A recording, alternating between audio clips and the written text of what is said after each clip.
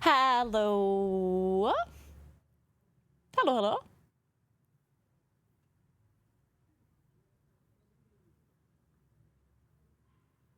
How we doing, guys?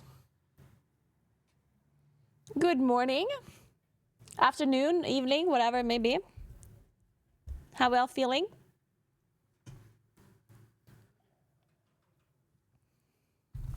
Well, hello, hello. Hey, I'm a dogs. Thanks for the 5 months. What's up? What's up? Ready for another day of death supremacy? Oh, I don't know. Don't. Hey, Chili, what's up? Hey, Magic. Alright, guys. Sorry, I'm a bit late. Turns out, I had more stuff to do than I thought I have to do, and then it all was a bit much. But yeah, I'm leaving for Gamescom tomorrow. I'm traveling to Gamescom. And there's some stuff that I had to do still. I still have to pack. I'll do that later, but I'm sure it's gonna be fine.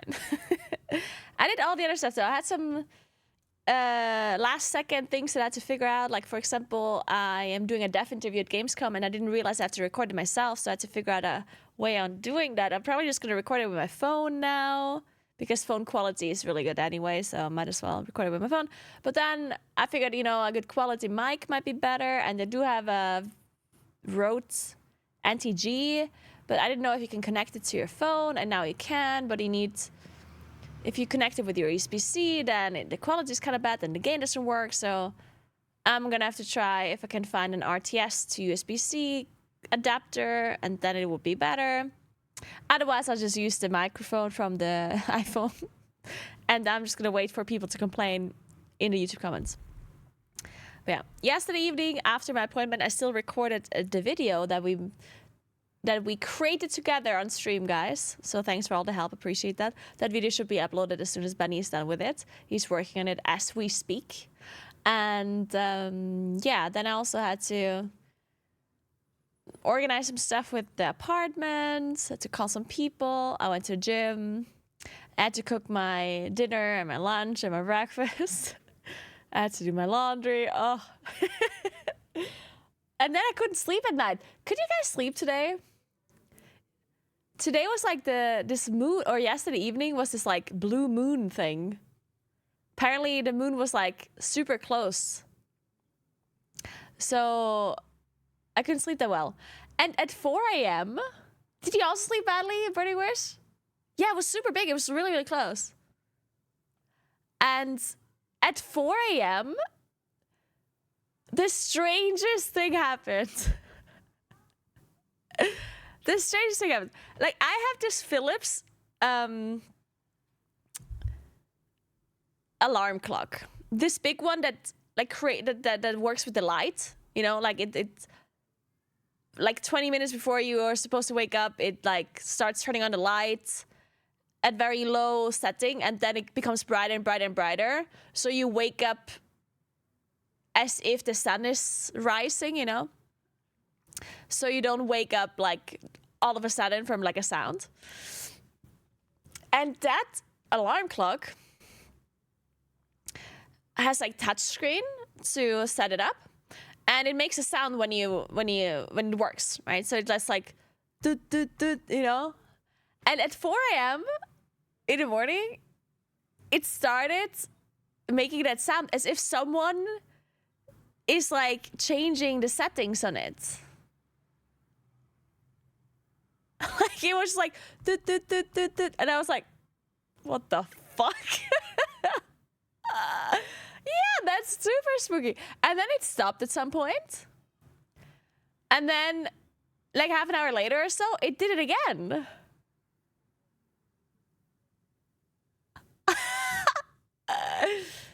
Like, how weird is that? That has never happened before. And I have this alarm clock for a long time already. I have this alarm clock forever. It's so strange. There was a bug crawling about. I've never seen a bug like actually trigger a touch screen. And like in that order as well, you know, like I doubt it was a bug. I think it was like some interference. Either it was like either it was interfering with some other device in the room somehow, or I mean, when I woke up and I heard about this like moon thing, I was thinking maybe it's related to the moon, you know? Maybe the moon being so close to the Earth has caused some issues. Who knows?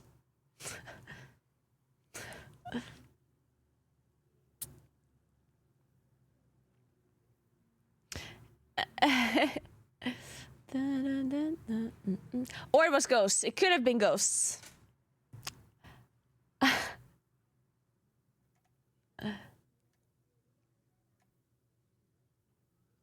Good morning, Chachi. Sorry, it was me. Yeah, it was a ghost. Yeah, okay. I guess we all agree it was a ghost.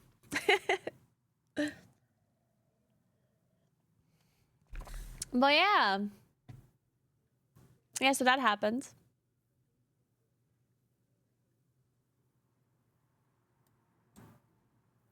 Wait, what?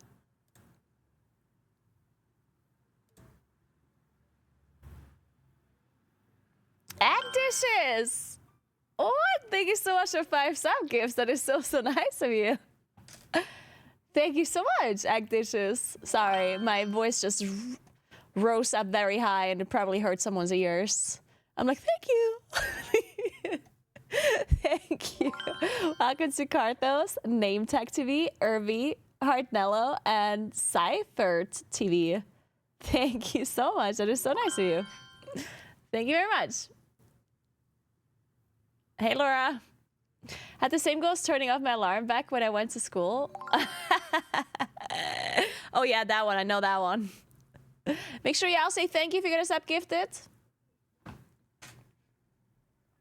I will be playing Moonkin, yeah, of course. Strong electromagnetic fields can mess with touchscreens. Yeah, I was thinking about that. Like, I was thinking it was like maybe some electromagnetic fields like failing fluorescent lights. I don't really have fluorescent lights in my... Well... But yeah, I mean, it was something like that, I guess. It was spooky though. And at some point, like, I had this... Because I'm not a person that is... that thinks any supernatural things exist. Like, I am like a very rational, like, scientific thinking person. And I don't believe in any, like, supernatural things ever. But what, because I was like half asleep and half awake when this like thing happened, I was thinking, like, the first time it happened, I was like, strange, and then I fell back asleep. And the second time it happened, I was like subconsciously, I was like, maybe I should check my phone. Like, maybe something happened. You know, it's like, maybe someone needs my help or something. Like, maybe this is a sign. I didn't check my phone, by the way. I like how my brain was like, maybe someone needs my help. And I'm like, nah. I'm not checking my phone at 4 a.m.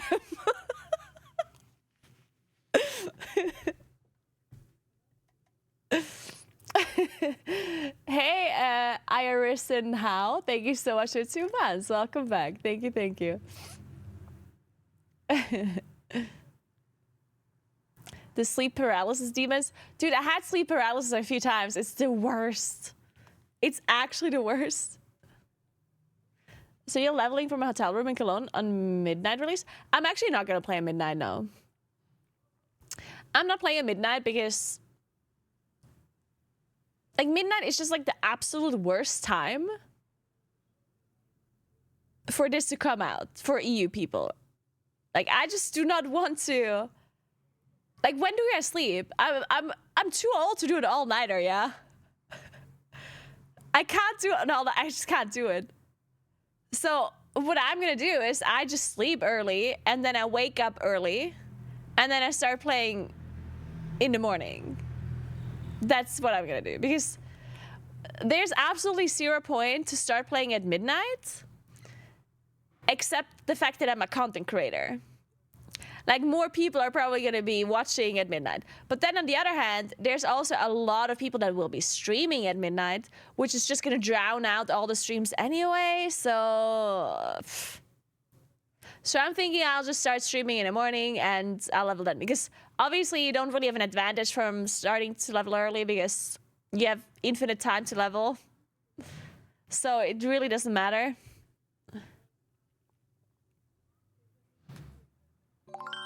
Hey, lovely. Thank you so much for 58 months. What's up? How are you doing? Thank you so much.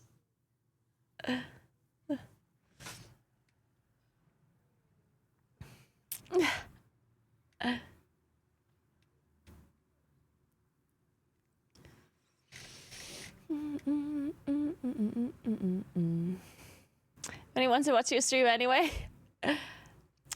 The thing is as well, like I never stream at midnight, so I think a lot of the people that watch my stream, well, I'm sure there's some people that will be online at midnight because the game releases, right? Even people that watch my stream, but just sticking to my normal streaming hours, and you know, it's gonna be fine.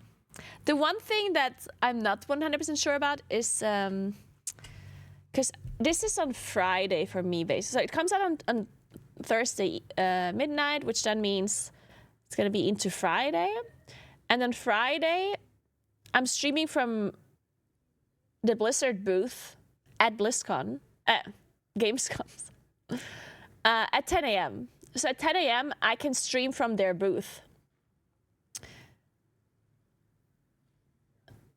and I can't really stream earlier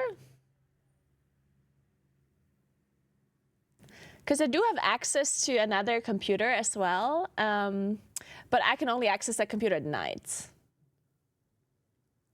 So I can't actually stream earlier. I mean, I can stream earlier, but not play earlier. I could do a real life stream until, which I might do actually. I might do some real life stream where I'm walking around the WoW area or something.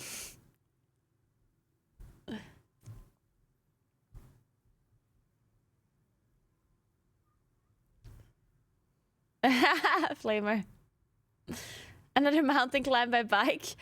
I don't think I'm gonna be doing any cycling streams from Gamescom, unfortunately.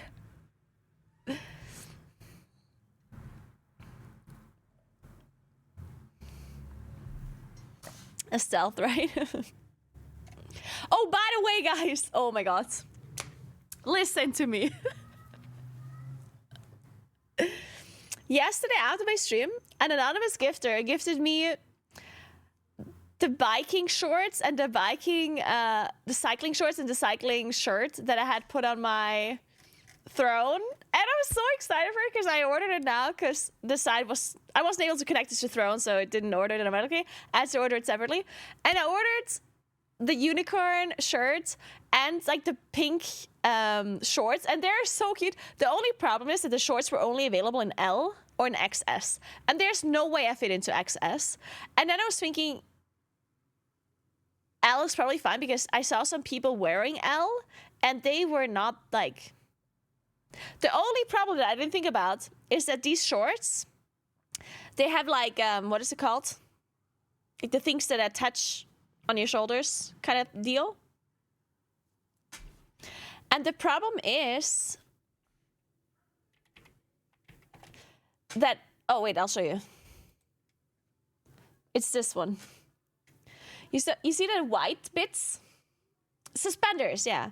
They're suspenders, and I think you cannot change the suspenders. Like, they're just like set, you know? There's no way of like changing it. And I didn't think about this. Because you can see like S and M are not available.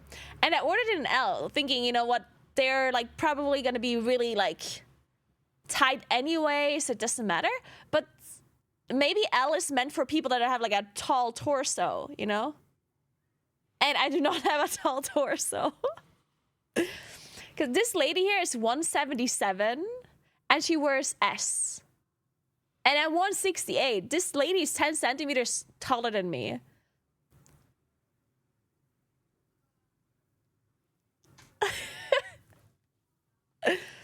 So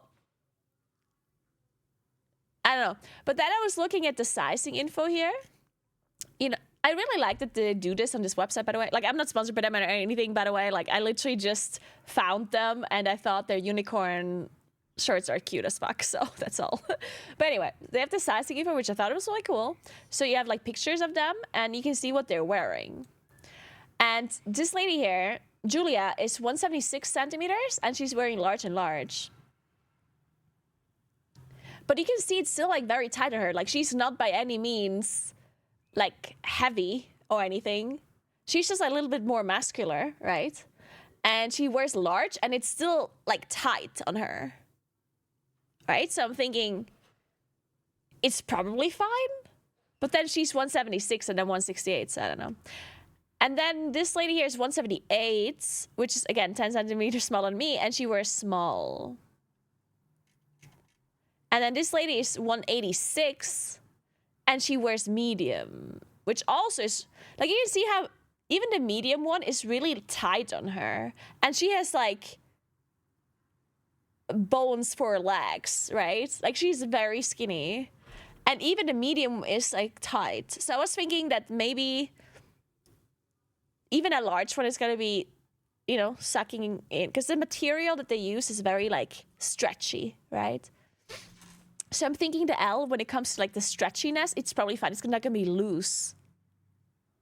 The only problem is maybe that the suspenders are too long. Do you want it to be tight? I mean, normal tightness is fine. I don't need it to be, like, super tight, because that's probably uncomfortable. That's why I ordered large instead of XS. Because those are my only options, right? Because S and M are not available. My only options are XS or L. And I ordered L. Because I did not think of the suspender thing. Shit. I probably should have ordered XS, honestly. In hindsight.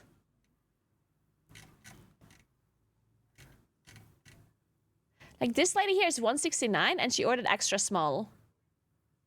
And I'm 168. I don't know.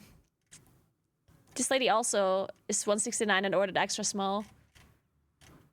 162. Oh, well, this lady is smaller than me, and she ordered small. I don't know. It's probably fine. I already ordered it at this point. Whatever. The point that I'm trying to make is that I'm really excited for this. So thank you, Anonymous.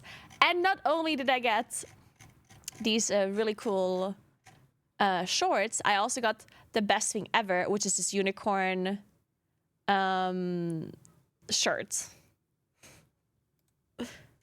How fucking cool is this shirt? Look, it has unicorns on it. It has unicorns. Anyway, so I ordered this one too. And the socks. There are socks that say disco on it. I'm so excited about the socks. Look. Look, they're disco socks. How cute are they?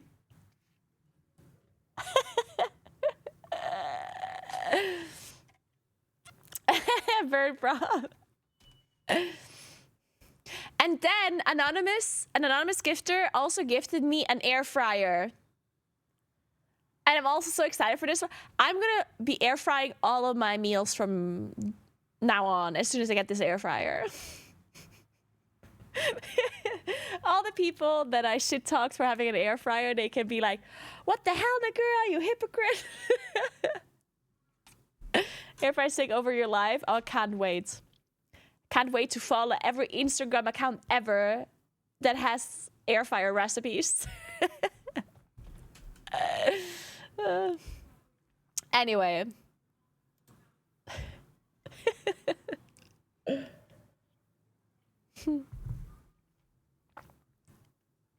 Everything becomes, but will it air fry? I'm gonna play Moonkin. I might level my warlock. I was thinking about it a little bit. Only if I'm bored. So by the way, today, plan for today. First we do Wordle and Wordle adjacent games because we do that every day and we're not gonna miss one day, of course. Then we're gonna do some research. into the reward system and everything you can do before the season starts, because I feel like that's pretty important. And I might make a video about it once I've gotten all the information. So basically, I'm trying to figure out like the renown factions. What kind of rewards do they give? Is it worth farming reputation there or renown? Then the other events, I saw there are some events throughout the War Within. Like there's this like kind of event where you have to fight waves of mobs coming in, which I don't think that one is actually going to give any proper reward that is necessary. And then also delves and how they scale with gear. And I'm just gonna like do some research just to see, or to give people some idea on what they should be focusing on within the first like 2 or 3 weeks. And then maybe I make a list in a YouTube video where I go through stuff like that. I'm gonna cast a Razorwell first, yeah. Don't be alarmed, but there's a cat on your chair.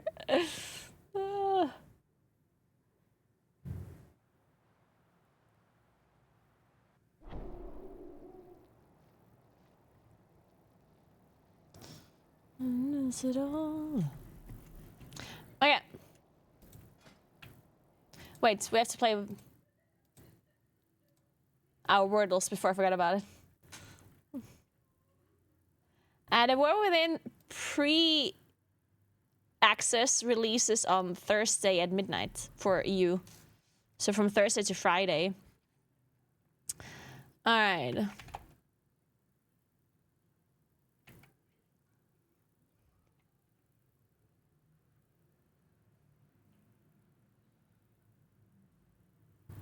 And damn. Hey, Sola. Thank you so much for 2 years. Thank you. How are you doing? Thank you so much. Yeah, there's a timer on my screen somewhere, by the way, for the War Within release.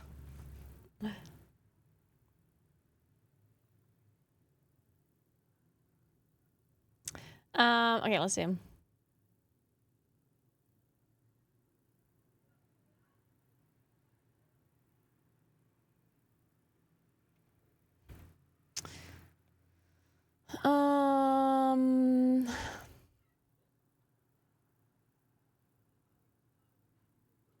Gated.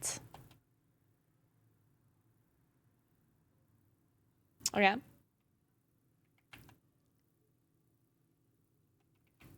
Demon. Denim. Wait, I need an A.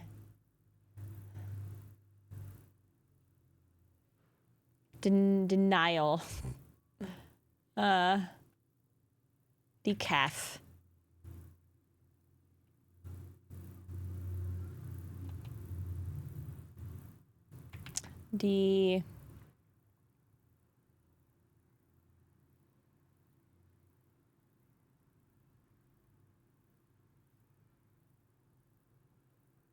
Decay. Delay. Nice. Okay. So, next, now we're gonna play Nerdle. Same thing, but with equations.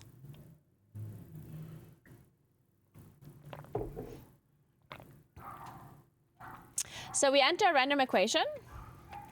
In my case, I always use this one because it has a lot of different numbers.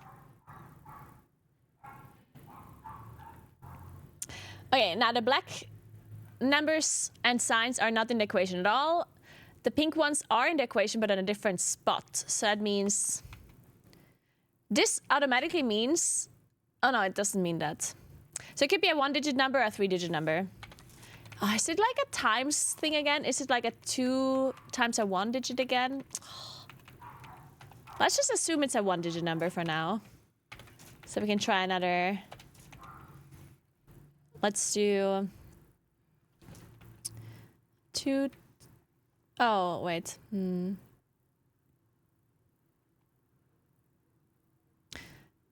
How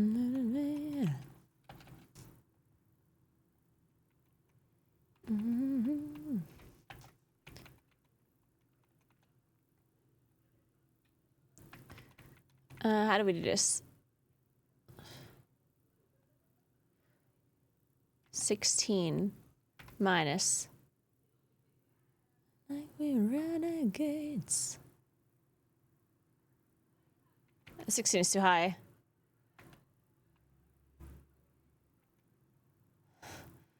Minus 8's 4.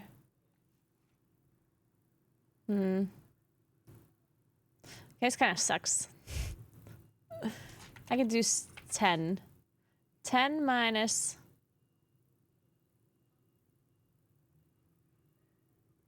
Okay, that doesn't really work.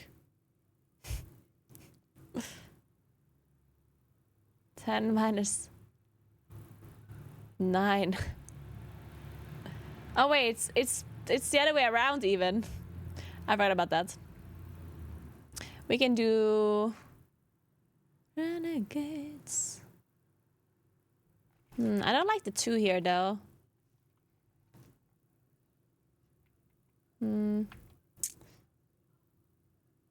Oh, there's too many 2s. Oh wait, this is not even 2, it's 6. Oh, we could try this. Okay. Oh, it is. Okay, nice. So there's no 1, no 0, no 2, no second 2. Oh yeah, well, that's good. Good to know. So the 2 is, well, I don't know. I mean, it can't be that many numbers if there's a... The 2 has to be here, no? Oh. Wait, how could this be a thing?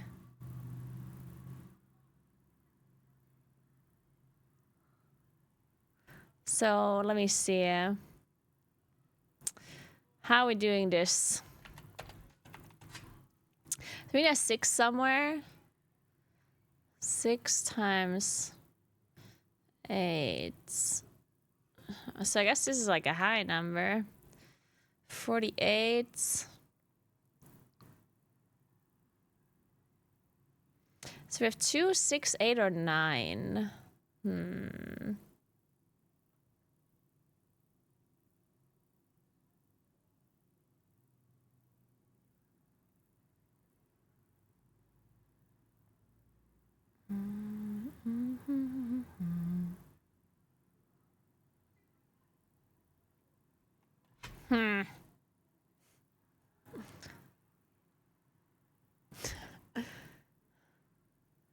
So 8 times 6 is 48.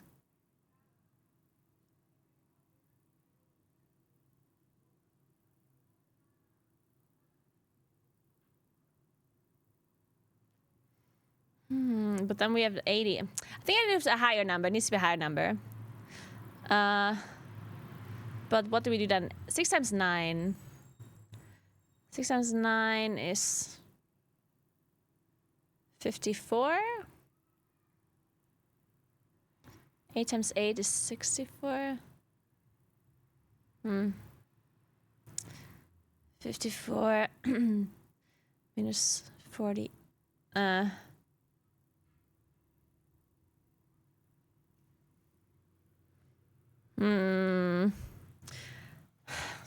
It's too difficult. It's too difficult. Okay, wait. Don't worry, I got this. I got this.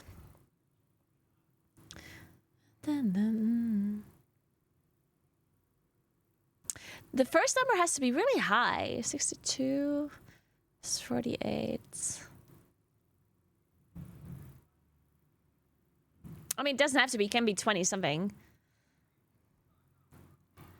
It can be 26.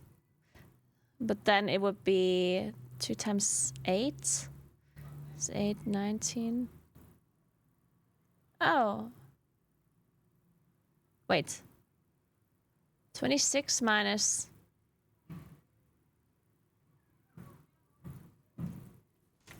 Wait.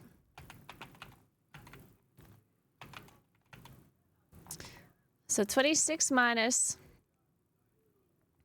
What did I say? 8 times 2 is what? 8 times 2 is 16. Oh. But what about 2 times 9? That's 18. It's 8.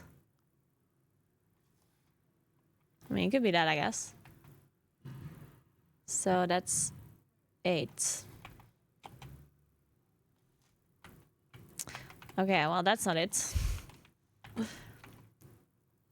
I mean, at this point, I know that it's 2. The answer is just 2.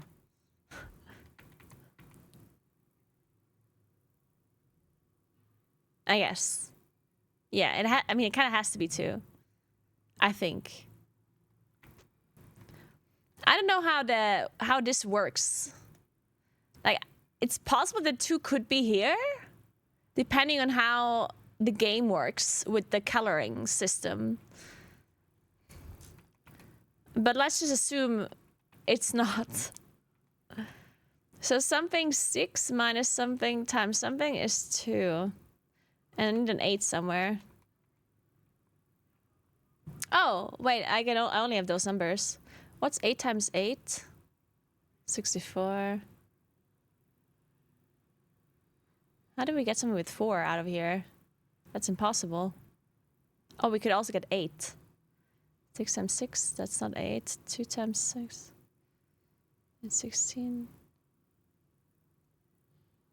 12. 8 times 8 is what? 64? Oh, it's probably 8 times 8?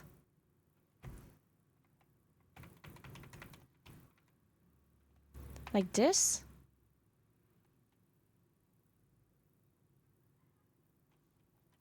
Okay. Man, that was difficult. For me. I'm sure everyone in chat already figured out an hour ago.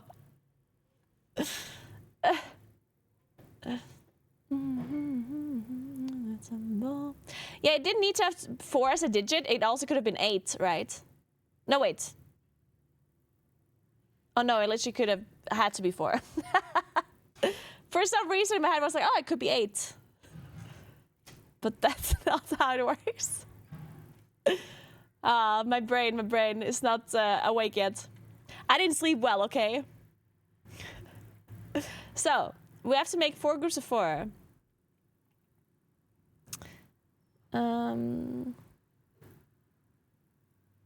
Notice, observe.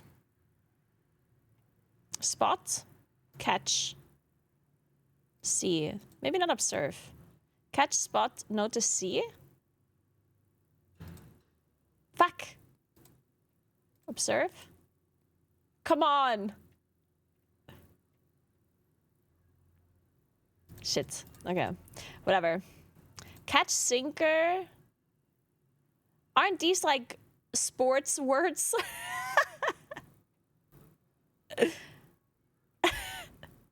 Pates.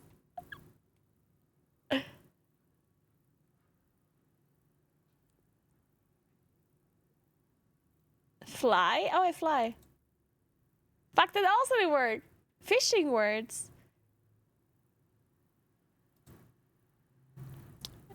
Then what else is a fishing word then? Not sinker, I guess.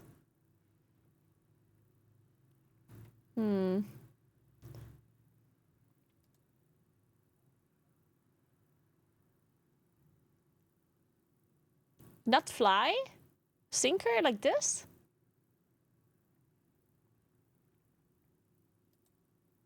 Oh, come on.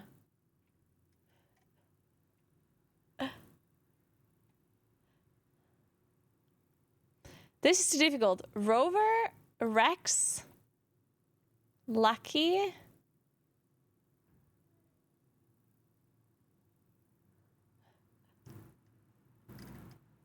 Dog names. It's not dog name. Oh my god, are you kidding? This is the hardest connection word I've ever had. Chem is a bait you throw in water. Yeah, but...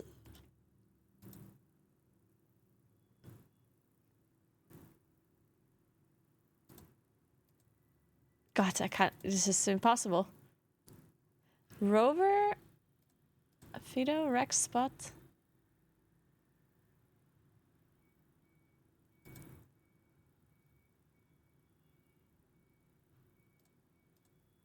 No, that's also wrong. See, spot, notice, observe. See, the problem is that catch also works. Like, this game is always trying to trick you by having multiple words fit multiple connections.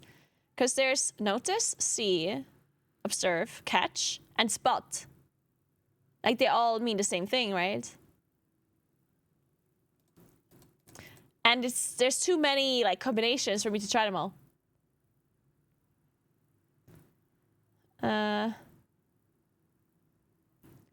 What? So we have to get a different one. What's going on with the shirts? T-shirt, T-Rex. Oh, it's T. T-shirt, T-Rex.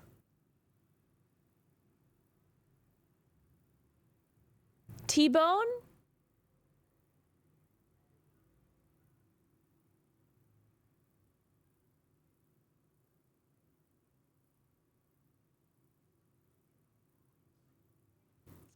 T-storm? What's a T-storm? Oh, that's a thunderstorm? Oh, let's go. Okay, we got it. So we have removed Rex, which means we can go with the names now. Fido, Rover, Lucky, and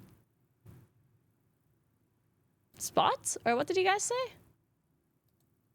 Yeah, there we go. Okay, then we have notice, see, observe, catch.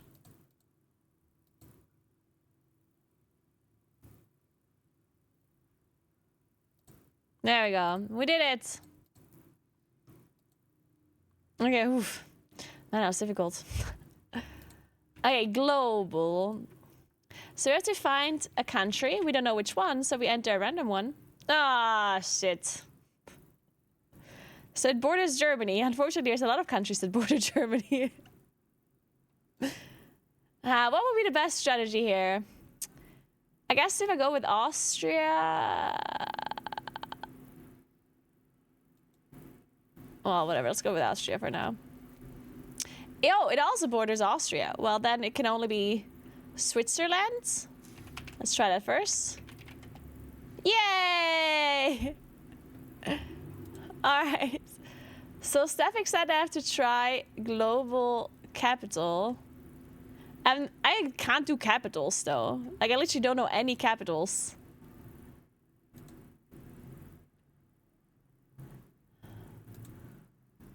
Enter city here, Berlin. Closest city, Zurich. What? Oh.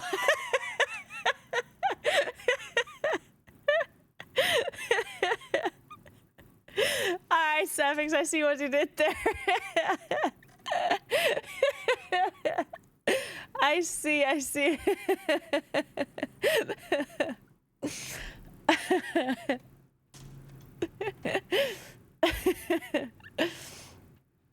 All right, so now we play travel. The way that works is that we have to go from one country to the other. In this case, from Nicaragua to the United States of America, by crossing the least amount of countries. So not the fastest way, but crossing the least amount of countries. This was really easy. We go Nicaragua. Every time I say that, I'm messing it up, by the way. So it's Honduras, Guatemala, Mexico. There we go. Well, because that one was so easy, we have to do it again. Cuba. So now we have to go from Botswana to Egypt. Ah, shit. Ah, man. If only I knew which countries border Botswana. Fuck.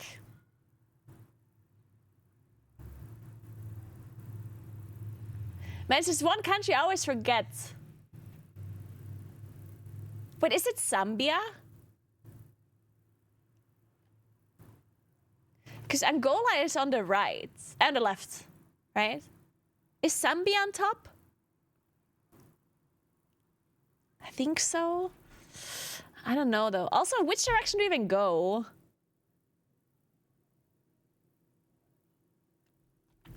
Let's try Zambia. Yes! Okay. Now... Hey, Arvia, thank you so much for 58 months. What's up? Thank you, thank you, thank you. All right, so now presumably we're gonna go through Congo.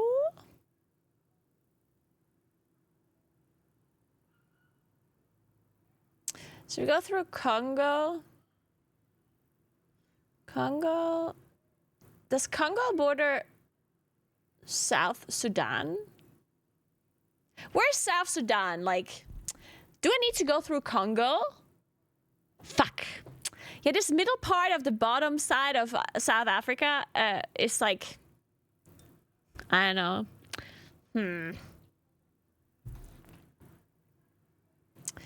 I guess let's just go with Congo first. See if that's correct. Ooh, it is. I still don't know if Congo borders South Sudan though. Or Sudan. Or do I just go Central Africa, Sudan? I think I have to go. I don't think Sudan borders Congo, right? I don't think so. Yes! Okay, so now Sudan is probably correct, right? Nice!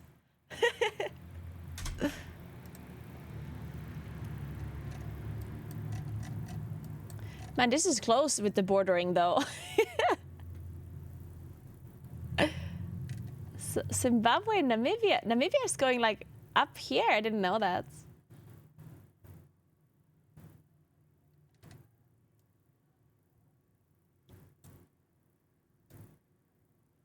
Okay, well, interesting. One more. I need to do one until I fail one, at least. Slovenia to Guinea. Wait, what?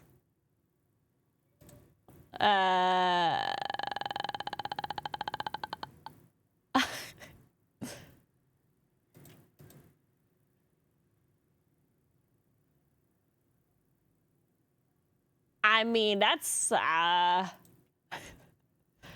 pretty far.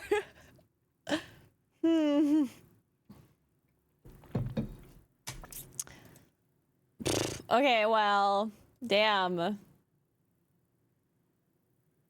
Wait, how do we have to go like all the way around? I mean, I guess so. So, I guess we go...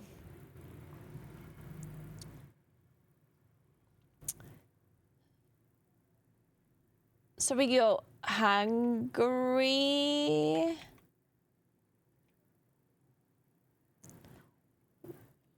Hungary... Serbia?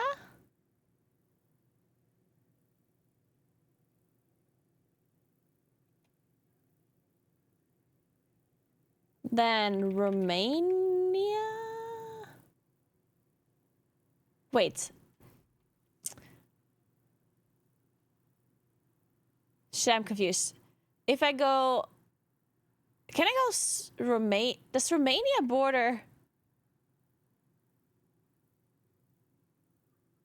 Wait, where am I? I have to go to Greece, right? Do I just do Bulgaria, right? Bulgaria, Greece? Fuck, you don't need Greece? Oh, oops. Shit. Fuck. Okay, so then I guess we go Turkey? Ah, okay, shit. And then from Turkey we go Syria. Syria into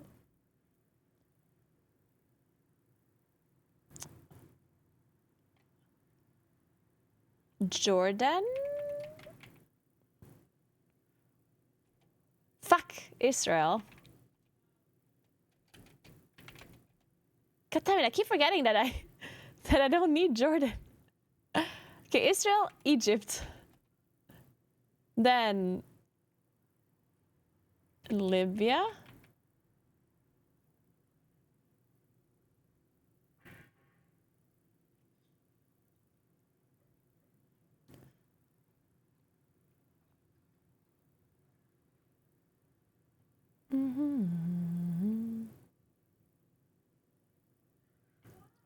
Algeria?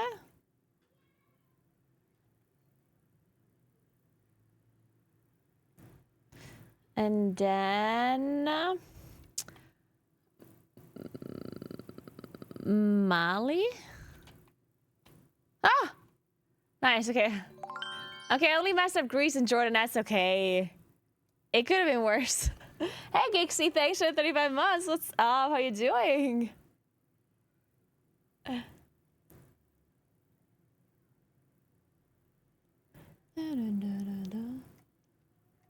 Then Africa?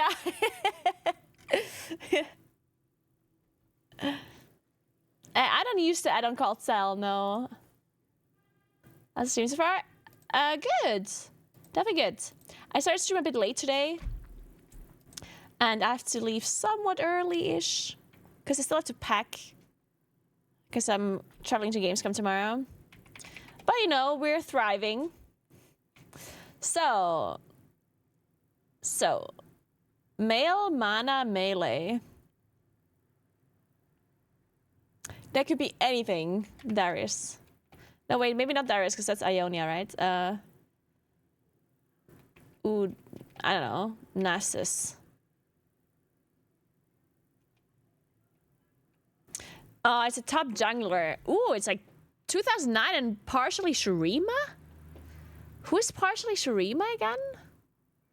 Oh god, I don't know that. Udyr or something?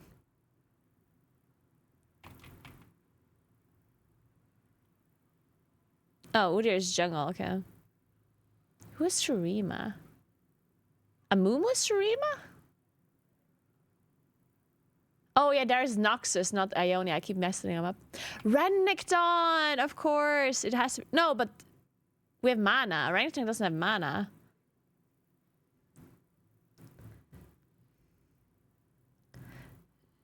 Yeah, actually, it's not it. It's 2009 male mana melee. Rammus! Oh my god, it's Rammus. It's not Rammus. Also, it's like Shurima and something else. So it's not a human. And it's not human adjacent either. So it's a top slash jungler that is partially Shurima. No, wait, it's not a jungle. Wait, it's top slash mid, I think. Because jungle is red. So it has to be top slash mid. Because otherwise jungle would also be yellow or orange. So it's either like top support or top mid or something. Yeah, maybe it is no, it's 2009. Asir is definitely not 2009. And Asir is not a range and not a melee. Like, it literally cannot be Asir. Sion? It's not a range, it's a melee. It could be Sion or Skarner. Skarner? But Skarner is not mid.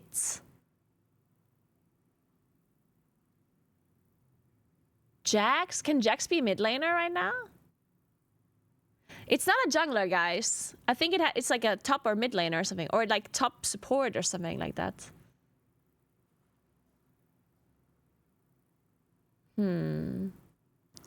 Tamkench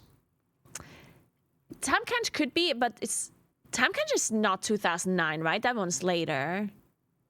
Yeah. Cillian, but Cillian is not a melee. Man, this is difficult.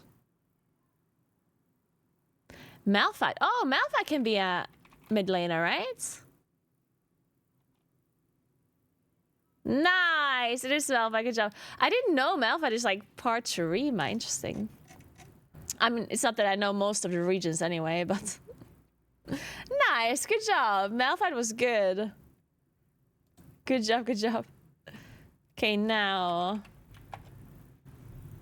So we have a female something. Let's go with Alex Strasser. Not a dragon. Not a human.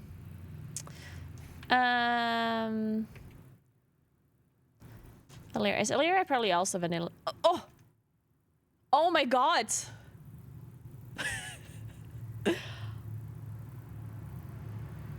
Dude, I just did this. Wow! Unbelievable! Oh my Jesus. I did the Waddle without Twitch chat's help. This is unheard of. Actually unbelievable scenes. Crazy.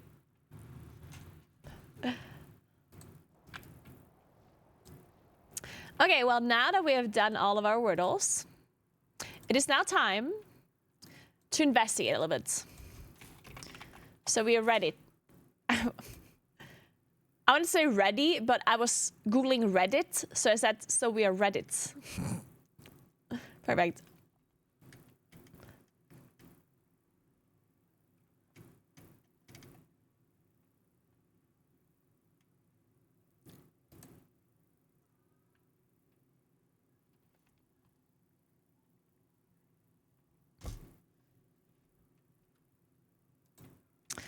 All right. Wasn't there like this huge spreadsheet for PvE players? Can somebody link that one?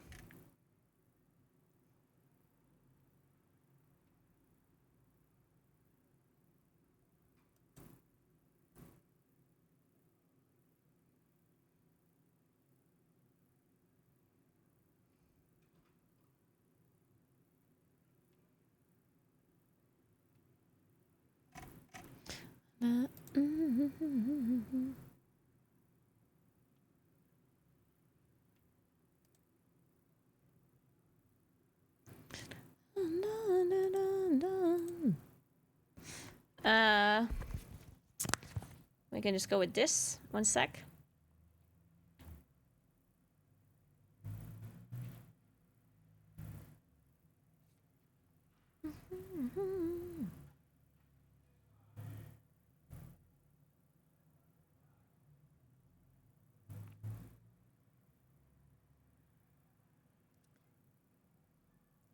Why is it like this? Oh, I see.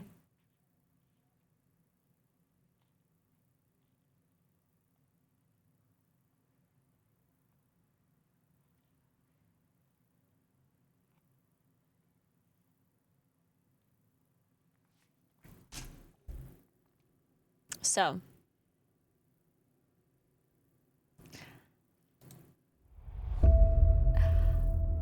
Jens made a new trailer! Wait. We gotta watch this.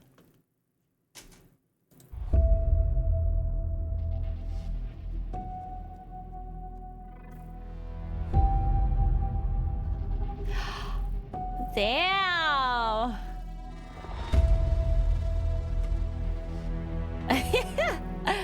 That's so nice!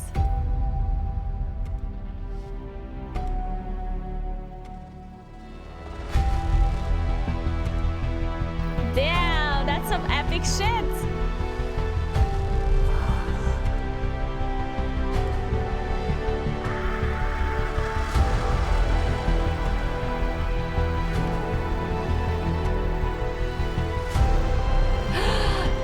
Look at her.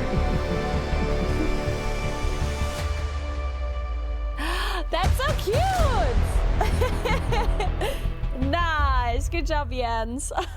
Damn. Shit, I'm not sure if I can use this trailer because then people think that something epic is gonna happen and then I'm just here. I'm like, hey guys, let's play some Wordles. Man, that is so cool.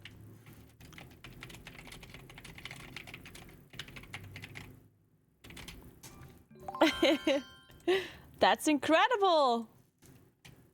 Dankeschön, Jens. Thank you so much for 83 months. Welcome back. Jens is in the chat right now. Everybody, make sure you send a heart to Jens for creating the most beautiful trailers and animations for my stream. Just like that, without me asking, without anything. also Jens is the one that made this really cool stinger as well between my scenes. Whenever you see the logo come up and stuff, it's really cool. Jens is the best. Man, I'm changing this right now. This is so cool. Ooh, I should also use this. I should put it on my USB stick. Shit, but it's at home. I forgot. I'm gonna put it in my Google Drive.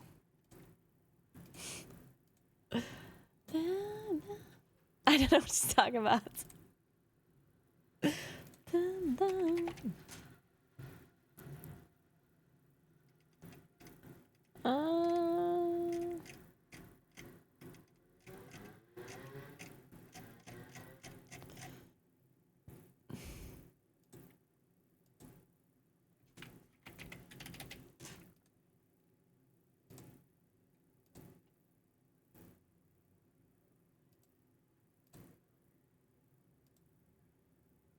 Okay, I'm uploading it to my drive. Oh, and I'm also replacing it here too. Where did I put it?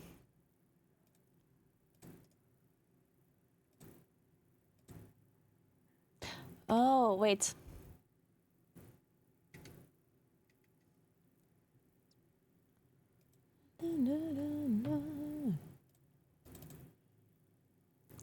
I have a new... Shit, how does this work? Okay, wait, I have to switch scene for a second.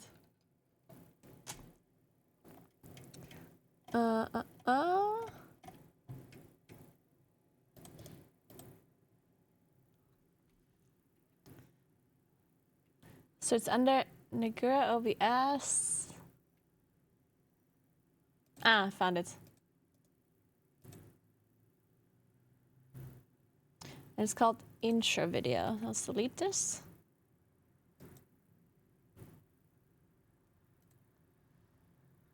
Oh, I can't delete it. Fuck.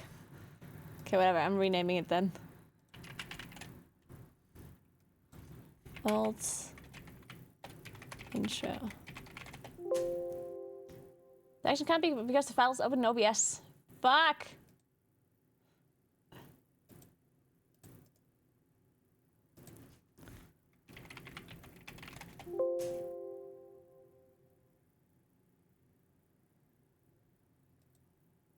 God damn it.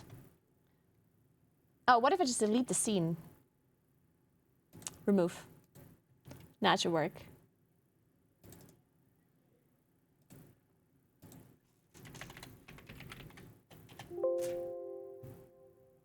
It's still open. Where am I using this? Probably here?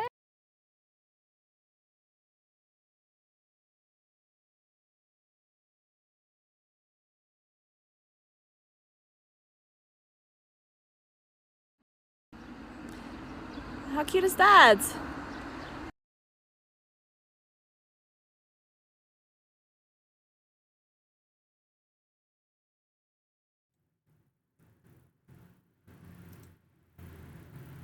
Oh, it worked now. Nice. We did it.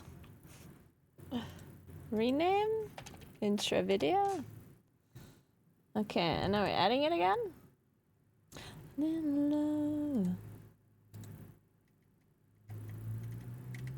Oh wait, I deleted all of them, so now I have to add a new one. Shit. Intro video.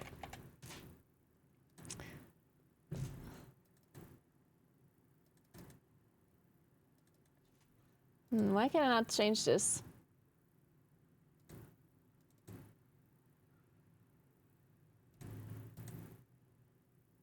Ah, I see. No. Whatever. Okay, transform, fit to screen. Does this work now?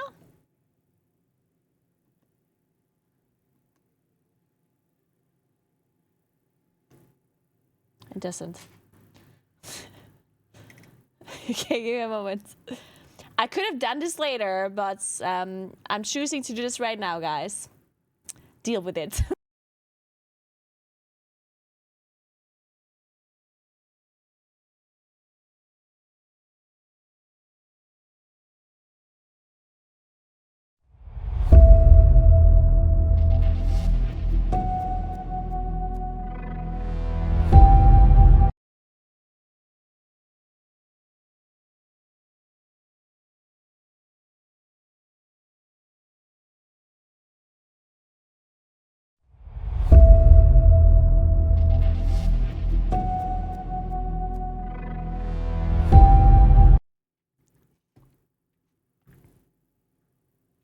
Okay.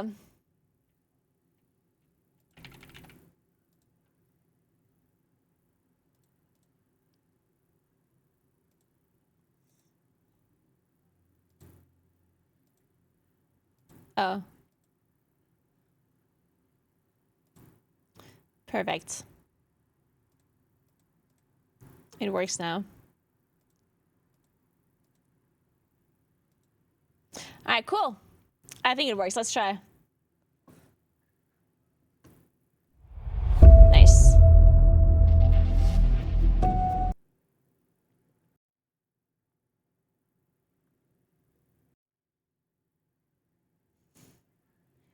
Okay. We did it. So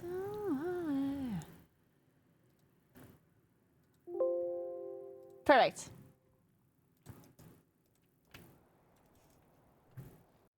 Thanks again, Jens. Car versus OBS. Yeah.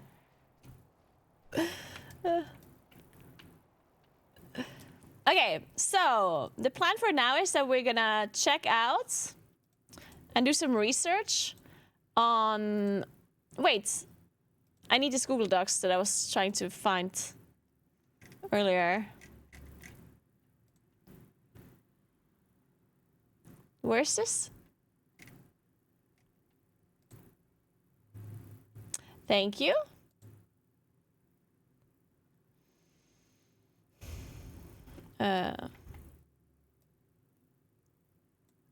Okay, but first...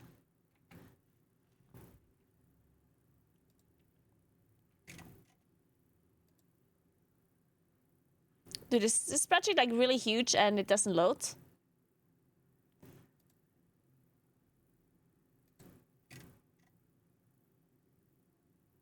Ooh, speaking of treadmill, I should be walking a little bit. Good point. This Google Doc does not load for me. It's literally the biggest Google Doc I've ever seen in my life. Shit, I need to drink my coffee before it's too late. Otherwise, I can't sleep tonight. Should I still drink this coffee? I don't know at this point. Ah, of course I will drink the coffee. I mean...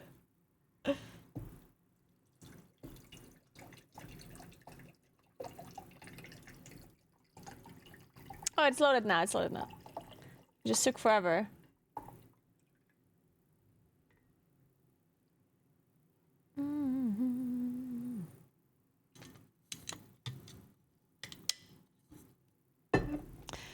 Okay. I'm gonna take a look at this. I'm just gonna be right back 1 second and get my treadmill so we can be productive.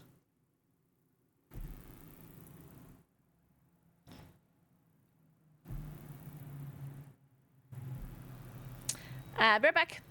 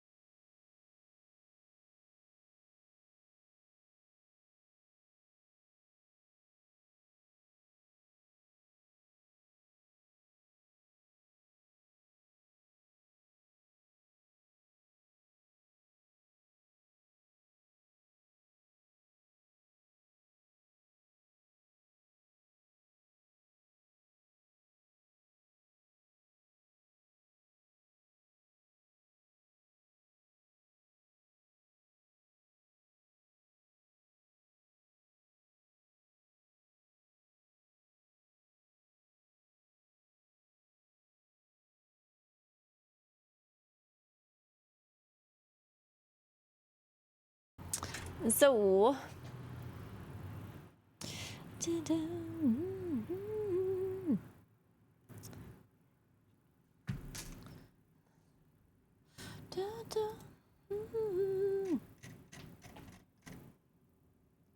Oh, wait. I'm showing you my Discord.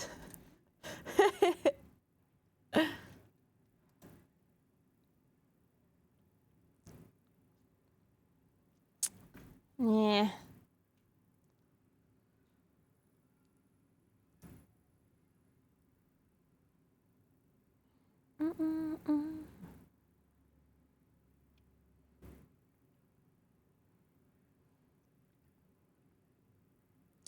Not what it takes.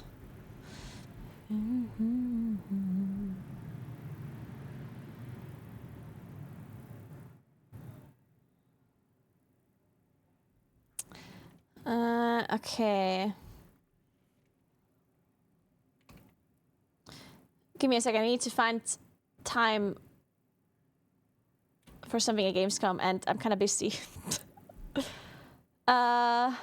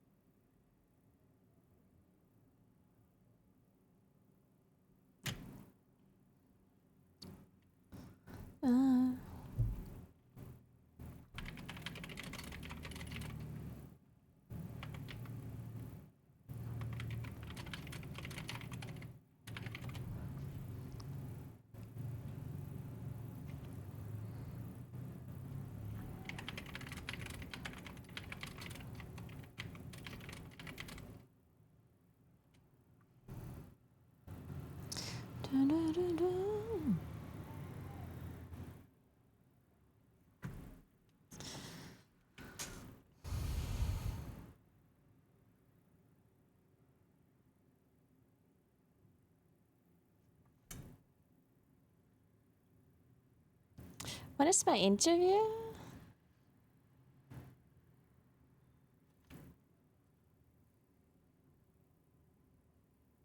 Oh.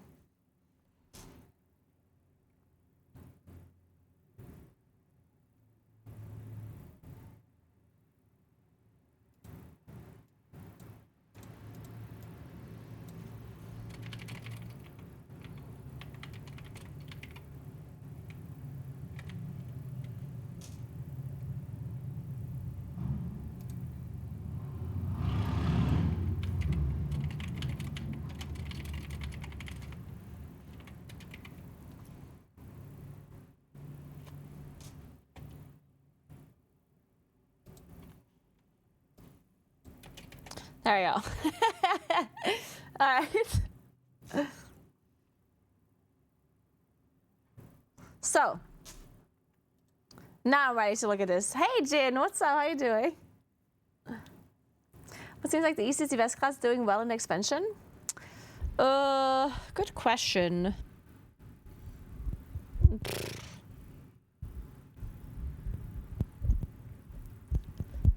I don't know. I need to fix this microphone. Why doesn't it hold?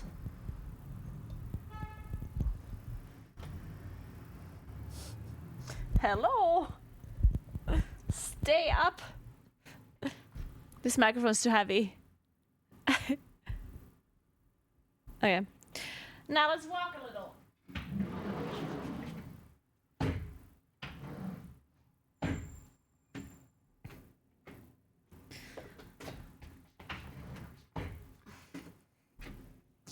How do we play like this? I think. Wait, now we need to move the table up. And then I need to save the position, so. Well, this is kind of high, actually. This is also high. Okay, this will do, I think. So we do this. Did that work? Okay. DK is good, but is it easy? I don't know about that.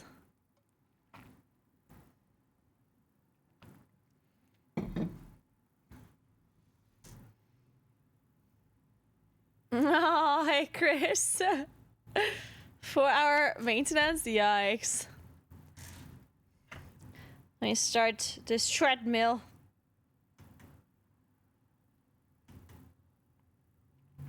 Wait, I wanted to test if I can count the steps if I somehow attach my garment to my feet. But I don't know how I attach this to my feet. I guess I can somehow attach it to this.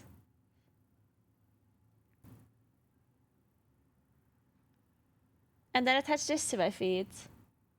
Or to my leg, rather. How do I put this on here?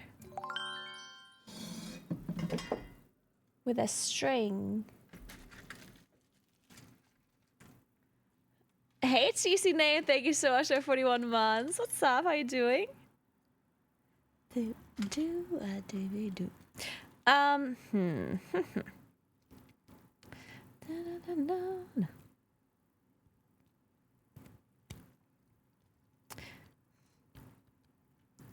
So if I remove this, now I have this.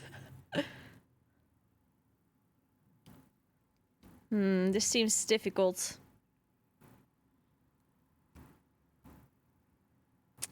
These holes don't go all the way through. That's problematic.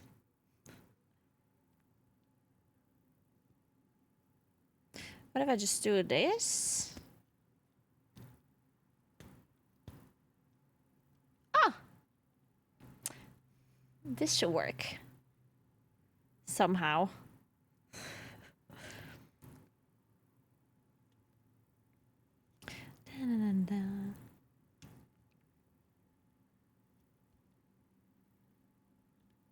Okay, maybe not.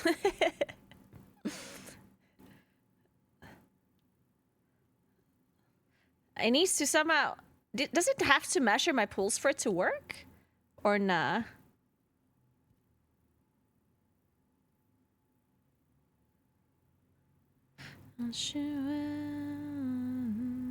Oh, wait, I can just do it this way. Yeah.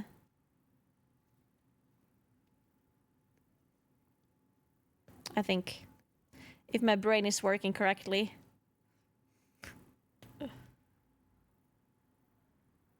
Sometimes it doesn't work correctly.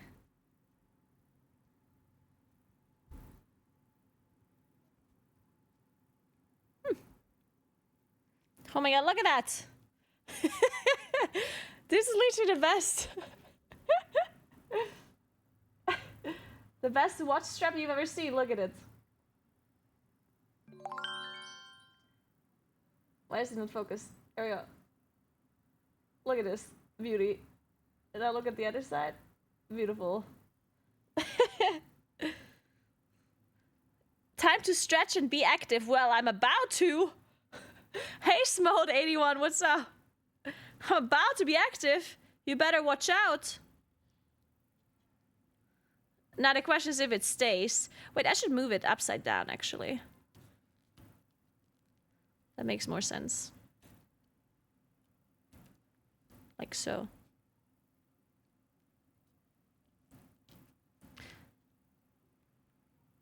Okay. We're touching this. Wait, does it even go over my feet? It does. Can it measure my pulse on my leg? Probably.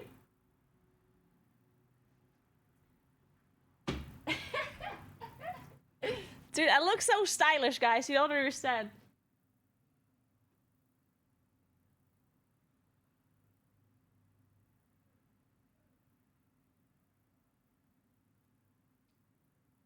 Look at that. Everything for the stats. Look at this. Do you see my leg?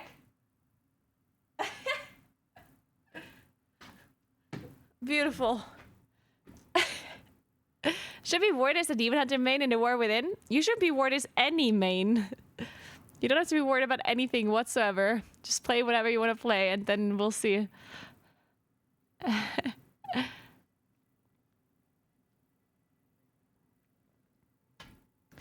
Oh yeah.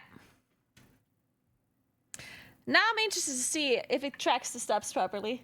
So I'm currently at 3,000 steps exactly. Literally 3,000 exactly. I want to see if this works now.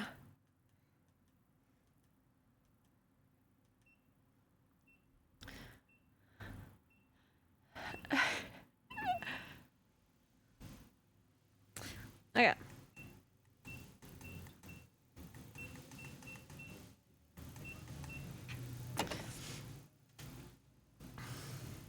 Yeah, I've never looked at my watch before and I had like a perfect number of steps. It's the first time, actually.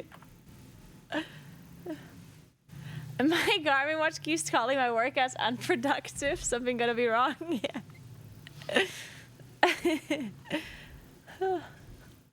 But yeah, guys, when it comes to maining a character in the War Within, I personally think that, especially this time around, you shouldn't worry at all about what to main.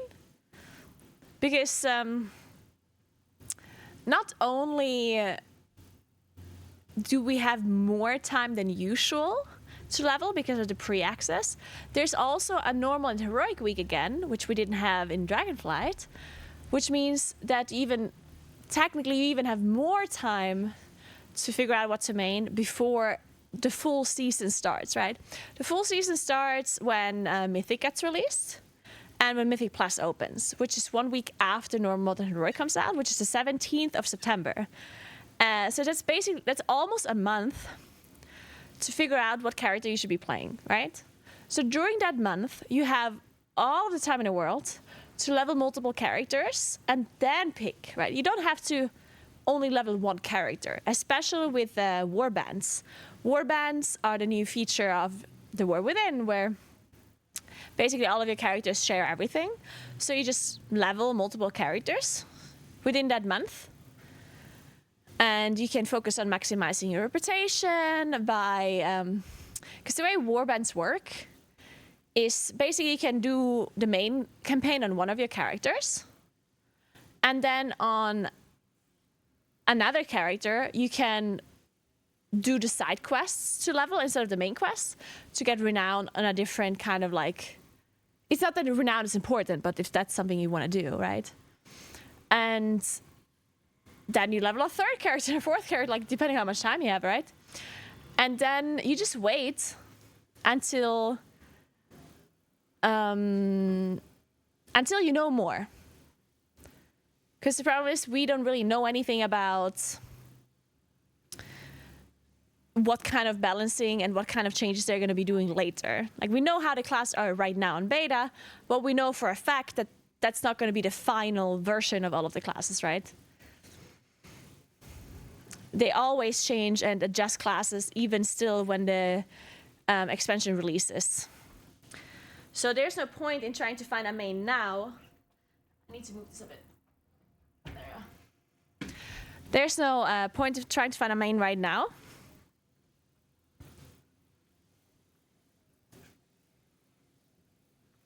Because of the fact that you know that they're still going to be balancing. So therefore, just level multiple characters and then play whatever you want.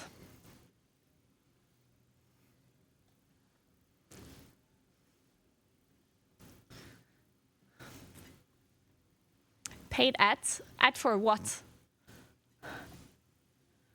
For World of Warcraft or?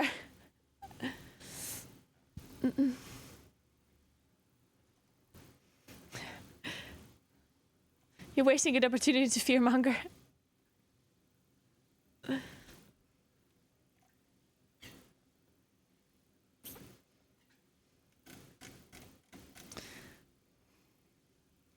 Heroic is unlocked on the 10th of September. Heroic and normal mode is at the same time. Mythic is a week later. It's both normal and heroic that get released simultaneously. No, it's heroic and normal mode.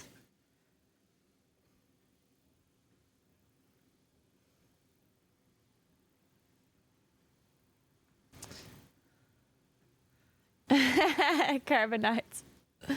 No, and plus not released on the 10th. And plus released on the 17th. Oh, heroic dungeons. Oh, you can do heroic dungeons. See that? Like, I'm trying to figure. We can look up. I kind of think heroic dungeons are going to be available all of the time, but it's possible that they're not available during early access. I guess we'll see. Probably should say here somewhere.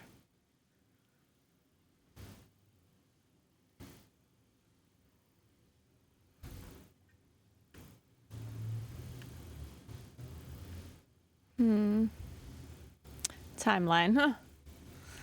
Run away.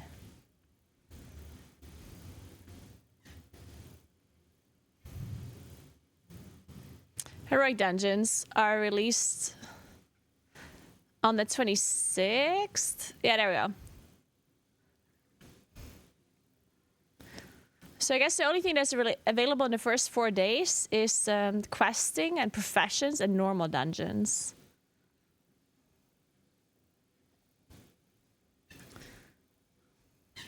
And treadmill that I'm using is from To Do. I cannot, like, it works well, but I have never used any other treadmill, so I can't necessarily can't say that my opinion would matter a lot. But I like it.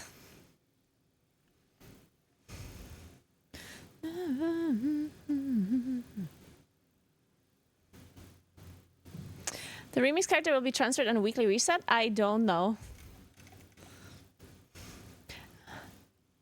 Okay, so let's see. Expansion early access questing and professions. Then release, expansion global release. DF Season 4 PvE rewards are retired. Okay. Then Heroic Dungeons gets released. Week -2, Tuesday 27th. Leveling and gearing week 1. Leveling and gearing week 1. And then 10th is Season 1 start. Raid Finder, Normal Heroic, Mythic 0 Dungeons. Heroic Seasonal Dungeons. What does that mean, Heroic Seasonal Dungeons? Oh, so the Heroic Dungeons also turn into the Season Dungeons? Ah, that's what it means, I guess. So the 4 old dungeons that are part of Season 1 are also going to be Heroic Dungeons? Ah, okay, interesting. Oh, the story mode already comes out with Raid Finder Wing 2? I thought it comes out with the last wing. Fuck. That's some misinformation in my YouTube video that I recorded yesterday. I thought the story mode comes out with the last wing of LFR.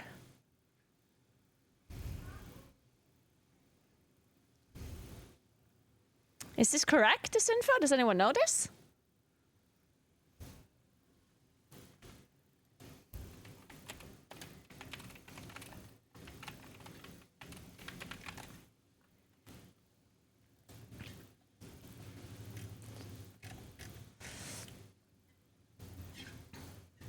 Oh, they changed it. Okay.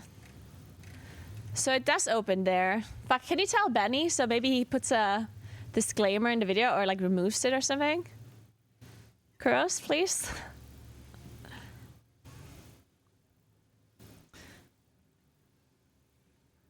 Time to fix it with white text and star marker. I feel like it's so delayed, it's going to feel super boring waiting for weeks for content. I agree, actually. I 100% agree.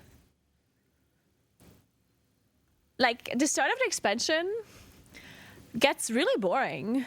And this time it's even longer. And we have Heroic and Normal Mode week. Like, I actually agree.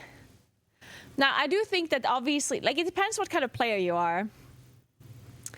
I think if you're a player that likes open world content and that is more on the casual side, likes farming transmogs and pets and achievements, then I think you're fine.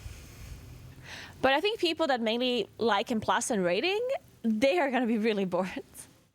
Because I doubt there's going to be anything to do, really. Which sucks, but it's always like this. And to me, I never really think that it's like a super big deal because, yeah, you're kind of hyped that the expansion comes out and then you still have to wait 4 weeks or like 3 weeks for the content to drop. But you just do something else within those 3 weeks, right? If you're smart and you actually want to like play a lot of WoW, don't take time off when the expansion release if you like Plus and raiding. Like then that's on you. If you're in a Plus play and a raider, if you want to take time off work or time off like other activities to play more WoW, then just take the time off when normal and heroic comes out or when mythic comes out or when Plus comes out, right? So either on the week between the 10th, I would actually just say the week of the 17th. I wouldn't take time off on the week of the 10th either. Because yes, the raid comes out, but there's no Mythic Plus. I would take time off from the 17th onwards. So you can spam and plus, and you can do all of the raids difficulties, and so on.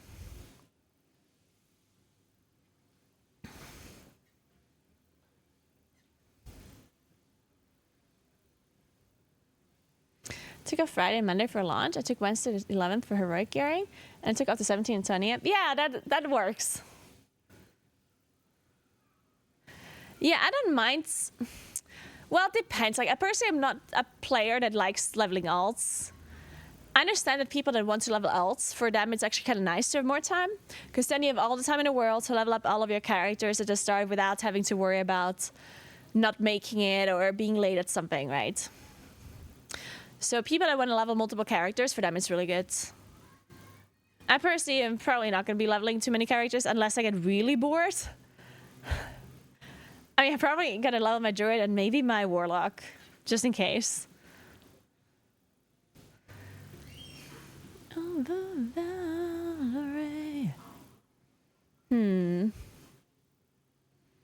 Okay, so I wanted to do a YouTube video. Let's start writing the scripts. So I'm thinking, guys, what kind of YouTube video should I be doing? I'm not sure if I have enough information to make a video about what to do in the first week of the expansion. I could do like a timeline video. Do you think that's interesting? And then try to give some details about it. Thanks, 83 months, Gizman. Thank you so much. What's up? How you doing? So basically, I could make a video where I'm explaining, okay, so early access is on 20 seconds until the game fully releases. The only thing you can do is early, like questing professions and normal dungeons.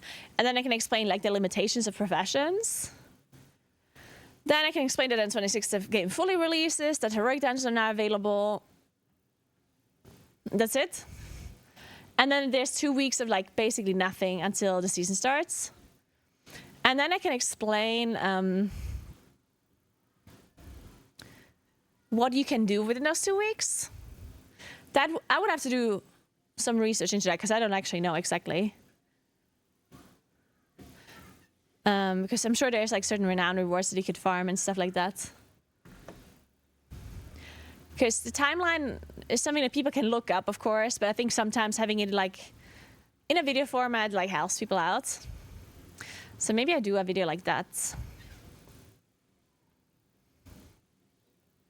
Ah, that sucks, Gisman. Oh well.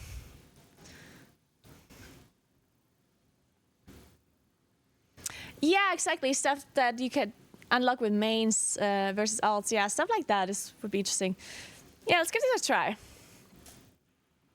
Let's write the script. Come on over.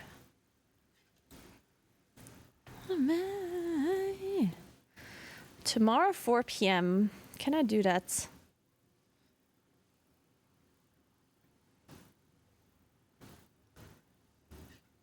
Should be able to.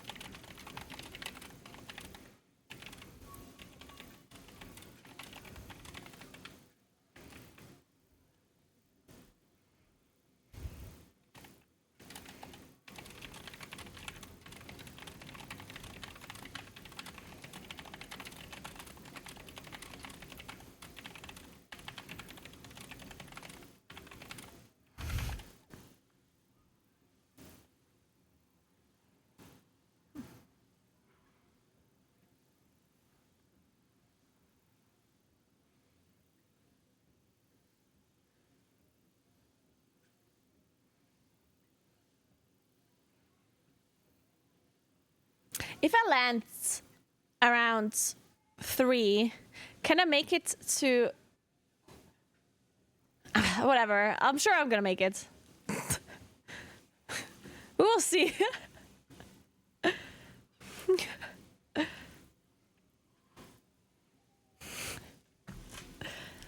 How far is the Cologne airport from the convention?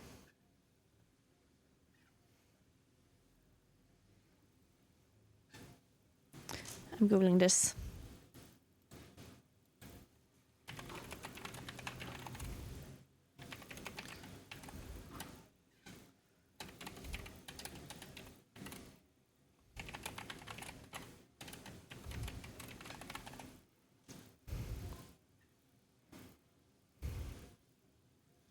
$30 public transport. Yeah, that could work, maybe.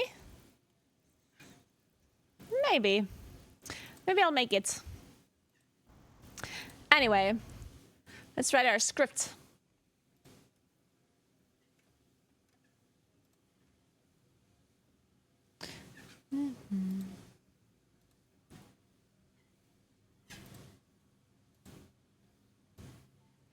ChatGPT is gonna write it for us again, I guess. All right, so timeline. I can't type. So 22nd till 26th, early access. So we have leveling. That's profession. So there's no restriction in leveling though, right?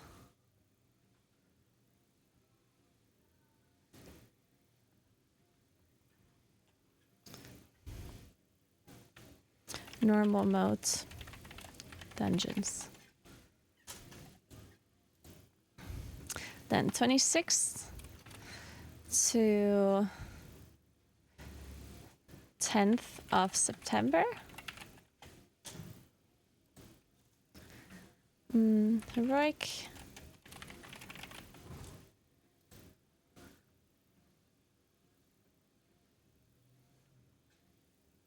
Oh, and Season 4 rewards are retired. Season 4.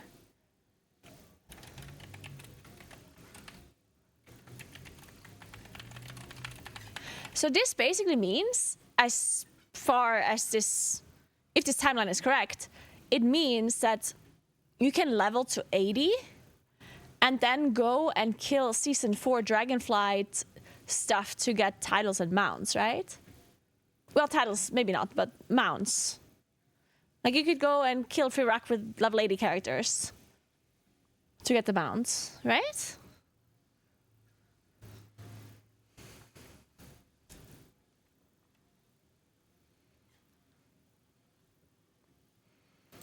So then we have 10th.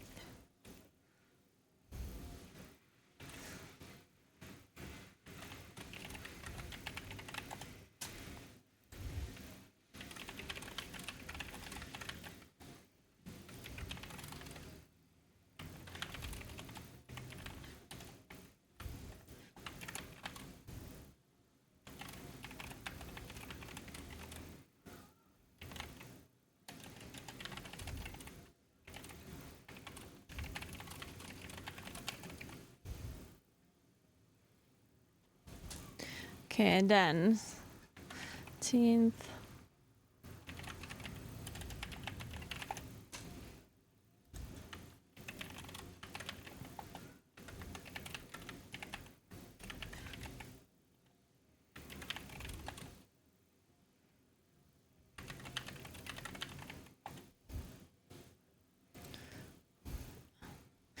And then 24th.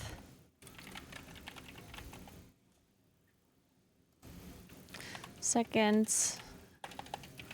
our wing story mode. 80, yeah.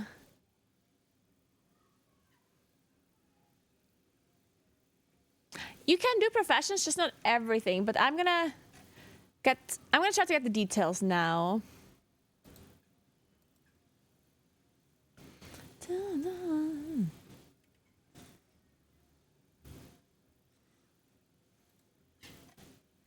So,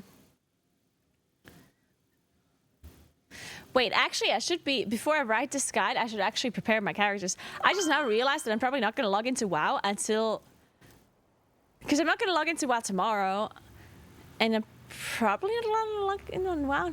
Well, I guess on Thursday I could play a little. Hey, White, thanks for 19 months. What's up? Wait, on Thursday I'm going to play for sure, actually, because I'm streaming. Yeah. So I'm not going to do that then. I'm going to do that on Thursday. Good point.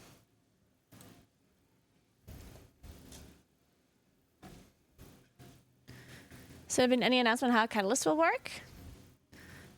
You mean the new Catalyst? Or the old Catalyst? Because I don't think any of it has been announced, but I don't see any... like, I assume it's just going to be the same? To convert to tier 4 the War Within? Well, I assume it... I don't think has been any, like, information about it. But I assume it's just going to be the same as it was in Dragonflight, right? I don't foresee any changes, or at least they haven't announced anything. September 17th. Oh, LFR comes out with normal and heroic? Oh, is that how it? No, isn't the first wing with mythic? Thanks for 75 months, Chicken. Thank you so much. What's up? Welcome back. Why? Oh, they are actually releasing it with the first week. Interesting. That's different. Didn't they usually release it with mythic? I thought they did.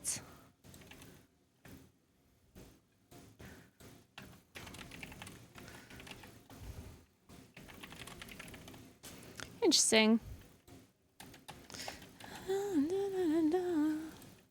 Okay.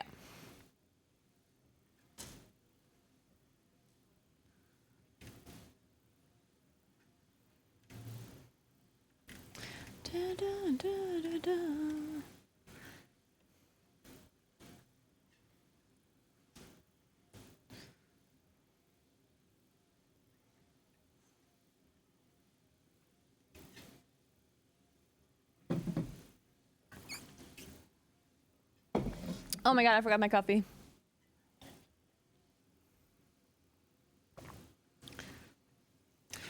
Yeah, what to do video is coming, but it will be a what to do video in the first week of when the raid releases, I guess. So that one I will do a bit later. Yeah, because I'm thinking the first like 3 weeks is just no content, so there's nothing you really have to do.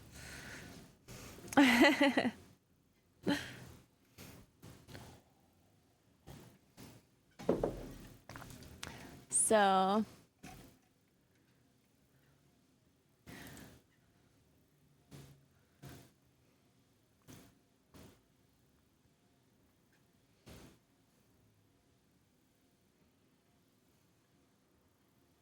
for each max level character you have, you'll receive an achievement and increase the experience gained on your entire account by 5%. So it came to 5 times. Oh, that's interesting. I didn't know. That's pretty nice.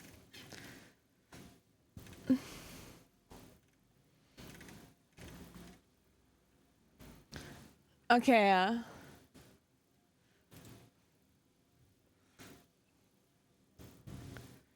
Oh shit, the whole crest system has new names now, right? Oh man. Of course you can level as Augavoker, yeah, of course. Or does it? Okay, let's take a look at this real quick.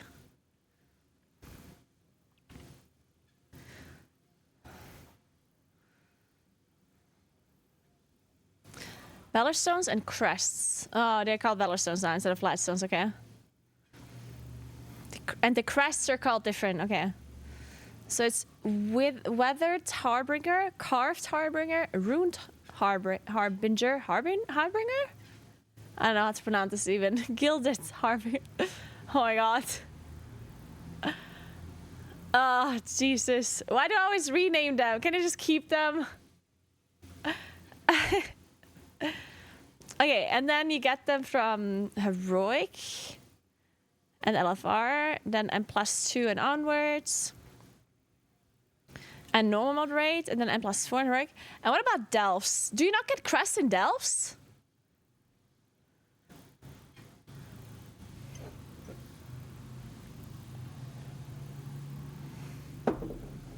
You do? Okay, so it's just missing here, I guess.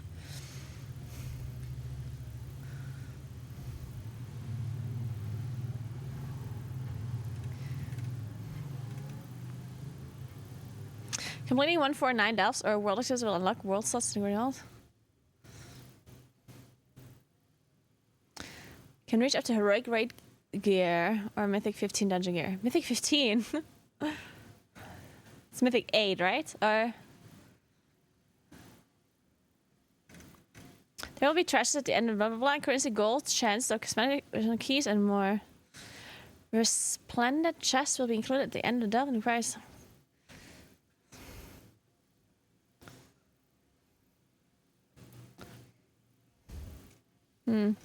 I guess this is not actually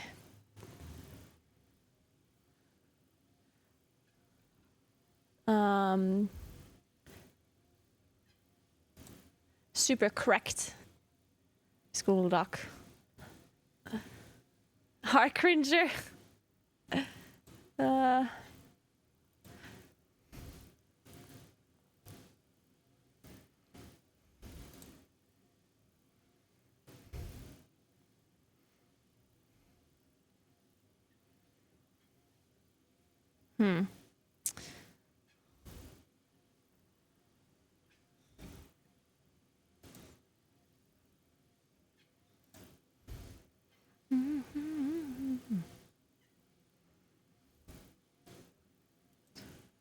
Plus loot table. Oh, it's just a loot table. Okay. Rating table, crafted loot. Upgrade system. Rating loot and notes, zones. The 80 factory words, expansion, dungeons, route planner. Yeah, this is missing a bunch of stuff. Like, okay, so what are you kept in professions at the start? Because you can do professions in pre-release, but what is kept? It's the knowledge that's kept, right?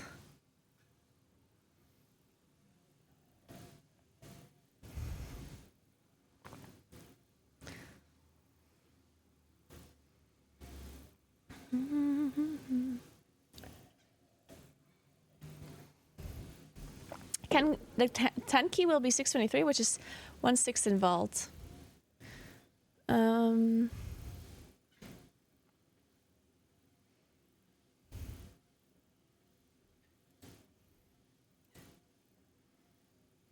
Wait a second.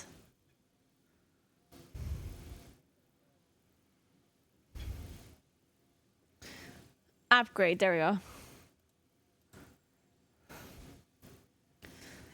626, yeah, okay, yeah, that makes sense. No, it's not 623, it's 626, right? Oh no, 623 already. You're right, 623 to 632.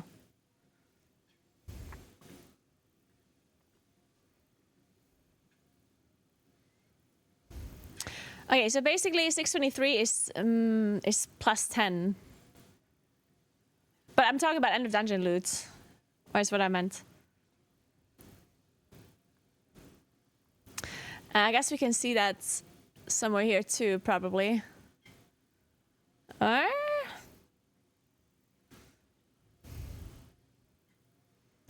maybe not, actually.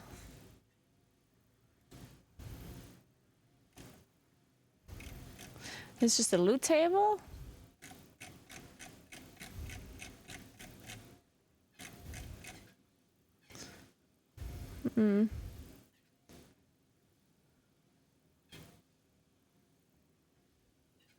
Yeah, I think it's missing.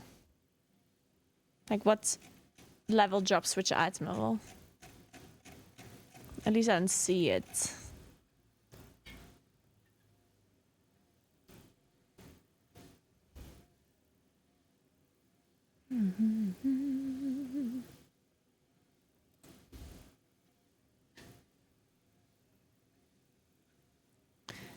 Yeah, but the loot table just says the loot itself and not the item level.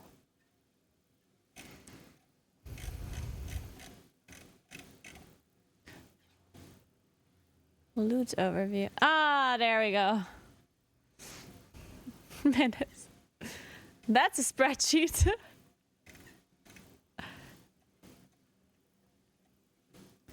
Oh god, okay, so let's take a look at this. Oh, Jesus.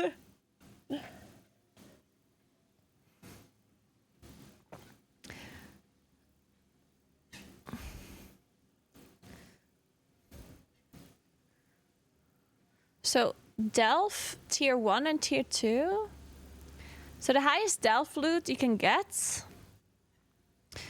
is Hero 3. Okay. But it doesn't matter because even Delph 7 is Hero 1. So I guess if you do Delph 7, you already get Hero 1. So how does this work with the vaults? I mean, presumably the vault is not open at the start because Delphs are open. And Delphs are part of the vault. So do you get vault loot already at the start? I would assume that you don't because that'd be weird. Because then people just take sockets. Right?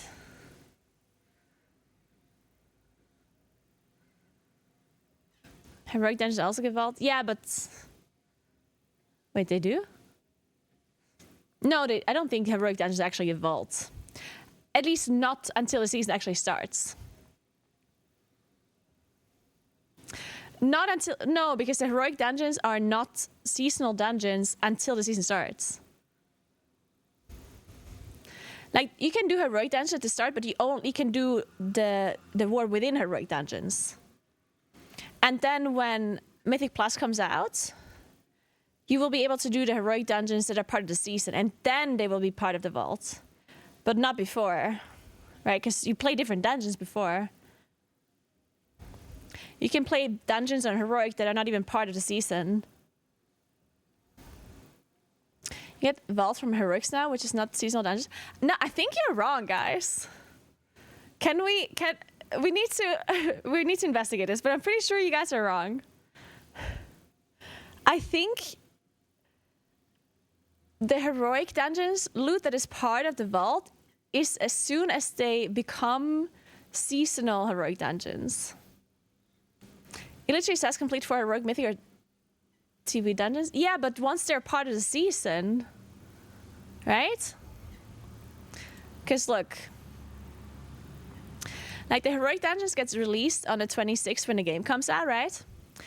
But then when season 1 starts on the 10th of September, the heroic dungeons become seasonal dungeons. So instead of the War Within dungeons that are heroic dungeons, you're now going to be able to do the 4 War Within dungeons that are part of season 1, plus the 4 old dungeons that are part of season 1. And I think that's when they're then part of the vault, right? I don't think you can get vault loot from the 4 War Within dungeons that are not part of the season. And the vault is probably just going to be closed completely until the season starts anyway.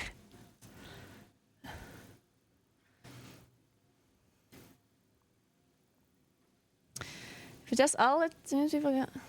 Yeah, I don't think the vault will be open until the season starts. I think the vault is tied to the season, even if there are things you can do at the start that would technically give you a vault. But yeah, because this is kind of a new situation, I guess. Because in the past expansions, all of the things that are related to vault also were like not available at the start. But now we have things available that are part of the vault before the season starts. So technically speaking, it would be unlocking your vault, right? So we never really had a situation like this, but it's very unlikely that they would unlock the vault before the season, because then people obviously would be picking gem slots from their vault. And that would seem a bit stupid, right? At least I think so. Like then you just unlock your vaults with heroic dungeons and with delves, and then you just pick tokens and get sockets.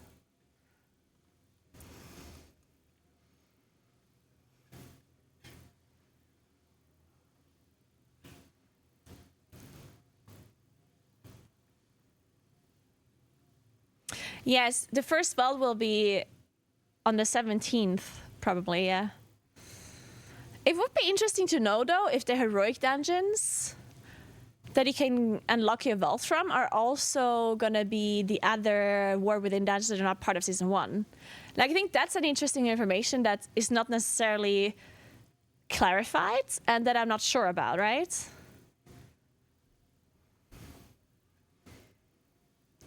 I mean, I would assume that you can only get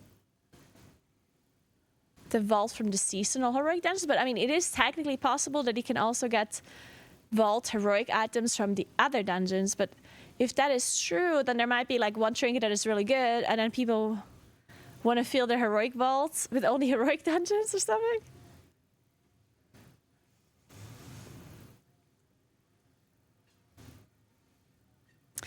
Yeah, the time walking dungeons, how does that work? If you unlock your vault with time walking dungeons, are they the same? Are time walking dungeons worth less than heroic dungeons?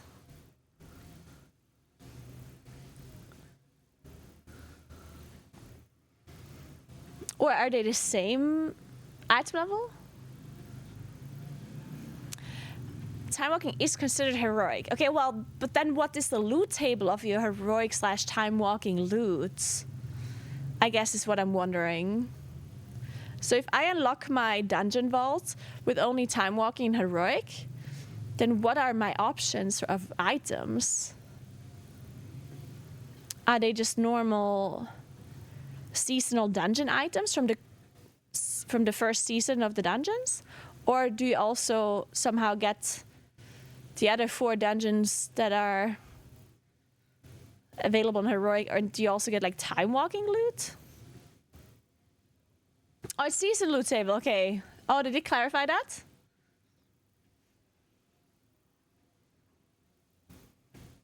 Okay, that's interesting, okay. But then they still, yeah, okay, interesting, yeah. That makes sense, I think.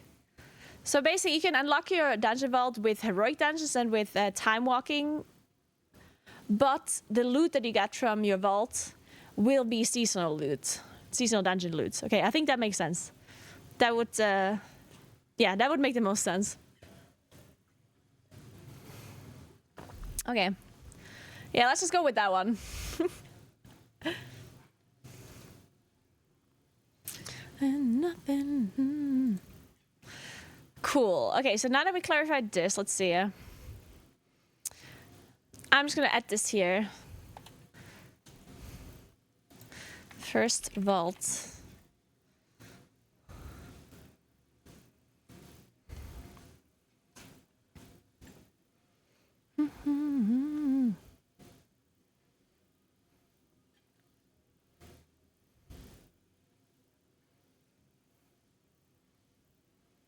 Cool. Then, let's see the restrictions of professions. Wasn't there like a timeline that Blizzard posted where they were going into more specifics on what's available during the early access and what's not? Didn't they like post something about that?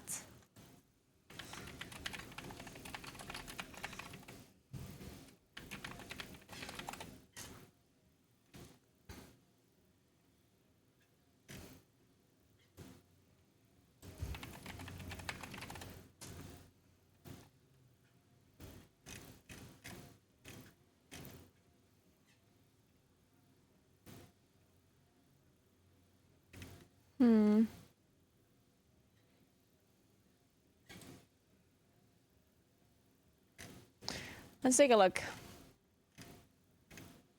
There was an interest scenario. Lovely. You can level up your character from 70 to 80. So all of the components, so all quests are available. Heroic talent system. Normal follower dungeons. Renown. Gathering professions will be available. Professions weeklies will most likely unlock after. Oh, and only tier 1 to 3 DAOs will in early access. That's good to mention too. So leveling up to 80. Campaign and all side story quests. Thank you so much for 18 months, Mardukas. Thank you very, very much. Appreciate it. Renown. Dels tier 1 to 3. Item level 554.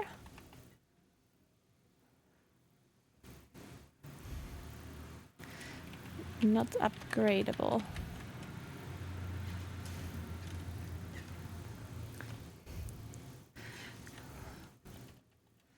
Okay, and then we say not available.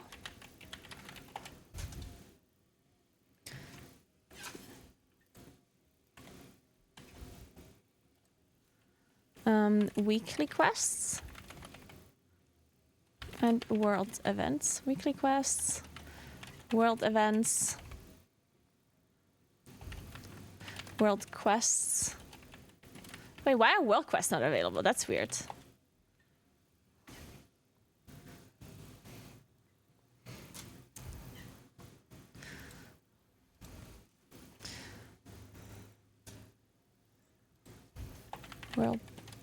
World boss.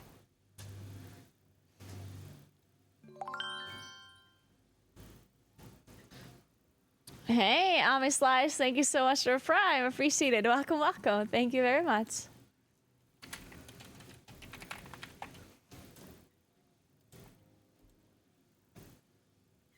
Okay. Well, and there is some restriction with professions, right? To figure out what.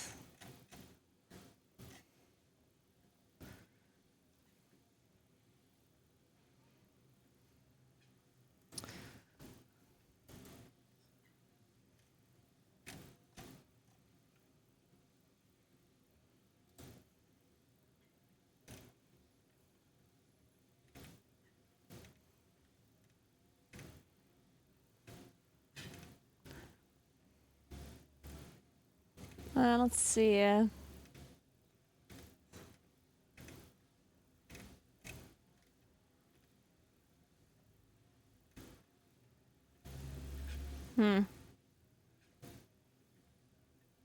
PV, I think you meant PvP? What did I mean?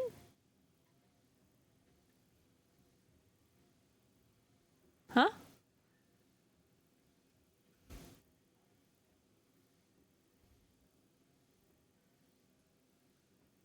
Oh, I'm confused again.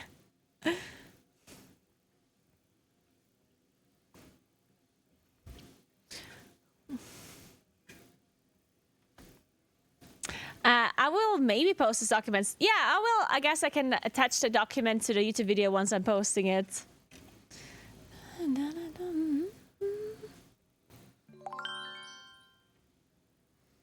Hey, Johnny. Thanks for 82 months. What's up? Nice gamer, right? Oh, I know, right?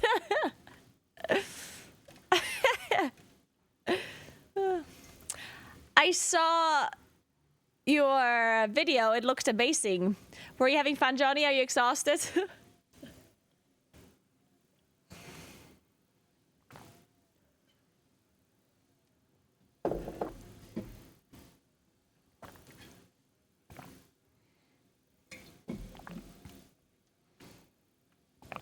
Huh. Is there 0 documents on what's available? I guess, did they just not clarify or what? I'm sure Blizzard clarified what we can do with professions and what not, right? There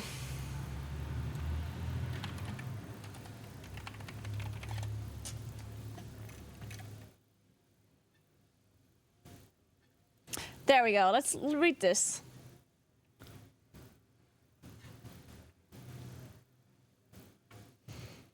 So professions won't be available? So wait, so gathering professions are available and the others are not?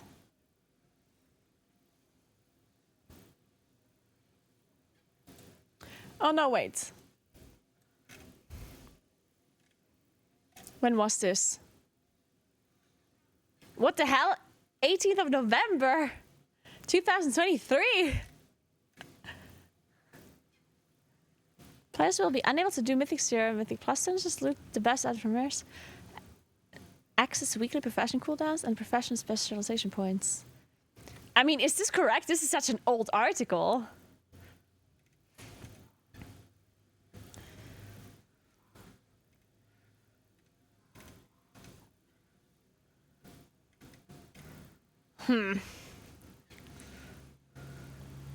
Yeah, who knows if this is still true? This is interesting.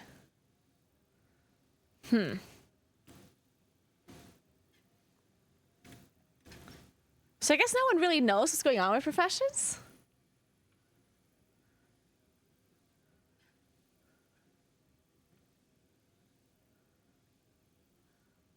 Huh.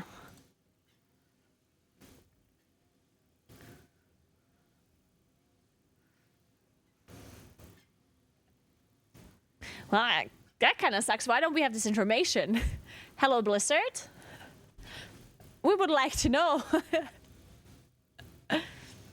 Only thing, weekly quests, including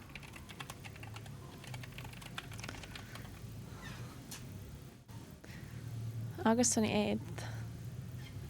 Huh.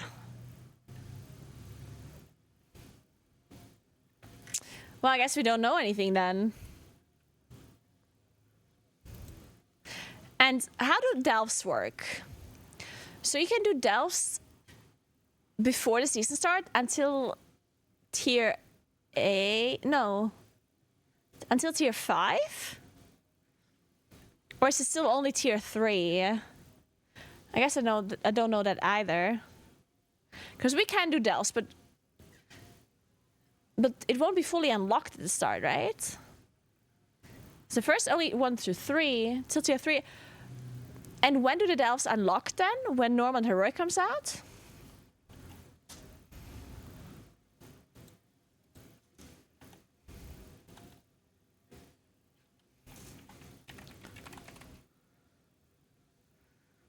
Okay, so delves tier 4 to above. Okay, so it's only 1 to 3. Okay. Even until the season starts. Okay, okay. Okay, so what does this mean? So this means in the first, from the 22nd till the 10th, the only thing you can really do is get item level 554 from delves, which is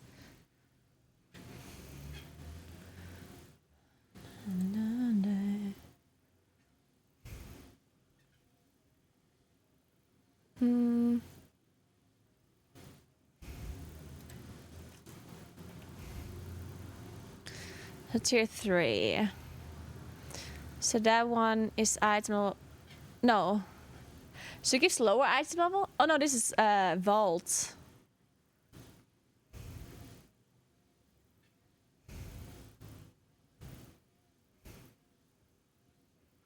I guess they don't have the information for the delve loot here.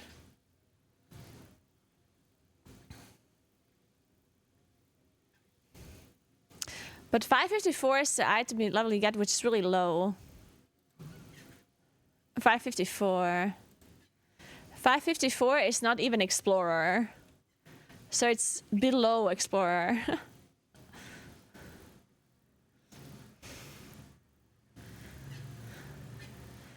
Yeah, can you link yours, Elonius? Can you give Elonius permission? This patch sheet seems like partially like just not updated or wrong. Wait, you just linked a screenshot. Oh, you just, oh, yeah, okay.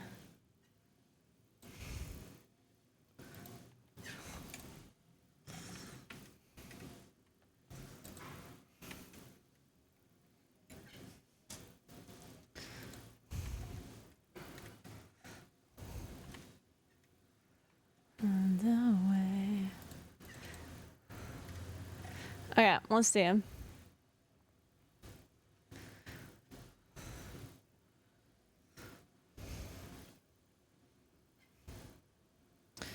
Min Soul 62 crafted. Oh, okay, that's like the lowest quality crafted. Island level 561. So that's just blue items, I guess, right?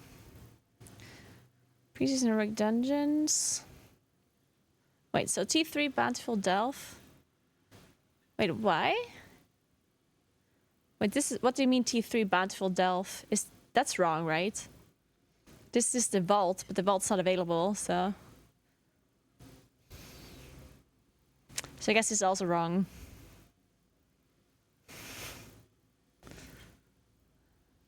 Right? Bountiful. Means me. Oh, T3 Delve Great Vault. Wait, what is T3 Bountiful Delve? What does that even mean? Oh, the chest. Oh, but it's not true though, right? Or can you? Maybe you can actually. I wonder if you can actually get the 571s or the keys.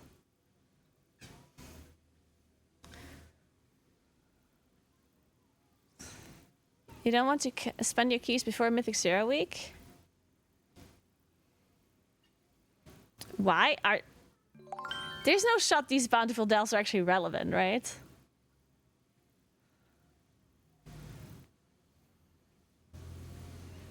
It drops World Boss loot. Ugh, that's irrelevant.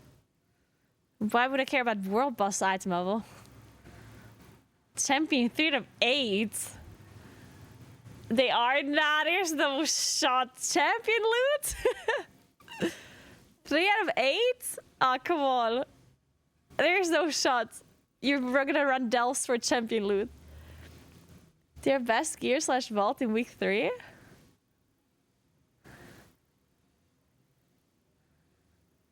Oh, you mean, oh, for the vault. Yeah, okay. But wait, but the Bountiful doesn't matter for the vault, right? I don't have to do the tier 8 Delve with a key to get the vault.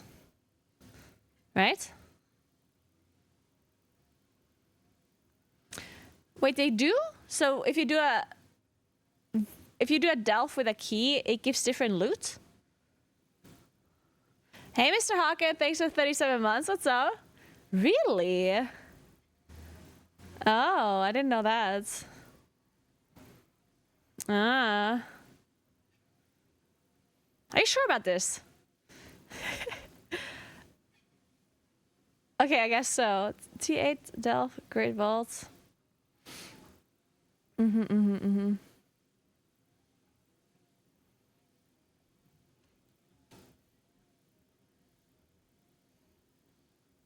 Like, it depends how many of these keys you can get, right? I mean, I don't know how these keys... how do you even get these keys? These weird Delve keys.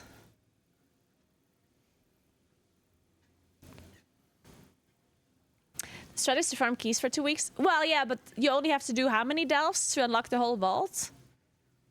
Not that many, right? So you only need to farm keys over that amount if you actually want the champion loot, right? Because you only need as many keys to be able to do to fill the vault. Oh, it's 12. Wow, that's actually a lot. So I guess you need 12 keys. The loot itself is also best in a week. Yeah, but that's not really relevant. At least, I mean, it depends what kind of player you are. But to me, that's really irrelevant. Wait, no, it's not the best loot. It can't be. It's obviously there's heroic raid that is released. The heroic raid, of course, drops better loot than Delves, right? It's the best repeatable loot, I guess. Wait, it's also not better than Mythic Zero loot, though, right?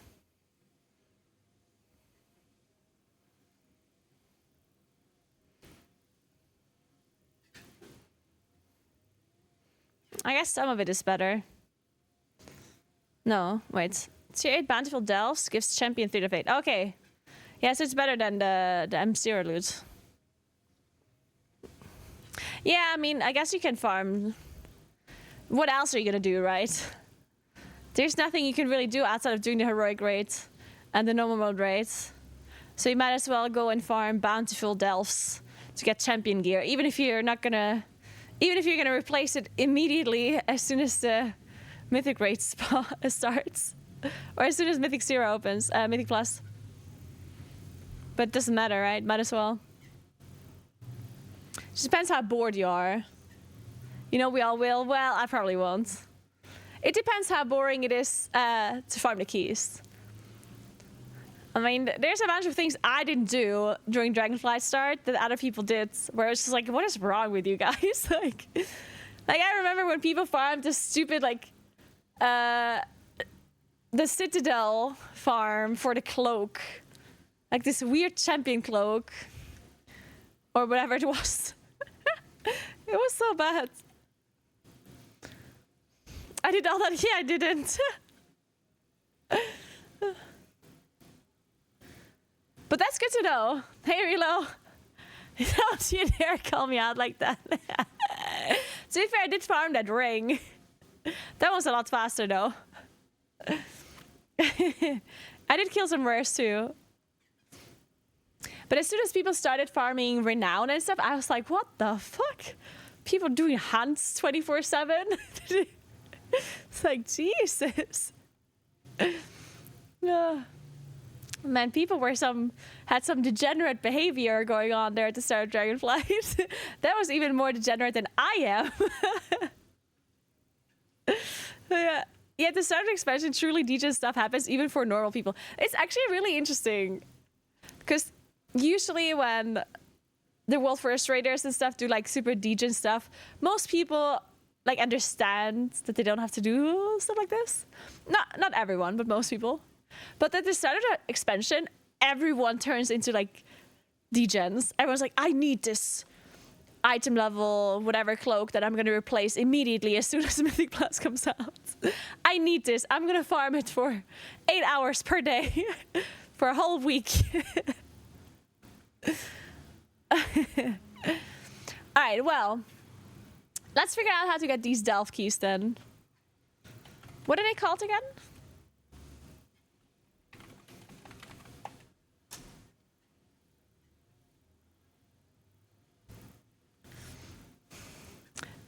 No, bountiful delves is not the name of the keys, right? That's just what the delves are called with a key, right? Like the key itself, I mean. It's funny because the race wolfers did not do the degen stuff. Yeah, that's true.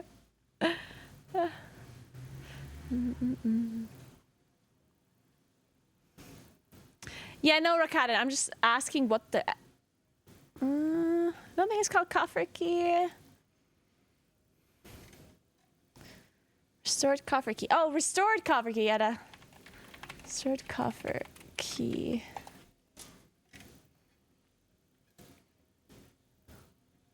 Why is my WoW head always on German when I start? Like, why is it like that? You gotta stop. Get a restored coffer key used to open a bountiful coffer within a bountiful delve. Okay, so question. So you do the delve. No. Wait, I'm confused. So you do a tier 8 delve, and then if you have a key, you can also open that extra chest. But you don't... Like, it's not a different delve level, or is it? Now I'm confused. But how do you turn your delve into a bountiful delve then? With a currency? Or like, what is the requirement for it?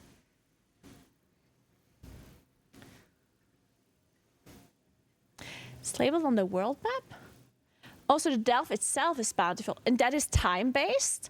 Or is a certain delve always a bountiful delve and another delve is not? It's a weekly thing. It's random and changes weekly. So all of the delves are available at all times, but some of them are bountiful per week, and it changes weekly? Uh-huh.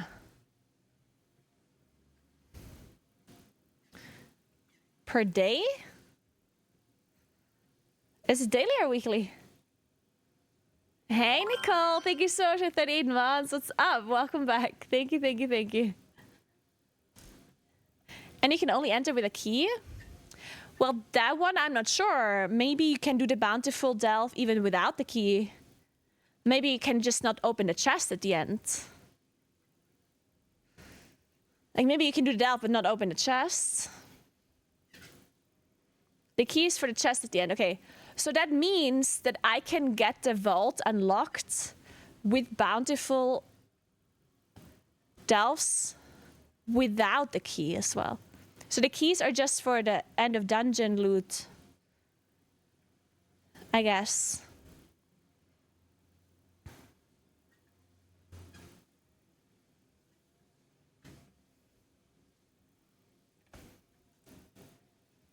No worries, Nicole. No worries at all. I hope you aren't as busy anymore soon, so you have more time for yourself. Thanks for 9 months, Alunius. Thank you, thank you. Stop that.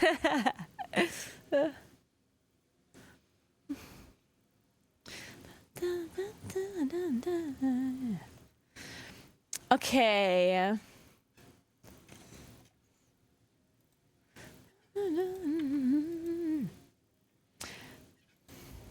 Is there any smart person that made a video about delves? Let's watch Hello there, and Mr. welcome GM. back to another video. Today, we're going to talk about delves and everything you need to know about Perfect. delves, how they work, the features, the rewards, a few little tips and tricks in that takes like, 20 minutes at most. Now, delves do come in a variety of difficulties, ranging from tier 1 to tier 11. Yes, these go to 11. Now, to select your difficulty, all you have to do is go up to the delve in the world, and a drop-down will appear, giving you a little bit of information about what you can expect from rewards and the level of difficulty and the item level recommended for that tier of difficulty. Now, as of the launch of The Wall Within, tier 1 to 3 will be available in early access and launch, but once the season begins, you will have access to tier 4 to tier 11. Wait, what? Now, at the start of the season begins, you will have access to tier in early access and launch, but once the season begins, you will have access to tier 4 to tier 11. Now, at the start of the season, these will not be unlocked. Unlocking the next tier of difficulty requires you to complete the previous tier with revives remaining. Yep, revives, remember from Torghast? Now, revives aren't as punishing as they are in Torghast. Revives do appear once you start doing a tier 4 or higher. You'll have around 5 or so each run. It's literally Torghast. It's Torghast, except they're not forcing you to do it. Oh, it's so funny. Except Torghast would honestly just be better.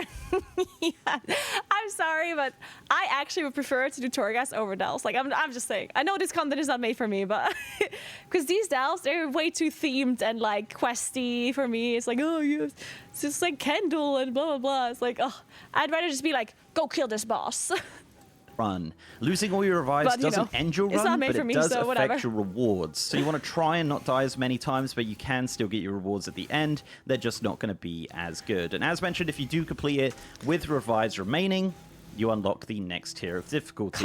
Now, what's good about this is they do actually unlock it across all 12 of the delves. You don't have to do all individual unlocks. If you've unlocked a tier 5 on one delve, that's going to unlock them across the board, which is super nice. And this is an account-wide unlock as well. A lot of this is account-wide, just to preface, I guess. It's all kind of warband. But yes, there are 12 delves, technically 13, but we'll talk about that in a sec. So the 12 delves are Fungal Folly, Kriegville's Rest, the Earthcrawl Mines, the Dread Pit, the Water. So let's talk about our small delves. Will be Brand Bronzebeard. Now, this is planned to change every season of The Wall Within. And I'm looking forward to seeing what other companions we get in the future. Another important part of delves are bountiful delves. So every day, a few delves will become bountiful. You'll know a delve is bountiful because the icon on the map changes and the portal will be yellow. When a delve is bountiful, there'll be an extra chest at the end of the delve. Now, this chest will drop the best gear from delves. This will also include extra currency. So you want to be doing these bountiful delves as they come up. Once they are completed, they are consumed, so you can't just run endless bountiful delves. So make sure you're doing this on the highest tier that you can possibly do. The gear caps out at endless bountiful delves, so make sure you're doing Doing this on the highest tier that you can possibly do. The gear caps out at 8, so best gear from delves. This will also include extra currency. So you want to be doing these bountiful delves as they come up. Once they are completed, they are consumed, so you can't just run endless bountiful delves. So make sure you do... Oh, so that's interesting as well. So once... Wait, but is this true? So if we do a bountiful delve... Wait, so that almost means that you need a key for it, right? Because, like, can I do a bountiful delve without a key? And then I can't open the chest, and then I cannot do the delve anymore? Like, that'd be kind of weird, wouldn't it? Like, what if I just don't know?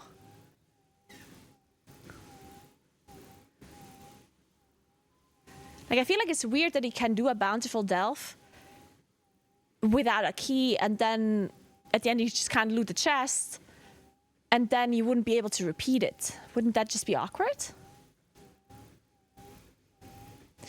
Or can you do the bountiful delve again if you didn't open the chest?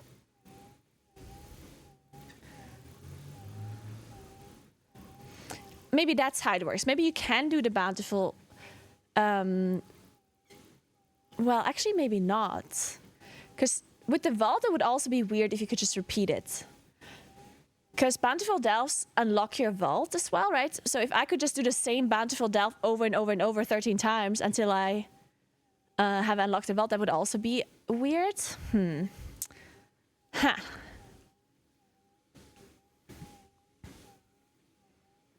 Interesting.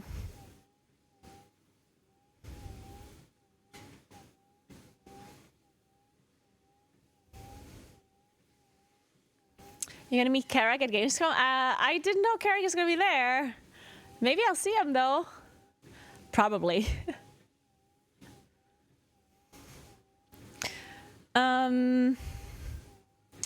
Okay. Doing this on the highest tier that you can possibly do. The gear caps out at 8, so 8 will probably be preferable here. But to open the chest at the end of these bountiful delves, you will require a key. This is a restored coffer key. You're going to get a ton of these in the War Within. Now, these are rewarded mostly from weekly activities, but are also farmed through the World Soul Memory event, which is a new event in Kaz Algar. I do have a video on that, so I'll link that below if you do want to check that out. These also do come from some of the renown rewards of the new War Within renowns, but they're also purchasable from a vendor if you are far enough on your Delver's Journey. So let's talk about the Delver's Journey. So the Delver's Journey is a seasonal progression for Delve. So let's talk about purchasable from a vendor if you are far enough on your Delver's Journey. Okay. So let's talk about the Delver's Journey. So the Delver's Journey is a seasonal progression for Delves. This bar is viewable on your Delve tab. This bar is progressed mainly through a weekly quest that you obtain, but also you do gain Delver's Journey from completing Delves. Now, on this bar are various rewards at different points, including toys, purchasable delve keys, resonance crystals, the option to purchase adventurer catch-up gear from a vendor, which is super nice. Okay, wait. I'm gonna see if my watch tracks my steps. It does! 5,770. That's not that many steps. Did I actually only do 2,700 steps? I feel like I've been walking forever. Damn. I wonder if it does track it properly or if it only tracks half of them. Let's see how long I've walked for. I walked for 68 minutes. There's no way. There's no way I walked for an hour and 10 minutes and I only did how many steps? 2,000? No, that's no shot. I guess this watch just doesn't work. Even I put it on my leg. I put my watch on my leg thinking that it would track it better, but I guess it doesn't. Yeah.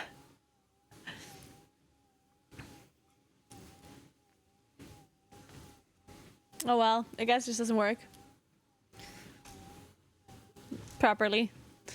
whatever. Nice. And various customizations for the Delve mount, which is the Delver's Dirigible. So this is a new customizable mount, which will be available very early on in the max level campaign. So it's very likely you're going to be getting this during early access and definitely during launch. Now, this is a customizable aircraft mount with various different customizations, which are all unlocked through Delves. So you can either buy them through wide of this. Really, really cool, actually. So let's talk about the most important part of Delves, rewards. Why are we doing Delves? So, rewards are purchased at the Delver's headquarters in Dornagol. The Delve currency is called Undercoin. This is a currency you're going to get quite a lot of, and this drops exclusively inside Delves. This is warbound transferable as well, so if you do have various amounts of Undercoin, you can transfer them around your character with no tax on that. So that is a one-to-one transfer.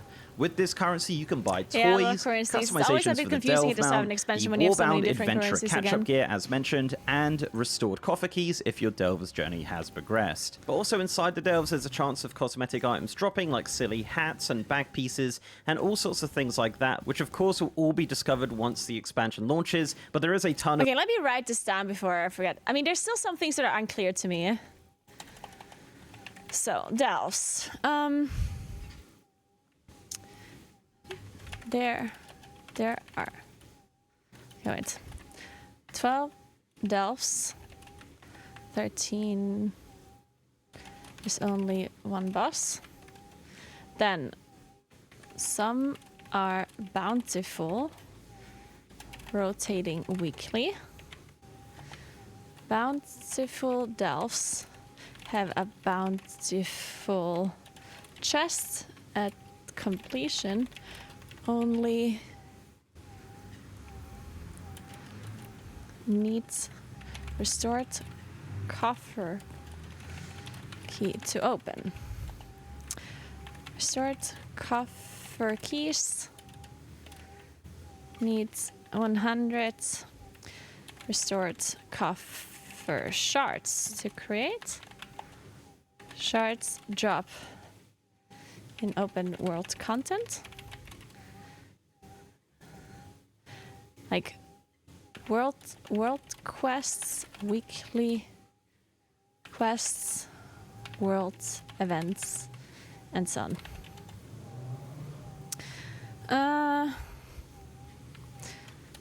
Bound.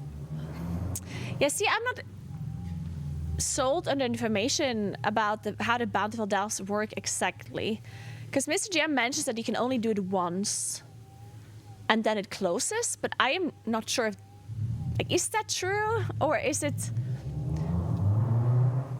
or does it close as soon as you have opened the bountiful chest?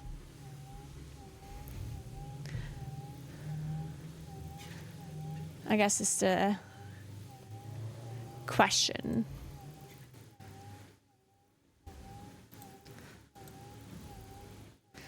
Coffer key shards, yeah.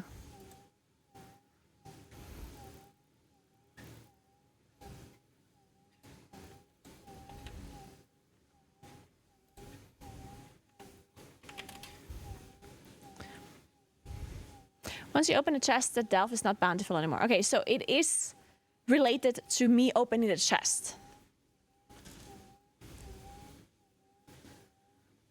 So I could do the bountiful delve multiple times in a row, but as soon as I open that bountiful chest with my key, then it's done. Okay, that makes sense, I think. Okay, once chest is completion, you restore cover key to open.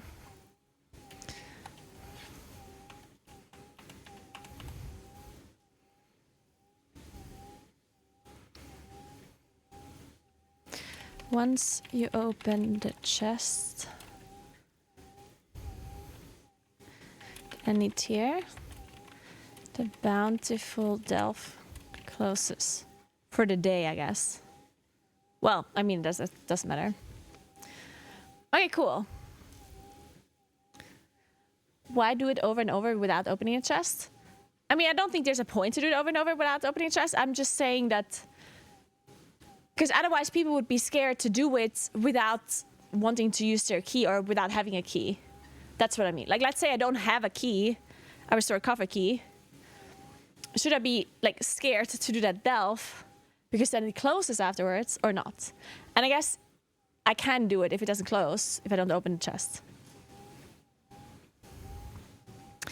So, restore cover keys need 20 cover key shards to create. Shards drop in open world content, world quests, weekly quests, world events.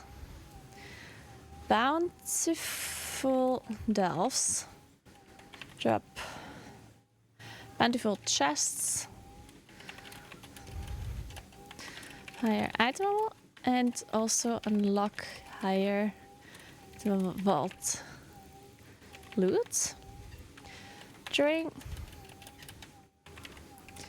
I wonder if I should explain this week. I mean, I guess I can't. This is like the only important information. Or the only somewhat important information. Also, another question. If I do a bountiful delve, but I do not open the bountiful chest, does it still count towards my vault as a bountiful delve? Probably not, right? It counts? Wait, so that would mean that I'm just gonna do a bountiful delve at a +8 over and over and over without opening the chest at the end? Just to fill my vault? Because that would be kind of strange.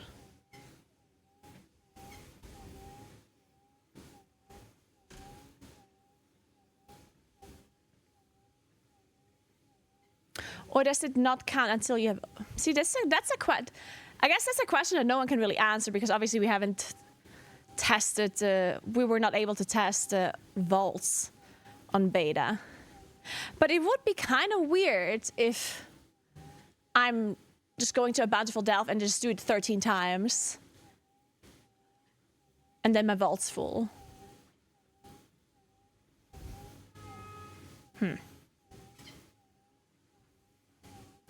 I guess that info is still missing. But I guess it doesn't matter because, I mean, I guess it does matter though. Because the thing is, if you need a key for it to count, like if you need to actually open the chest for it to count for the vault, then that means you actually do want 13 keys when normal and heroic comes out. But if you can just repeat them over and over without opening the chest and it's still counting for the vault, then you don't need any keys at all for your vault.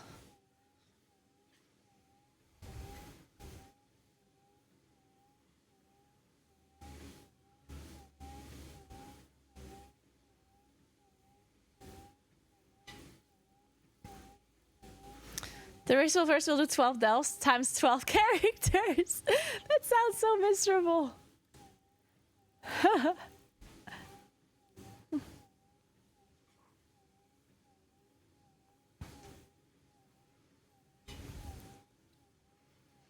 Bountiful delves are not limitless. There's only 4 of them. Well, 4 per day, right?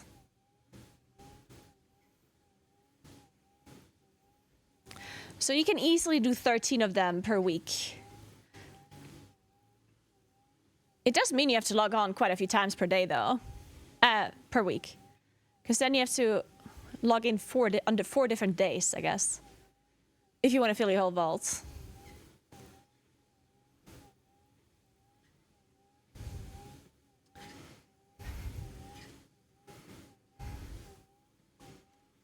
Anyone? Yeah, this is... I'm gonna say that we're not sure, but that there's a potential that you need the keys. So I think people should just farm the keys, right? So let me. I think it's good to explain this during this timeline. So So this video, I'm gonna give the timeline, and I'm gonna say what to do. So what to do from early access until season starts for player power. So number 1, level as many characters you want to potentially main. Hey Hammer, thank you so much for 13 months. What's up? Thank you, thank you. And I'm gonna say, because it's a war bands, and because ongoing class balance, it's possible you might want to change main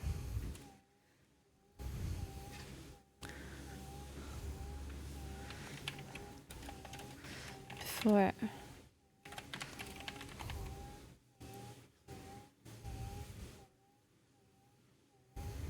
having multiple characters ready, since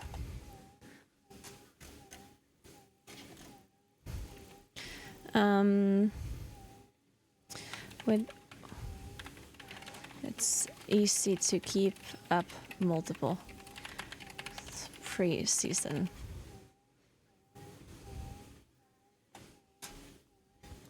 Then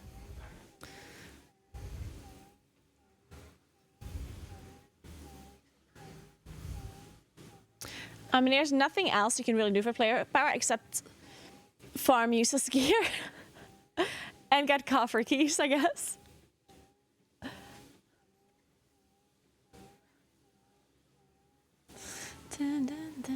Invis potions no longer share CD with combat pots. Oh, that's kind of cool. That's really cool. Okay, what to do for Alexa? Well, I guess the other things you can do is, I mean, you can farm 554 gear, which is kind of shitty gear, so it doesn't really matter. Yeah, I guess that's a good point.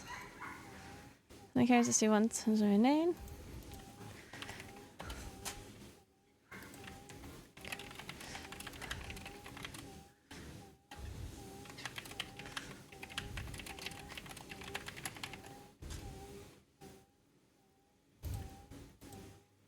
Then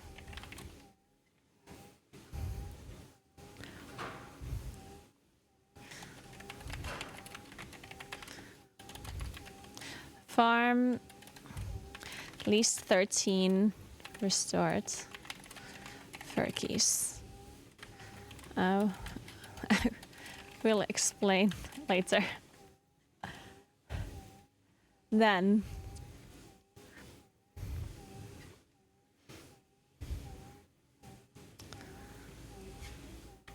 well, that's kind of it, I guess. Level your professions.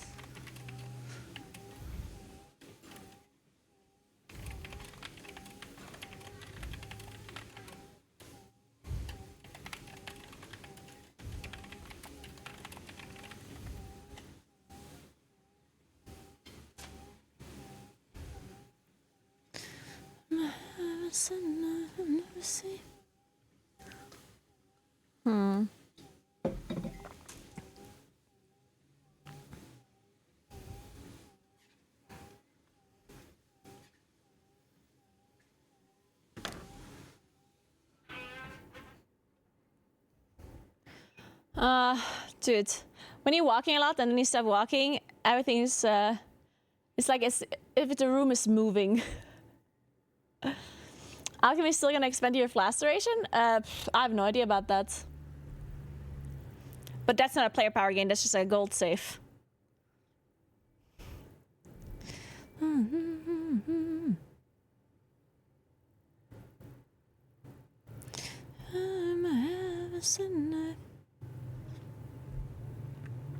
Oh wait, I forgot to ask somebody about something.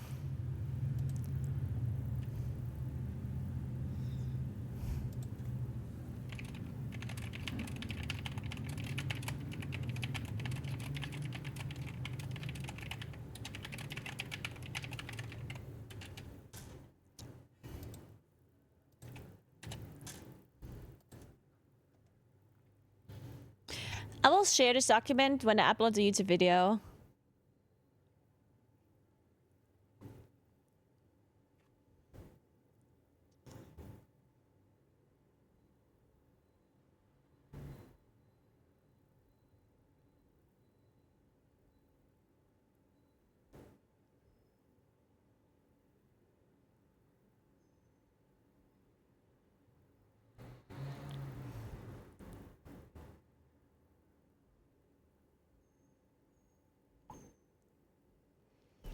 I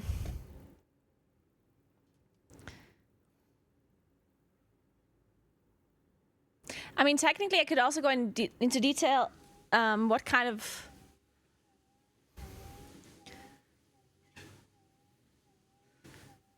I wonder if that's too detailed for this video. I mean, I guess it is good, though. It might be too long. Maybe I should do 2 separate videos? Like one about the timeline and one about what to do? Because then in the video where I'm explaining what to do, I can explain the delves properly and the cover keys, and I can go into more detail on what kind of things you actually want to focus on to get like the keys, for example. Because there's some renown levels that give you a cover key. So if you want to do that, and then there's, I guess, certain weekly quests and certain events that you want to do to get them. I'm working out and playing. I'm just walking. I wouldn't consider that a workout.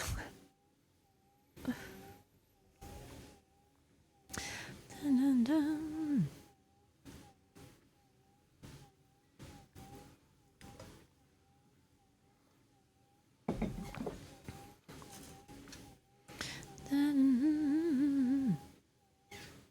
Walking to never arrive, yeah.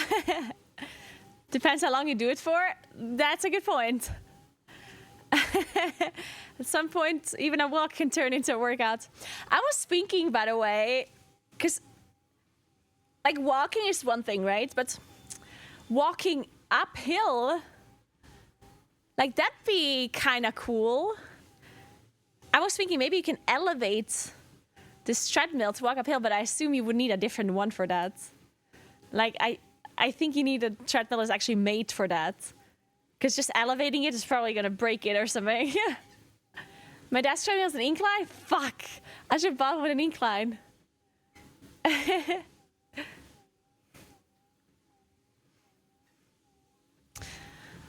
Yeah, maybe I do 2 different videos, guys. I'm actually doing 2 videos.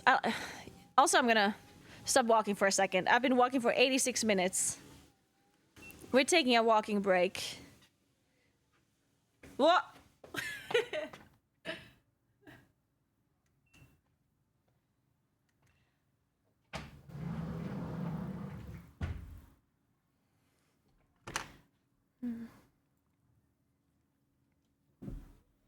We're gonna stand a little bit.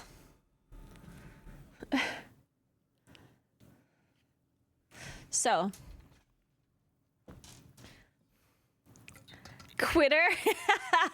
Wow.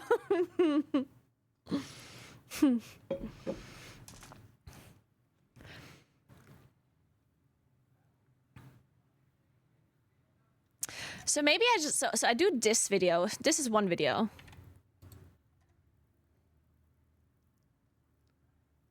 Except we don't know much about the professions, which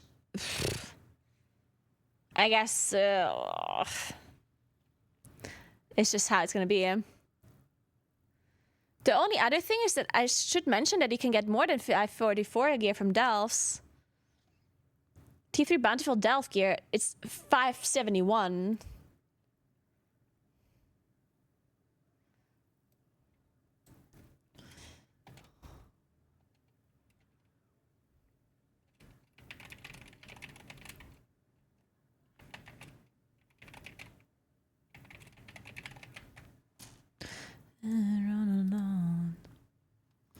Now the question is, are Bountiful Delves available in early access even?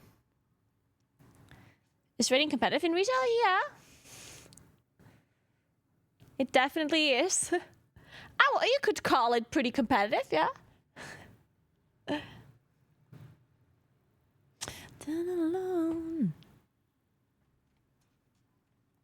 But I think I want this to be slightly higher, actually. Or? A little, maybe.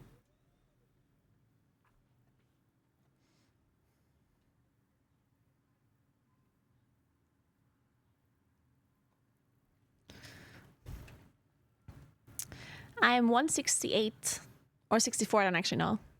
Something like that. Could be 168, could be 164, who knows?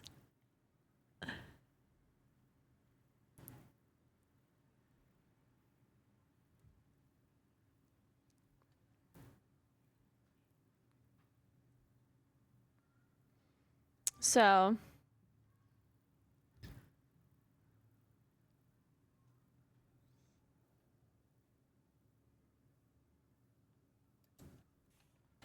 professions, not sure about this. Maybe only gathering or all professions without weekly quests. I guess this is what I'm gonna say. I don't know. I'm gonna be right back 1 second and then we'll see about the rest of this.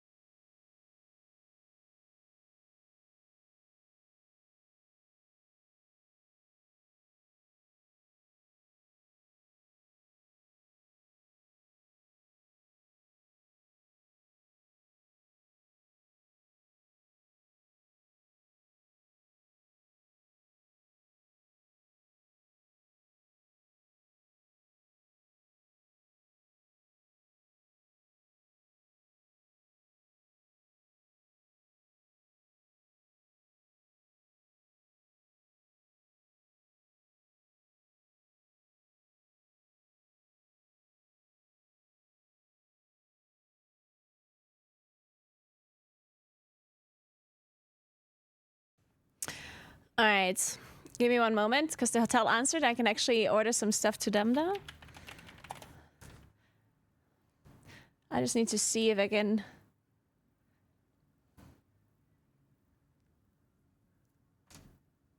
There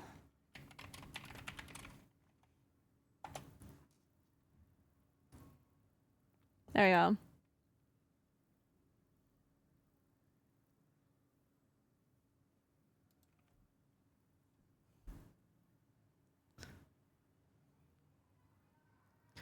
Wait, the price changed?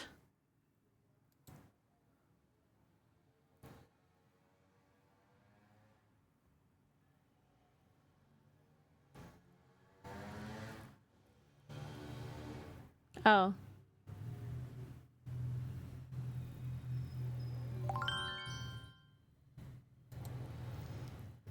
Hey, Sauerkraut, thanks for the 5 months. What's up? Thank you, thank you. Okay, it will be sent on Wednesday. That's tomorrow.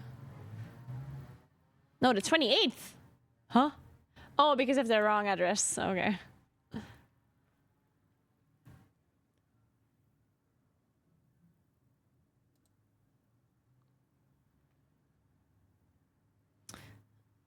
Wait, give me a second. I need to find my hotel's address again.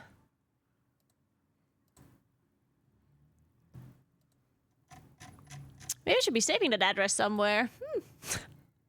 Considering that I have to go there tomorrow. Probably would be beneficial.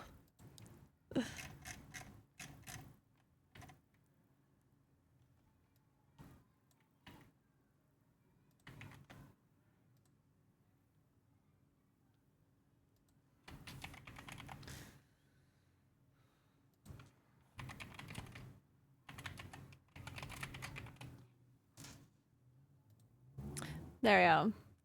Let's see when they deliver it.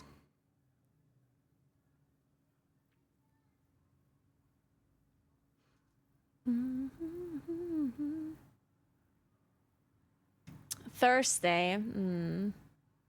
Well, then I let Makes lend me hers since that.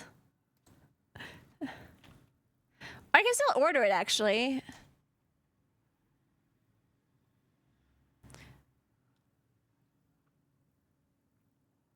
Yeah, let's still order it.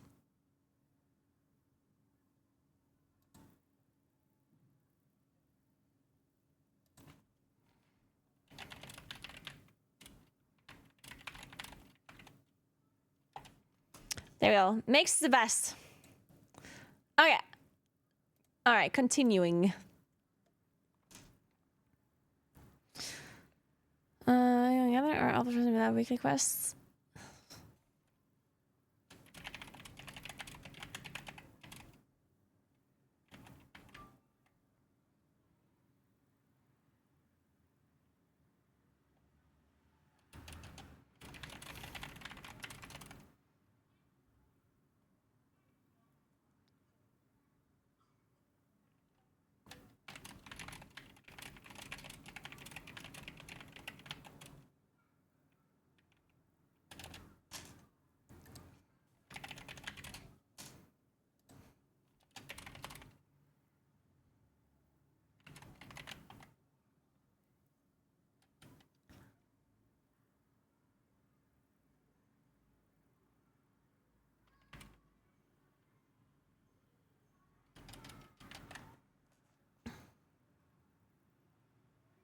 Hey, cool. I don't actually know.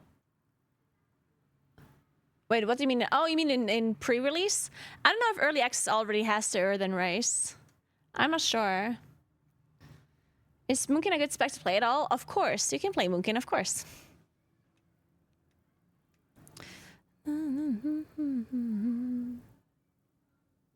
If knowledge points are just turned off until release, people playing early access might just get into.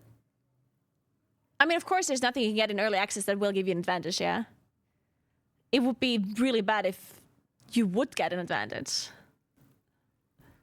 But they clarified this early on. Like, I don't think anyone that has early access assumes that they would be actually gaining an advantage from it, right? Like, aren't we all very well aware that you're not going to get an advantage from early access? At least I hope people are aware. They specify, or they were pretty adamant that you shouldn't be getting any player power advantage.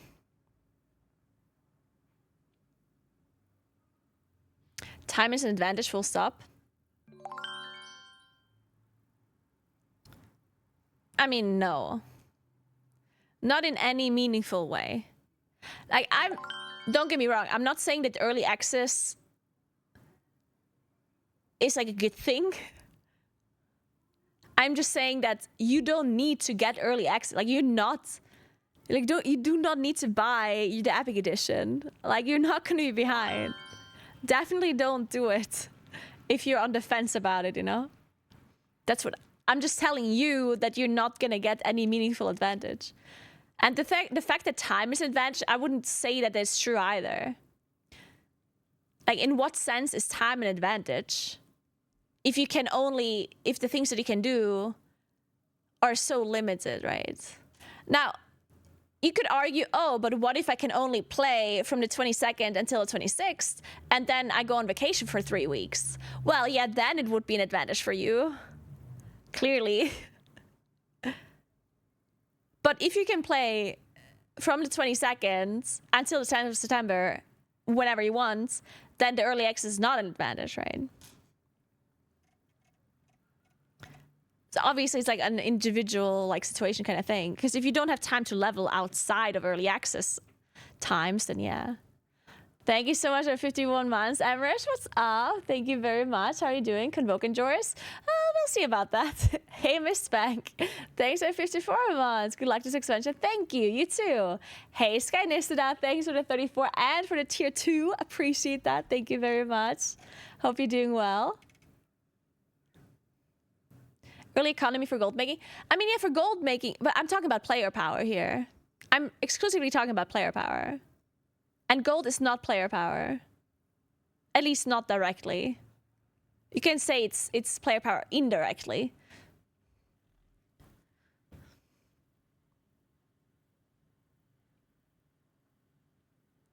Yeah, you can buy BOEs with gold, but you can also get gold without having early access for the BOEs. Like, the amount of gold you can spend to get player power is limited. You cannot infinitely get better gear with gold. There's a limited amount of gold you can spend to get better loot. And this limited amount of gold you can also farm outside of the early access. Is what I'm saying.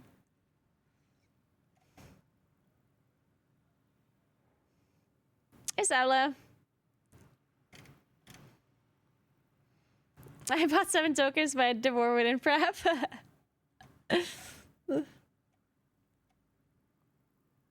They will have an advantage by having more max level characters. I mean, no. Not really.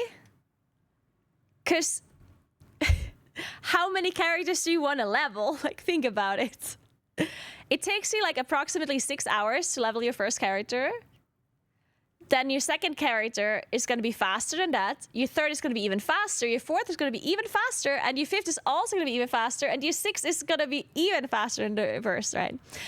And you can level 6 characters easily from the 26th until the 10th of September.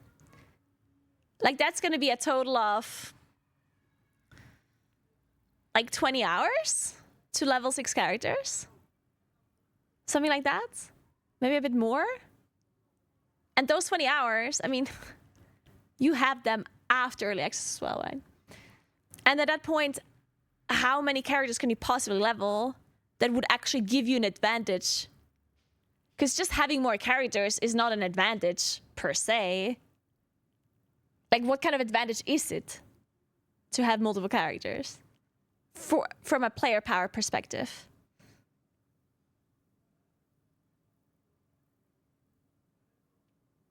How can you say 3 days early access isn't an advantage when people are level 80 farming the new release content while you are leveling? I mean, you guys are misunderstanding me. I think you guys are thinking that I am kind of like defending the fact that early access exists. I'm not. I am not a fan of this early access thing.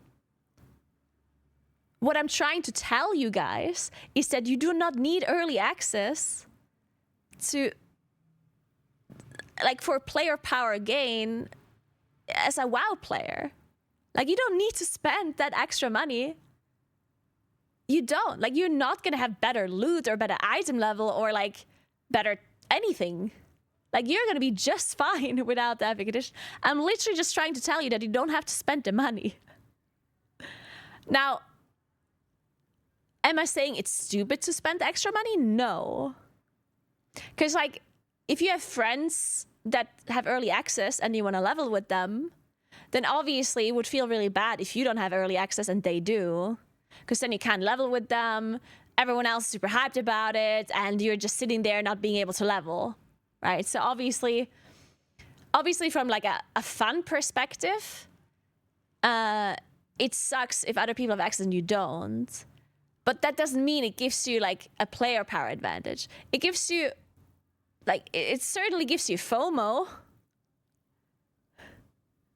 But if you don't care who to level with and you don't care about the hype, then you shouldn't buy early access, is what I'm saying. Right? Like, if you if you don't, like, if you're gonna level by yourself anyway, and you don't necessarily care about when the other people are leveling and about the hype or whatever, then just wait, you know? Don't buy the Epic Edition. Just wait and level later. That's what I'm saying, right?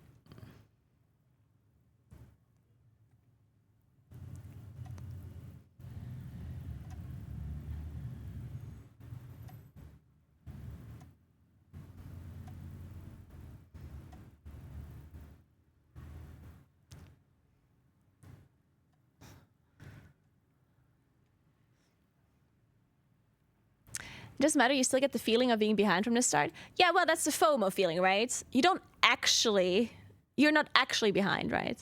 But understand that people might have the feeling that they are. Which, to be fair, is a thing in World of Warcraft all of the time, right? People always feel like they're behind if they miss 1 week, which they are not.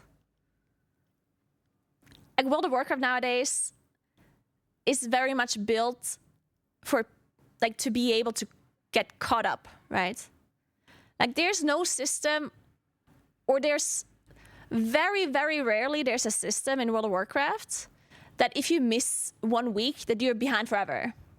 You almost always have the ability to catch up if you miss something, right? Like, if you think about, like, Valor points or crests or, like, any other form of loot or renown or whatever, like, you're almost always have the ability to catch up somewhere. Not always, like, sometimes there are things that if you miss 1 week, you're behind forever, which they are trying to keep that as limited as possible, and they're trying to avoid it as much as they can, right? So the truth is, if you miss a week here and there somewhere, you're fine. Like you're totally fine. But a lot of people think that they're not. A lot of people have this feeling that, oh, I'm going to miss a week, I'm going to be behind forever, I have to log on and I have to unlock my vault, you know, when you in reality don't really have to. But yeah, that's just like a general thing with World of Warcraft, right? That's just a thing of MMOs when you just generally feel like you're behind.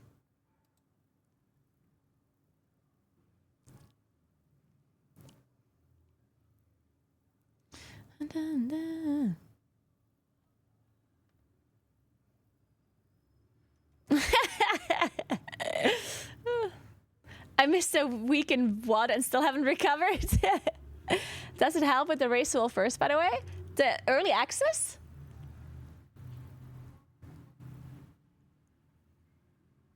I mean, I would say no. It's gonna make it a little bit easier for them because they probably want to level a shit ton of characters. And having to level them, or having more time to level them, is gonna be nicer for them. But I don't think that they actually need the extra days to level. I don't think so. I'm pretty sure they would be able to level them with 4 days less as well. But they will, of course, buy Epic Edition, right? Like, they, of course, will be playing early access.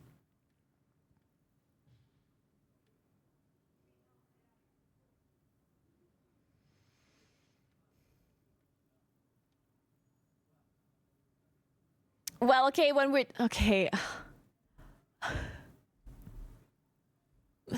Now we're talking about this argument of, again, where somebody only has an hour per day to play. But that's like a mood argument in a sense, like...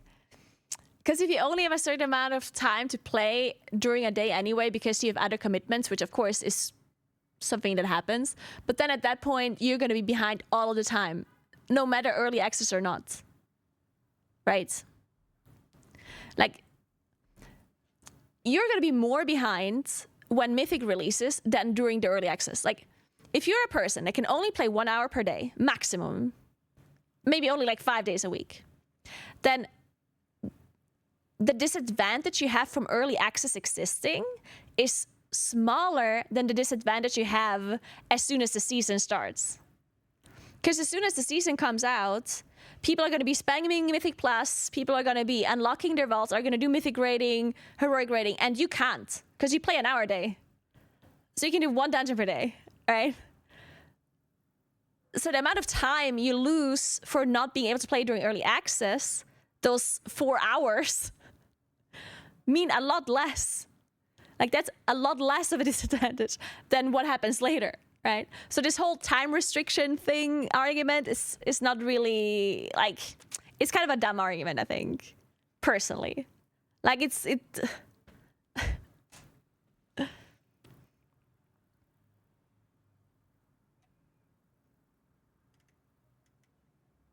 Who said only 1 hour? Well, even if it's more than that. Even if it's 2 hours or 3 hours.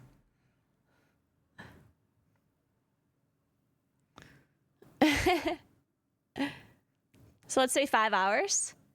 Well, if you can play 5 hours per day, then you're missing out on 20 hours of early access, right?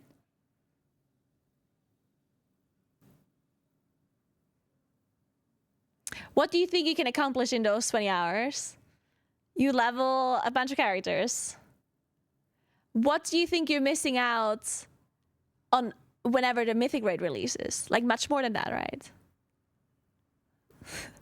So I'm not saying that this early access thing is like a cool thing or a good thing for the game. I personally don't like it either. Like I'd rather not have early access existing. I think it's stupid.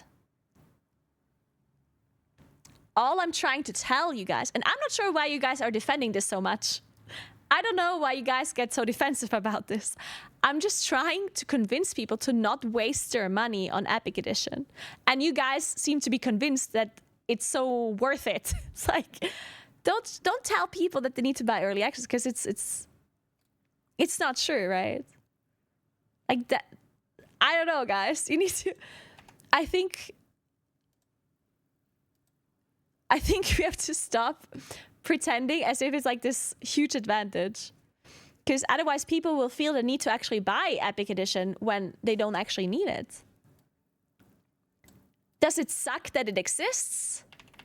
Would we all rather not have early access be tied to Epic Edition? Yeah.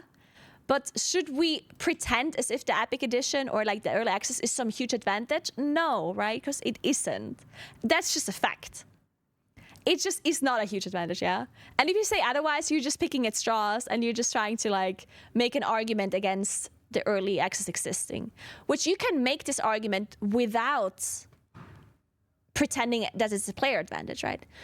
You can hate the early access and you can say how it's a money grabbing thing and you can say how it gives you FOMO. Like you can say all of these things and they're all going to be correct, but don't pretend as if it gives player power, because you have enough arguments against it without pretending that it's a player power gain, right?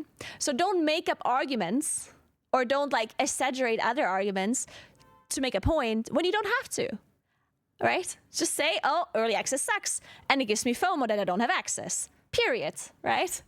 Done. And I agree. I 100% agree. But just like don't, like these other arguments, just like stop them, because it's just not true, right? But anyway, let's move on from this discussion. No. Because we need a YouTube video that we need to write a script for. So,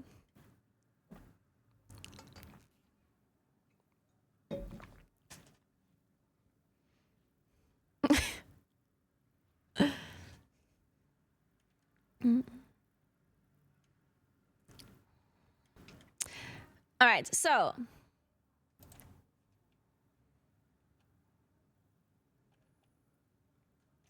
okay, so since I'm doing this in separate videos, should I record both of the videos today still? I don't think I have the time for that, actually. Well, actually, maybe I do. I still have to pack. 6:23. Okay, so this is already done. This is a timeline.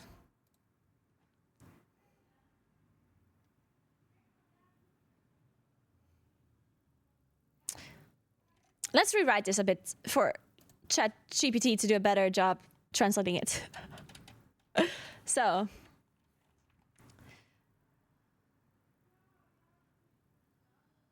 timeline for the or within.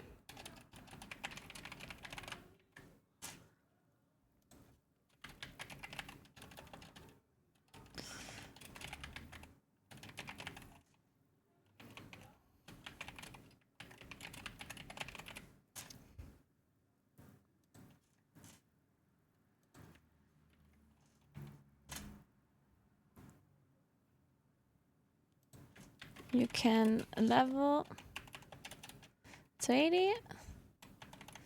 You can do the campaign and all side circus. You can farm renown. Those tier 3 level.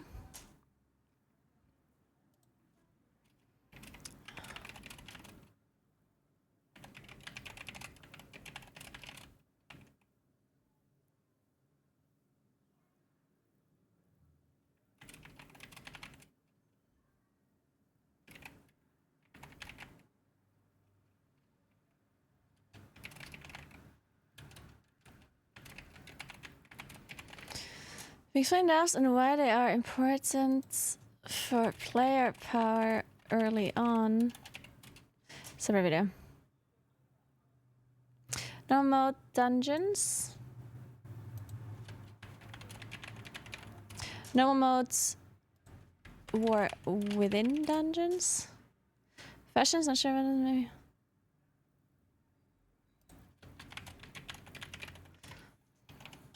But we are not sure about this. Like gathering.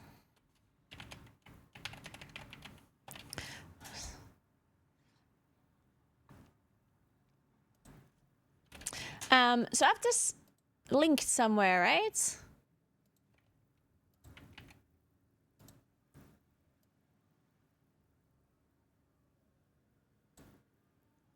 So we can include this here. Then, not available weekly quests include fresh quests, world quests, world. Yeah.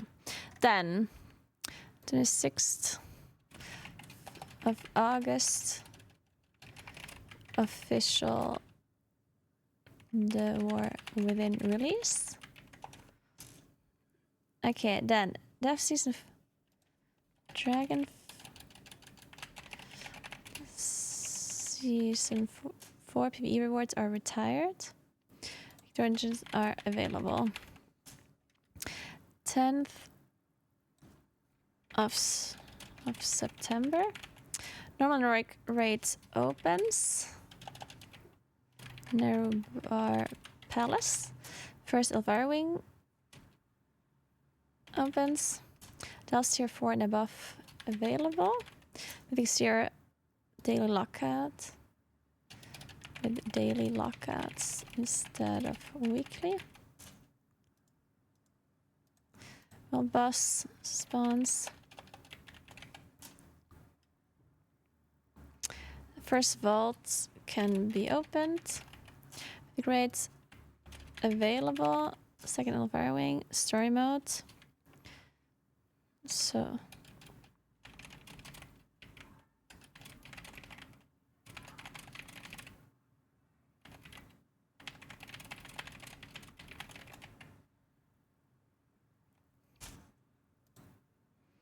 Okay, then. So this is it. Do you think this is long enough for one video though? It's kind of short.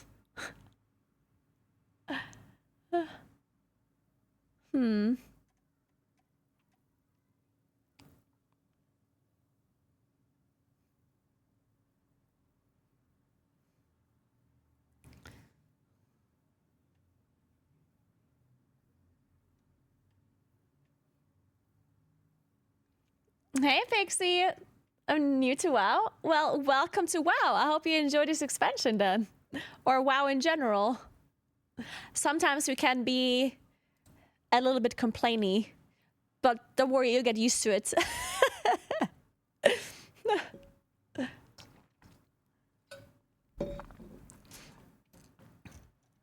Okay. I'm gonna ask... Oh, shit, sorry. I didn't realize that I didn't share this. I'm sorry. I'm gonna ask ChatGPT to make this into a YouTube video. Yes, all my videos are made by ChatGPT. Deal with it.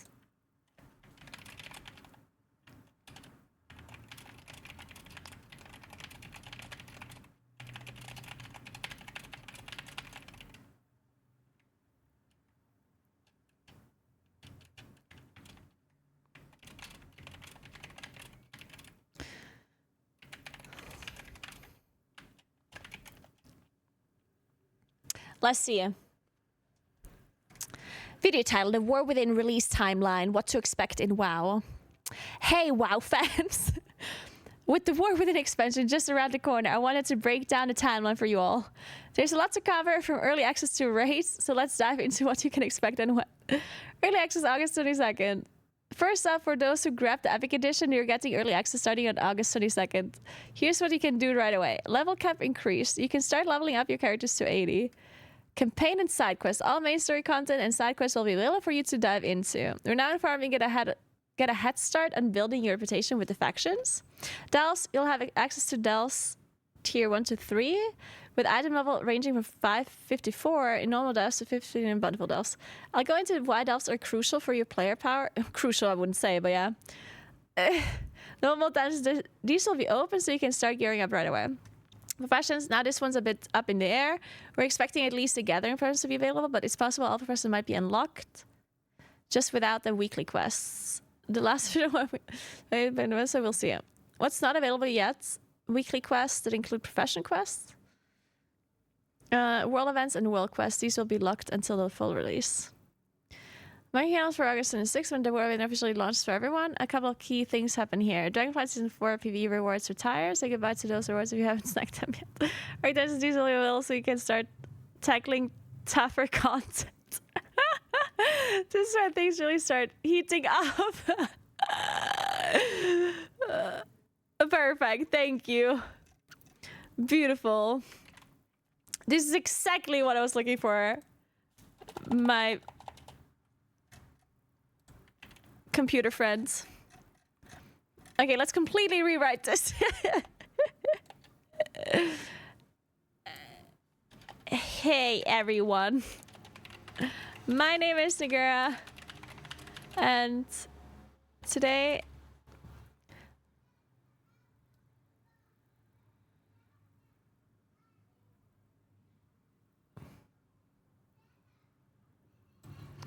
I'll give you oops. Down a talent for downline for you all. For the War Within release. Timeline for the first 2 weeks.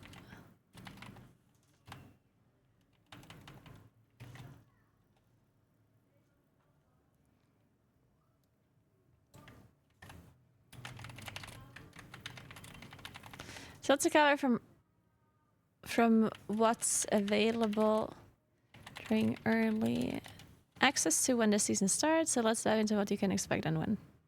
Yeah, that's not too bad. I like it.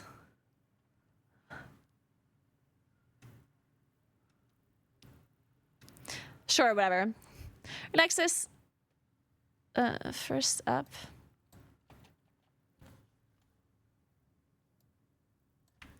If you purchased the Epic Edition, early access starting on August 22nd.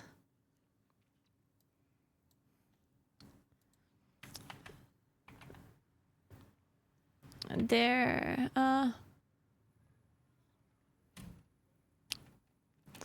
the game releases at the same time globally.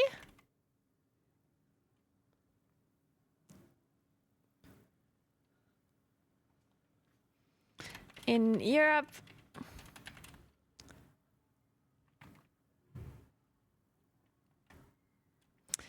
in CET, in Central European summertime, it is midnight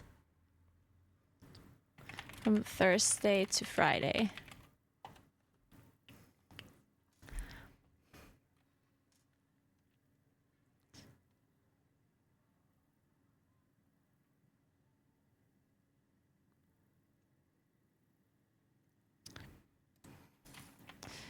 In-game. So European in-game time.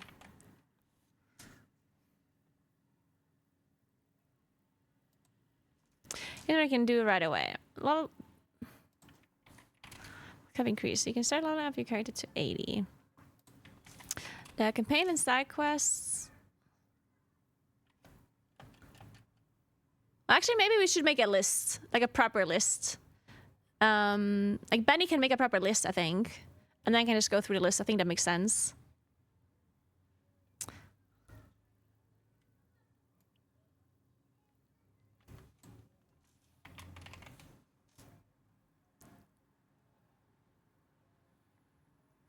Get a head start on building your reputation with the factions.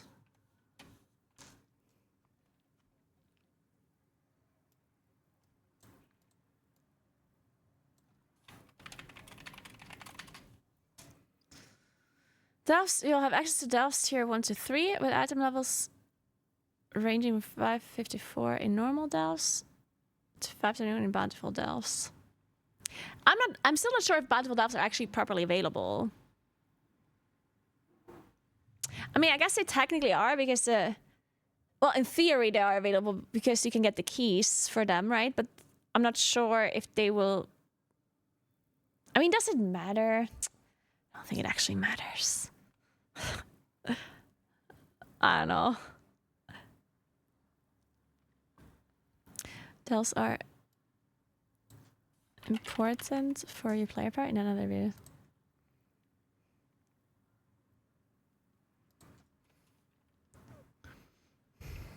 Mm.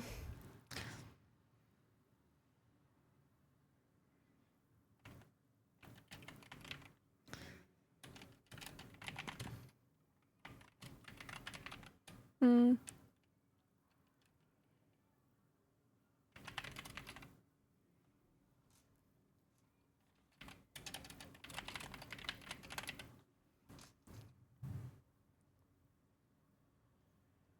Okay. This will be over so we can start gearing up right away. This one's a bit up in the air. We're expecting at least the gathering professions to be available, but it's possible all professions might be unlocked just without the weekly quests. The weekly knowledge quests, I guess. Is it still called knowledge? No, is it like the inspiration thing? What are the weekly quests with the professions in... I'm just gonna say the weekly quests because I'm sure there's multiple. The last official word we had on this was way back in November, so we'll see. What's not available yet? Weekly quests that includes profession quests.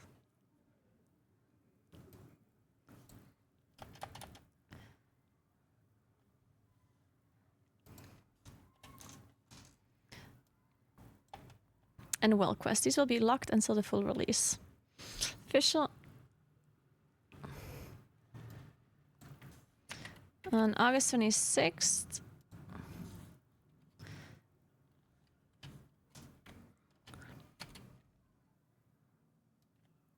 So the 6th, there were within official launches for everyone. A couple of key things happen here.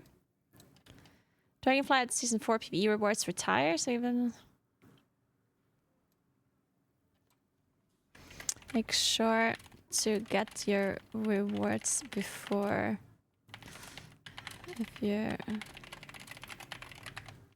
Right, dungeons, these will be available now, so you can start tackling them.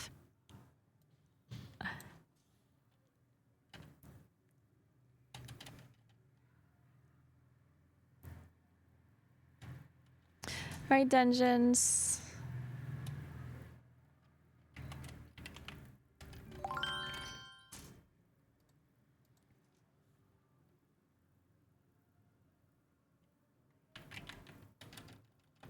Whatever. Hey, Sammy, thanks for 31 months. What's up? How you doing? Thank you, thank you. Then... on September 10th, so 3 weeks later. No, 2 weeks later.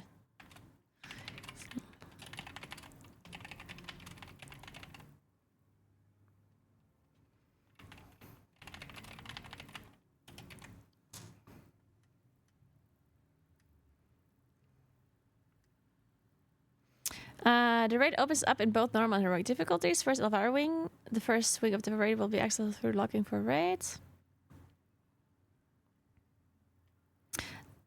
the higher tier dells become available. These. Wait, the raid opens up in. First swing of the raid will go straight looking for raids.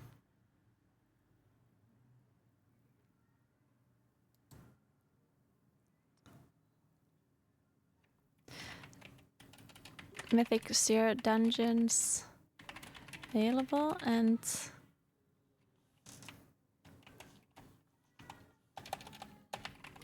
have daily lock instead of the usual weekly. Giving you more chances from here.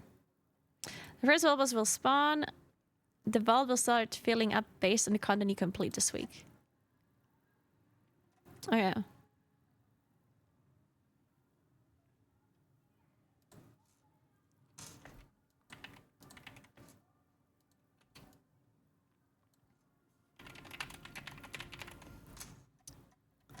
Then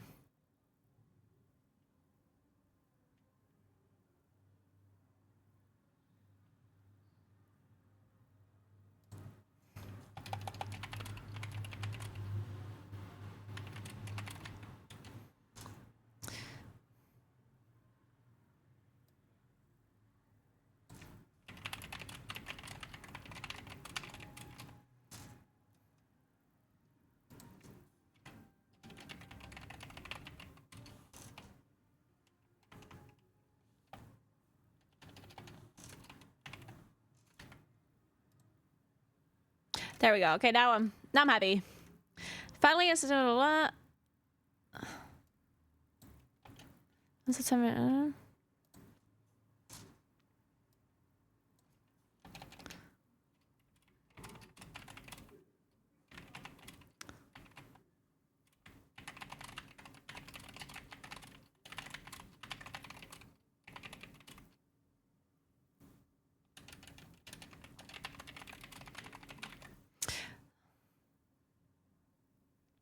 The mythic developer for nearby press will unlock. The next swing in the raid becomes available. The next wing in the raid becomes available. A brand new feature. Story mode unlocks. A brand new feature where you can experience the raid solo. Perfect for those who want to see the story without the challenge. Mythic Plus season starts. The Mythic Plus season officially begins, so get ready to push those keystones.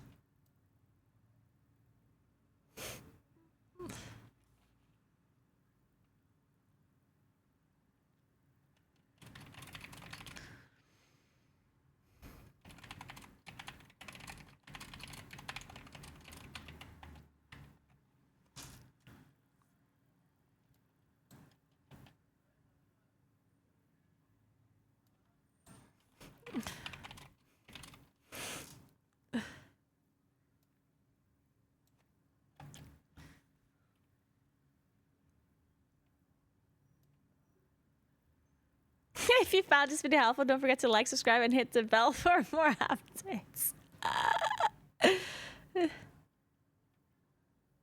Catch you all in game. I'm not gonna say that.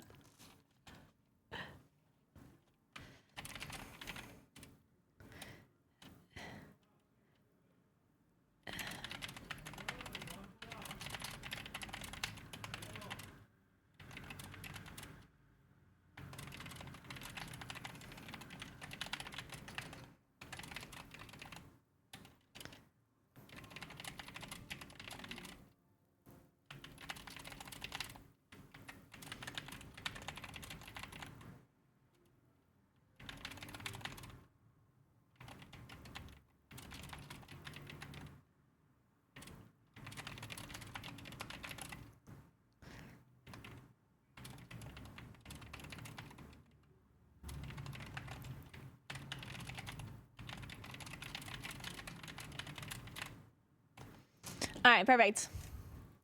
So what's the time? 6:44. Fuck. With my eyes closed.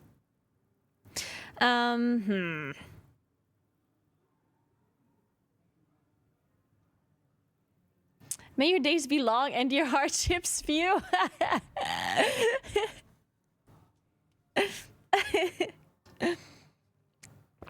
Can we add mayor spells hit true? Oh, that was such a good one, actually. Oh my god, I love that. Okay, so... When will he learn? When do I write the script for this video? Because...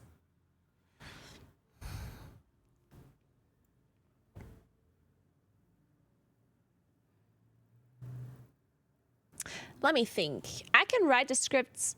I mean, I always say I can write it while traveling, but then I never do. Who has time to write stuff during traveling? Like, fuck that.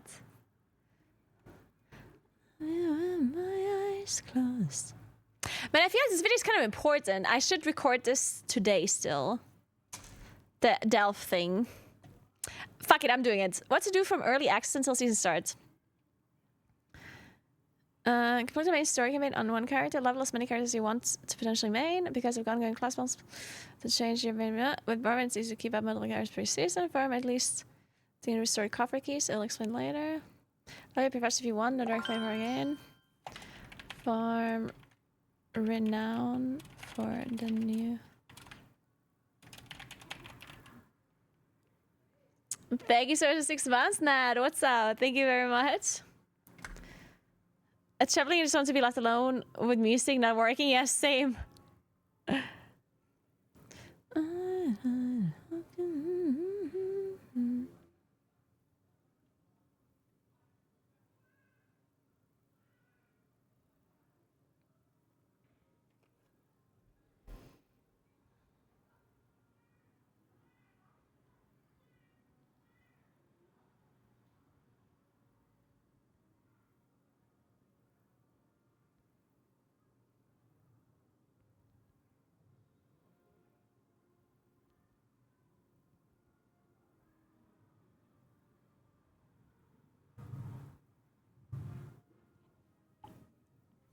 Okay. So what do we have to figure out?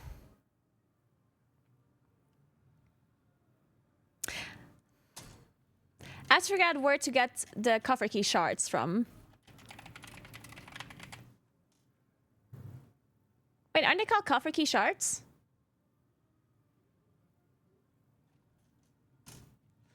Oh, my head.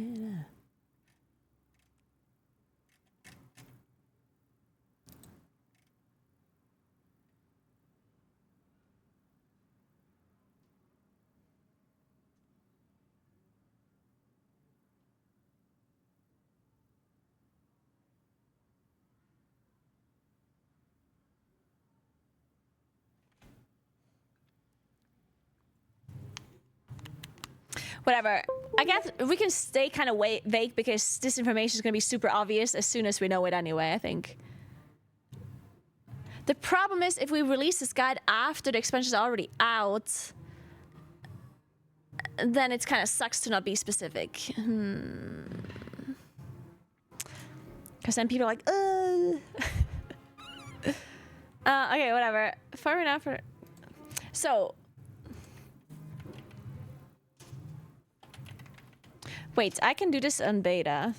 Or is beta down? Beta might actually be down.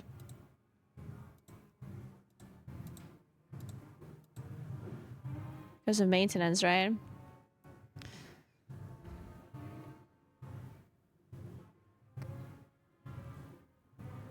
Let's take a look.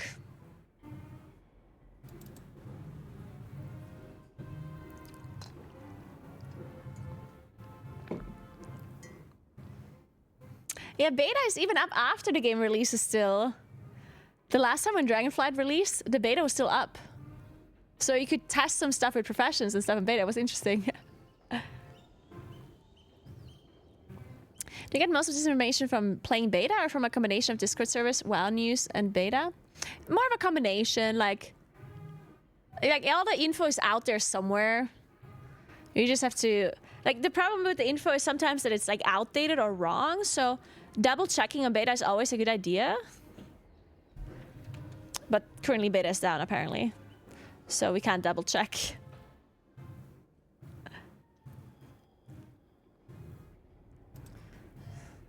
Oh! Wait, no, it's not down. Alright. I'm telling you now.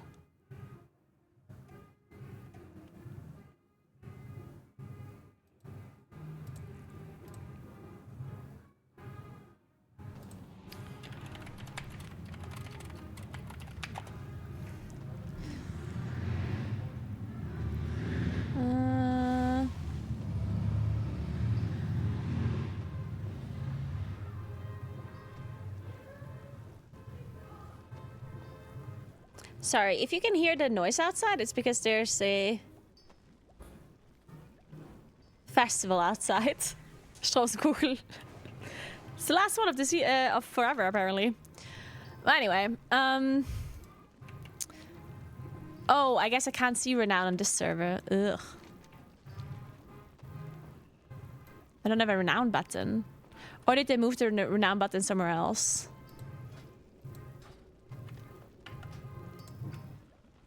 We're not at the festival because we have to make guides.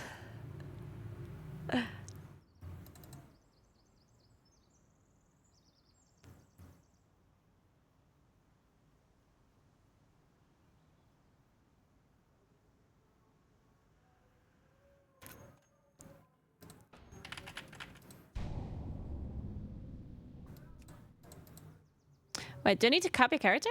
Create a character.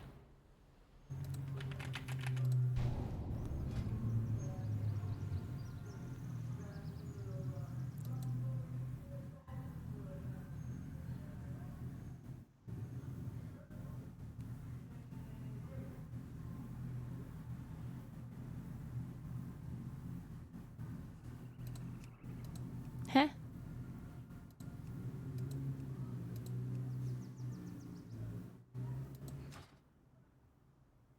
Sure, whatever, I guess.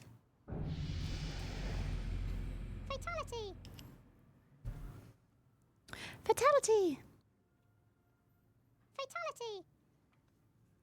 From the moment the dark titan Sargeras plunged his colossal blade into our world, crucial events were set in motion. Magni Bronzebeard heard the cries of Azeroth, giving up everything to answer her call. Since being wounded by the Mad Titan, Azeroth has been Magni, I like you a lot, but I've already listened to this. Wait, this is also a server like this? This is not a leveling server? The winds guide you. Oh. Walk with I guess I just have to go. Looking for something special? Fatality! There. Fatality! Fatality! Fatality! Man, do I have to do a quest to get my thing unlocked? Found them. I'll get these rocks off you. It's saying fatality, yeah. Fatality! Because of the Lua errors that I'm getting from my outdated add-ons.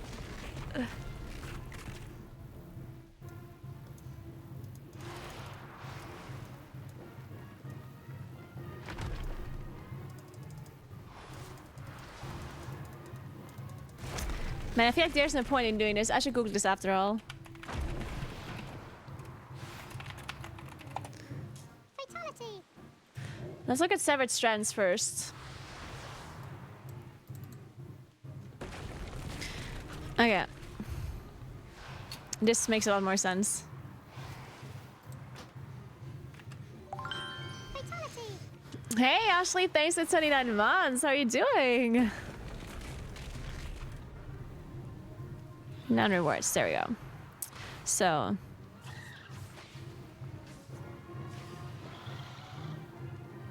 So 538 is irrelevant. 571 is more relevant. 571. That is the same level as... Wait.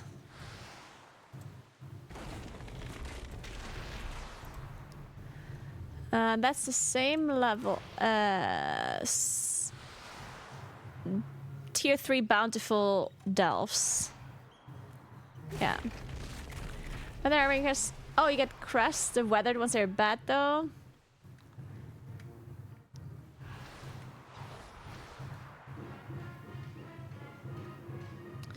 So let's see if we get anything.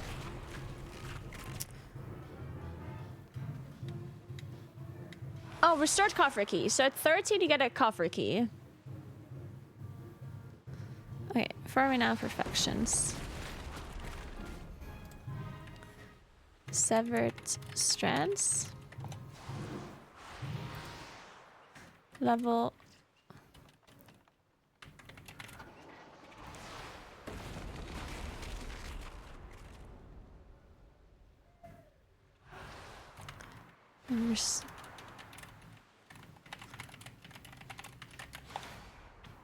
Okay.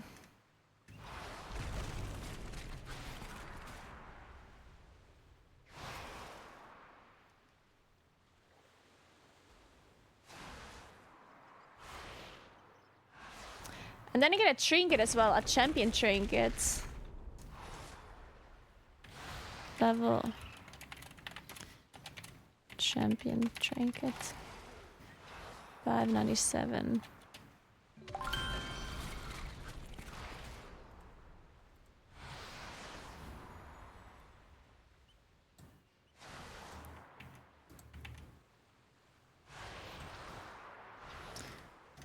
And 597 upgrades to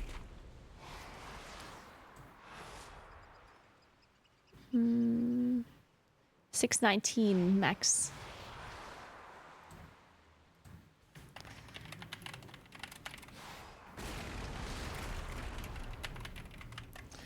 Hey Alpha Fox, thank you so much for the sub. I appreciate that a lot. Thank you. Welcome, welcome.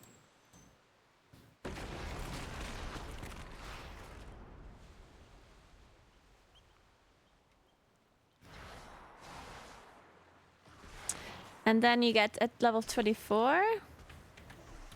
Level 24, you get a Harbinger. Oh, wait. Enchanted Runed Harbinger Crest. Used to craft.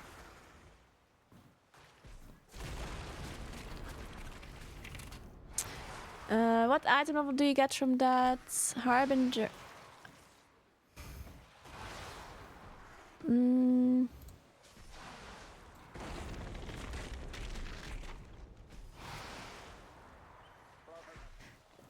Item level 619 max, right? So same as max champion. Or? Yeah, 619.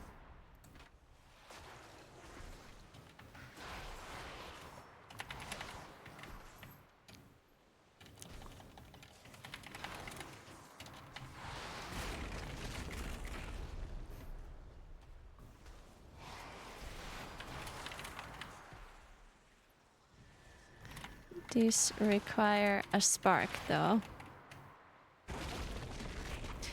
What are the sparks called in this expansion?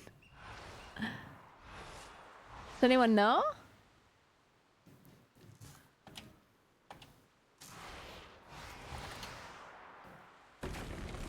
Then we have...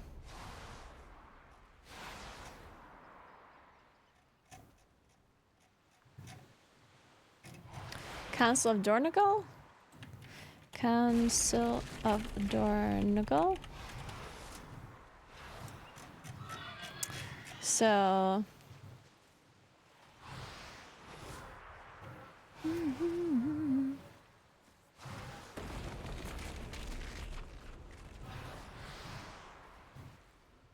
At 6 you get a weather crest, but that's kind of whatever.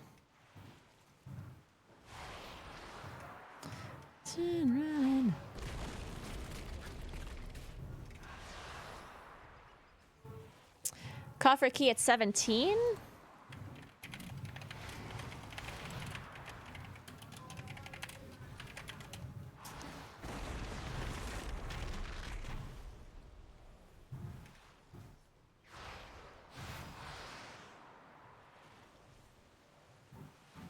And then it's 24. 24. Enchanted Harbinger Crest. And you don't get any good items on this one, it looks like. Or any epic items. No, it doesn't look like it. Okay, then Assembly of the Deep's Renown.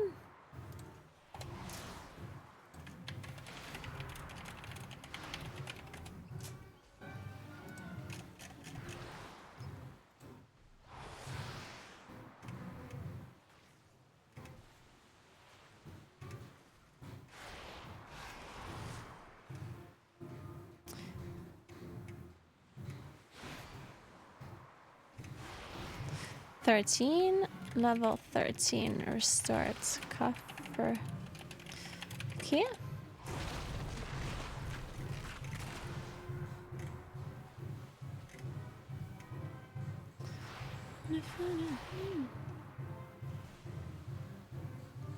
Okay, and it's level 24 Transit Runes Harbinger Crest.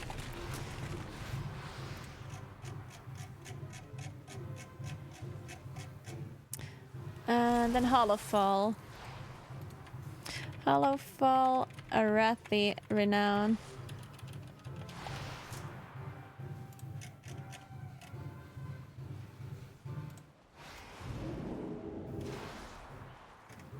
So I guess you only get one item, like the trinket, that's it. 14.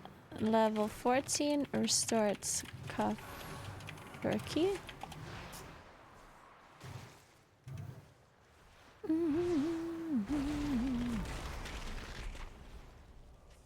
Oh, you get a 597 item. Wait, this is 597, so I guess it's also champion gear. Crit plus burst neck.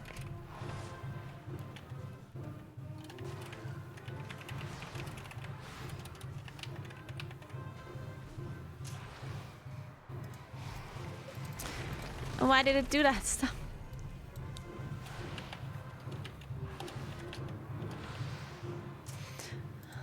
So, wait, then I need to double check the other ones as well, just in case I missed this. Because it was displayed as a blue item.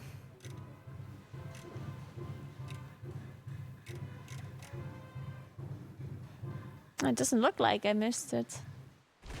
Do only those two have a epic item as a reward? That seems kind of strange.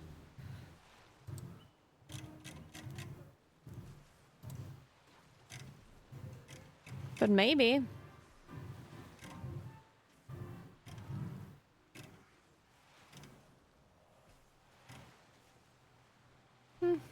I guess so.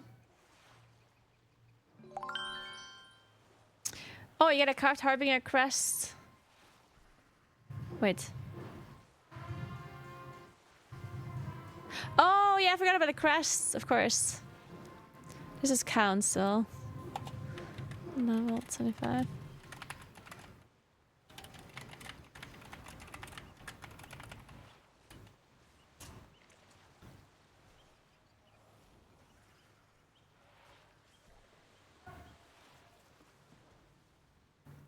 Oh, but these are crests and you can't, like, it's not... Wait a second. This doesn't help you, right? Hey, Swilter, thanks for 9 months. What's up? Like, the Harbinger... Harbinger? Like, the crests in general don't bring much, right? Because they're not gonna be extending the cap, right? Because of the way it works now.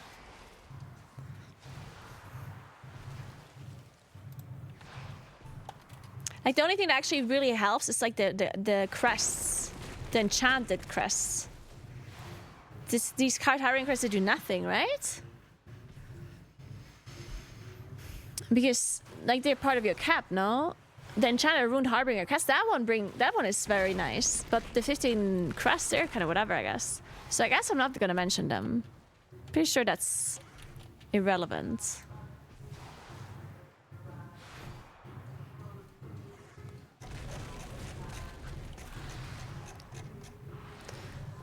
Hollowfall.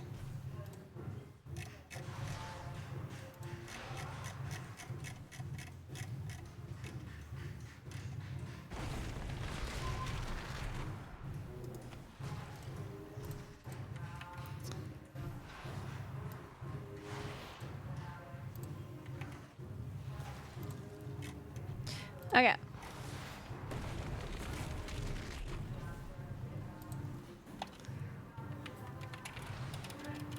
Also,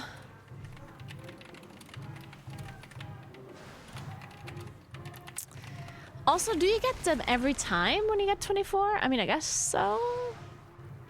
So you have to do Harbinger on one character. I think they are... I think this reward is not war... Like, you don't get it on all of your characters. Pretty sure. Actually, I don't know. Like, I doubt you do get the crest on all of your characters once you unlock it, right? I mean, that'd be strange. Also, do you get all of them? Like, do I get 4 Harbinger crests? I mean, I guess this is not really relevant because you're not going to be able to get level 24 probably, right? Unless there's some super crazy shenanigans going on like we had in Dragonflight. Also, these Harbinger crests are not necessarily super relevant because you kind of want to craft a high item level anyway. Oh, I don't know.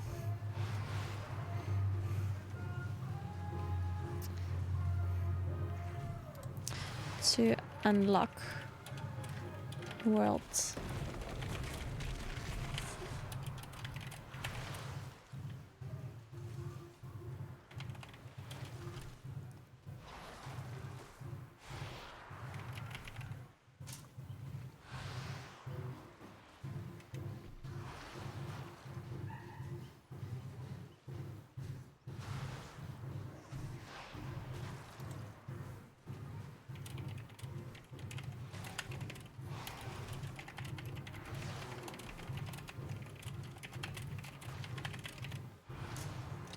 Okay, then Delphs, 12 Delphs, 13 is only one boss.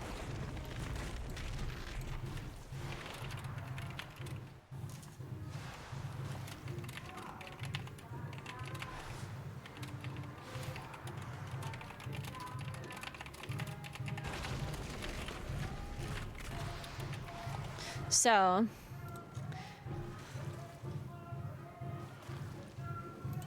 and how do you farm the coffer keys? I mean, I guess there's no... I guess once we know about that, I can make a different video.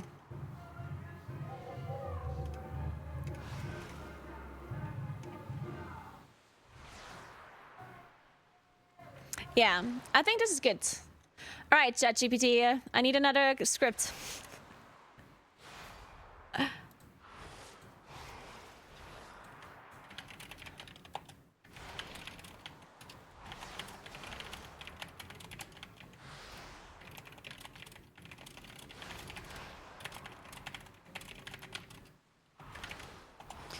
Make sure you're always nice to your AI, by the way. What's up, WoW players? With early access for the war within kicking off, I'm here to help you get the most out of your time before the season starts. Whether you're leveling characters, grinding first, or gearing up, I've got you covered. Let's dive in. Okay, whatever, I guess. First things first, make sure you complete the main story campaign on at least one character. This is essential to unlock world quests and other important content. Once it's done, the world really opens up for you. Next, you're leveling as many characters. Yeah, okay, whatever. Let's rewrite this. But he's not done yet. Oh my god.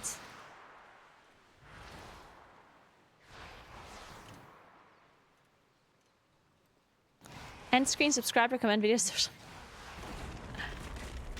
Also, by the way, I noticed, Kuros, that at the end of my videos, we get these like 2 kind of empty like spaces for videos to show up, and they don't show up. Like, is that something that Benny has to do when he's editing the videos? I think so. Can you maybe take a look at that again? And maybe tell Benny? At least on the phone it's not showing up. I don't know if it maybe shows up on PC or whatnot. And double check to make sure that I'm not talking shit. Please. Thank you.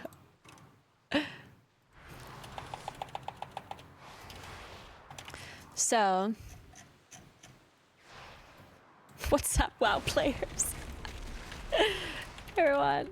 My name is Naguura, and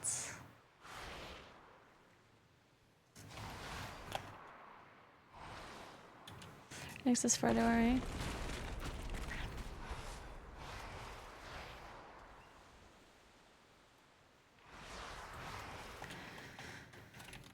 And I go over what you should be focusing on and potentially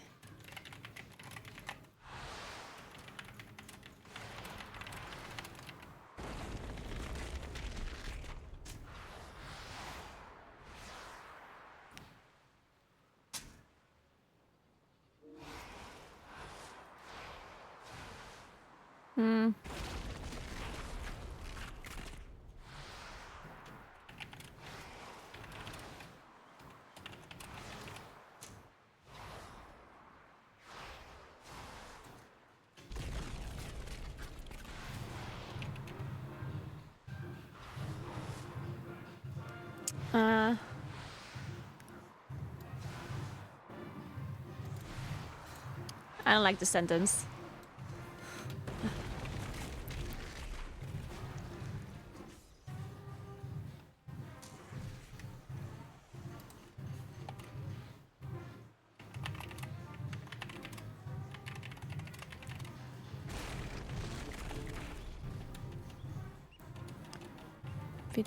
Between early access.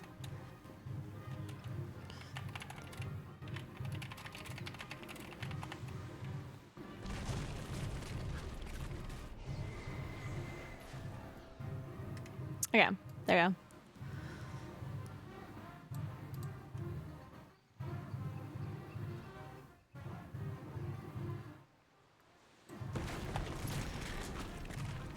Next, consider leveling as many characters as you think you might want to main. Consider leveling as many characters.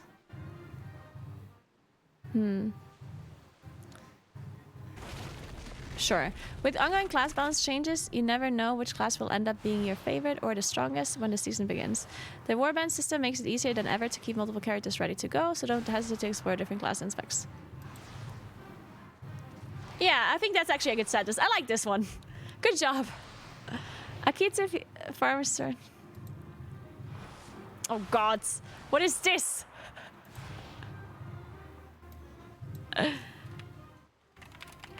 Farm. At least 30 restored copper keys. Trust me, these will be crucial later on. Will be important.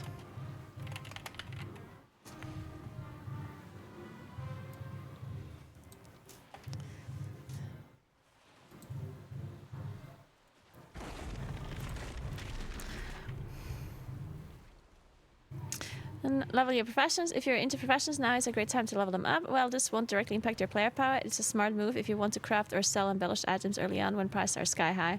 Plus, it's a good way to make some gold. Find renown for factions. Don't forget about renown. Forget about. Who would be forgetting about it? The new faction in the war within offers some great rewards. No. The war within offers some rewards that will boost your cards. Yeah. That will potentially help player power early on, but aren't a necessity. How do you write this word?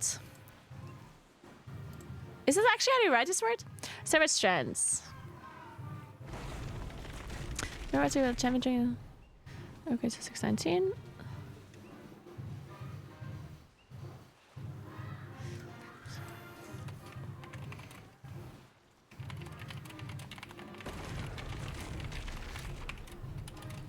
Goes beyond the seasonal crest cap as it is the finished enchanted crest already.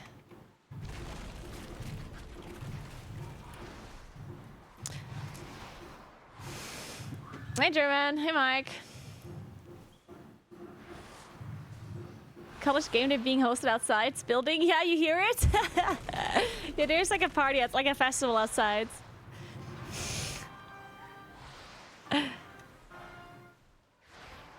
Because of the laugh.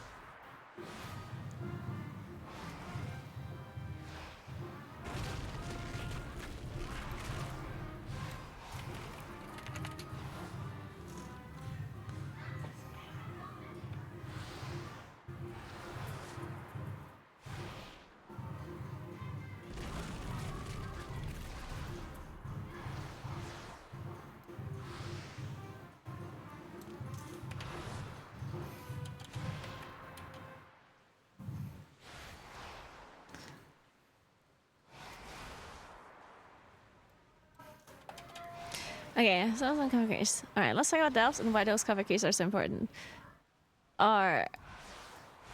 This cover can be important. There are 12 delves available, with a 13th being a single boss encounter. Some delves are bountiful, marked. Wait. They are marked on the world map.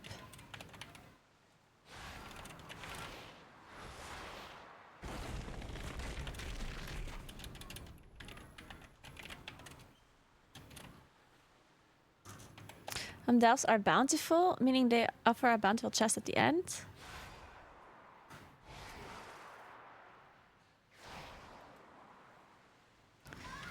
There are 4 bountiful delves at random per day.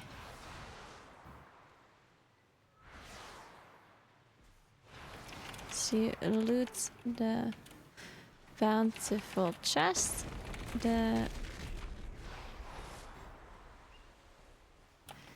it turns into a normal delve.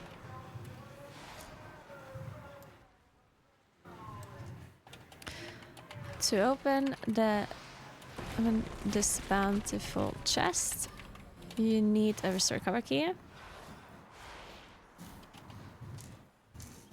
Once you open the chest in a video,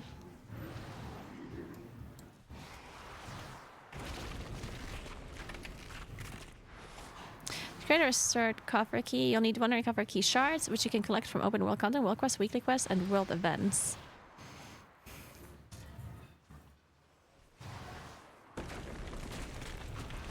The reason why you would want to sit or want to save up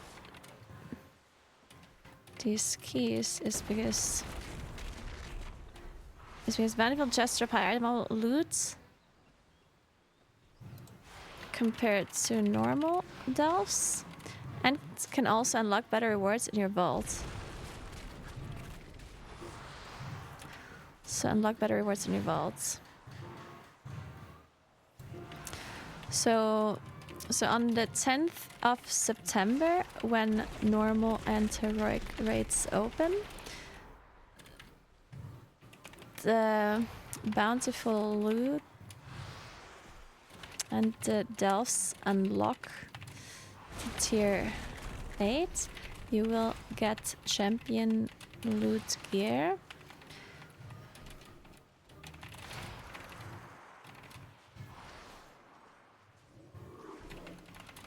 And you will unlock... Was it veteran? Hero.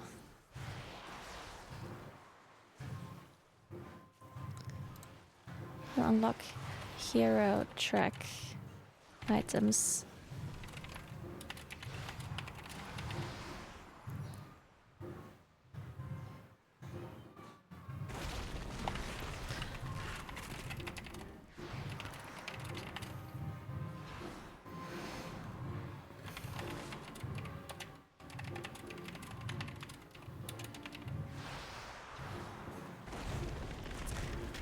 Wait until the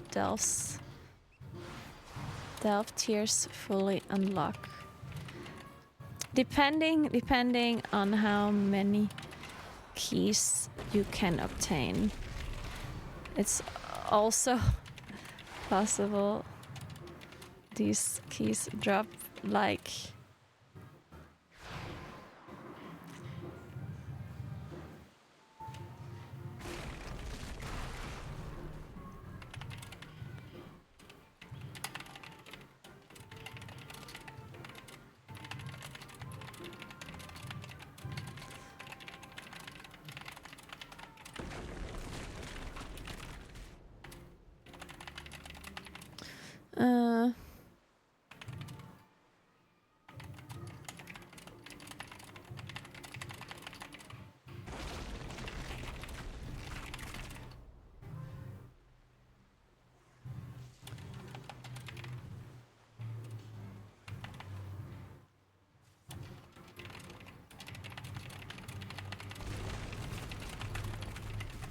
I guess that's it.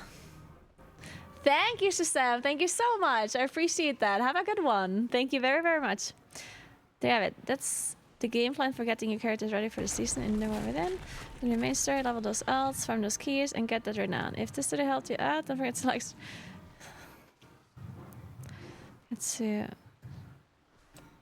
Subscribe. And stay tuned for...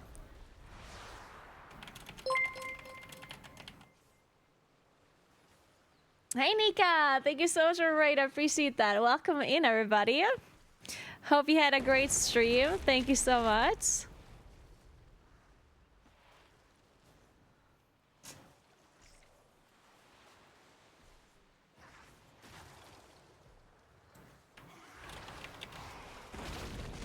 Home studio helped you out. Subscribe and stay tuned for more videos like these.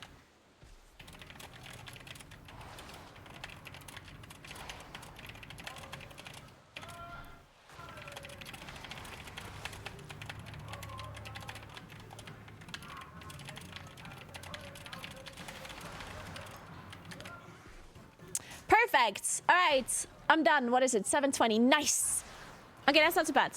So now I just have to record those videos, and then I'm good to go. Then I still need to pack my suitcase for tomorrow, but I'm sure I can do that. Nika, unfortunately, I actually am leaving too now. But thank you so much, Rose. I'm out of here, though.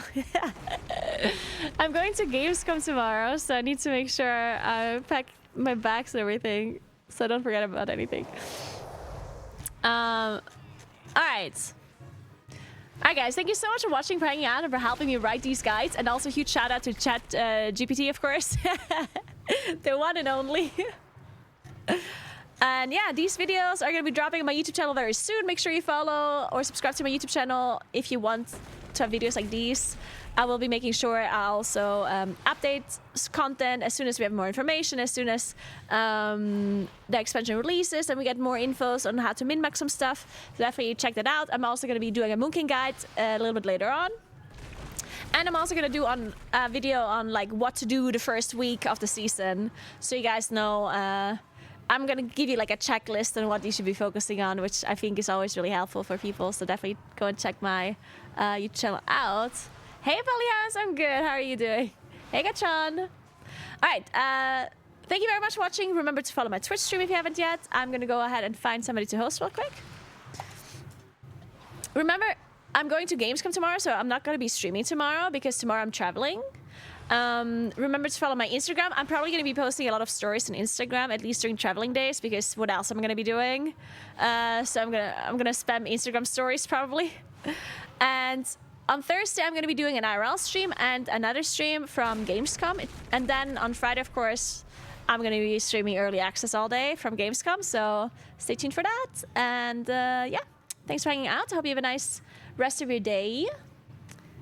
I appreciate you hanging out while I'm writing guides. And I hope you guys are excited for the expansion. And yeah, I'm excited to get to Gamescom. And if you guys are at Gamescom, make sure you don't hesitate to say hi as well.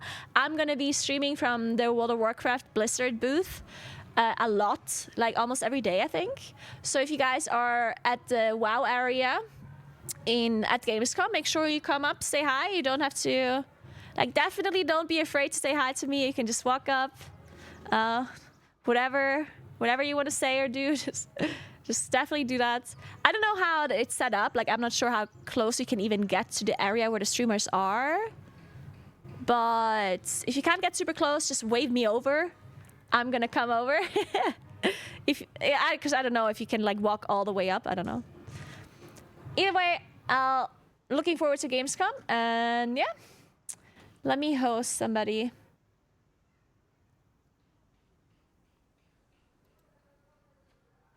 Let's host Jinji. The one and only.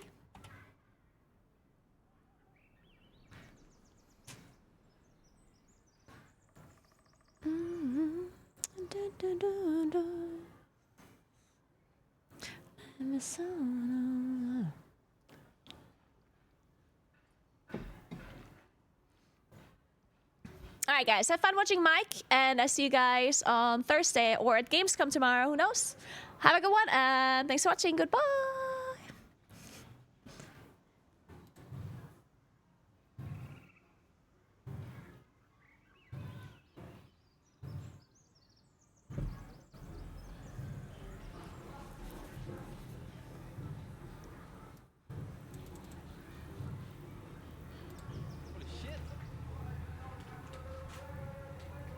Caroline, thank you so much for the raid.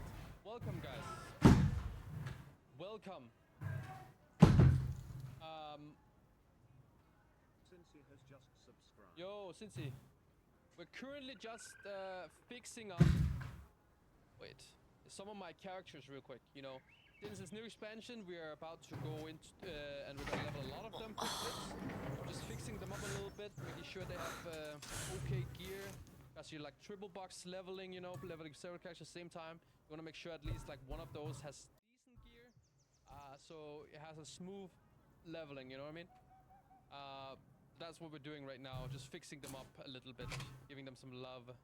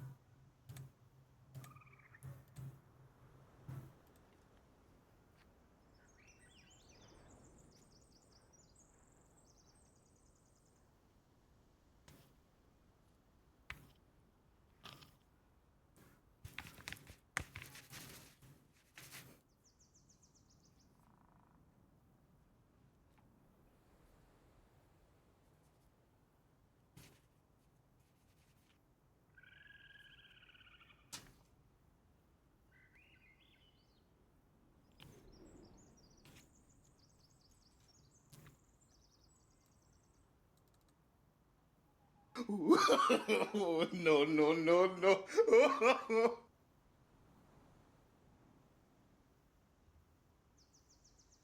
Wait, is my stream still on? Wait a second.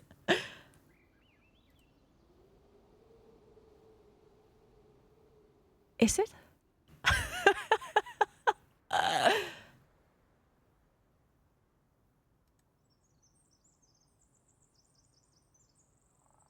I can only see Ginger's chat.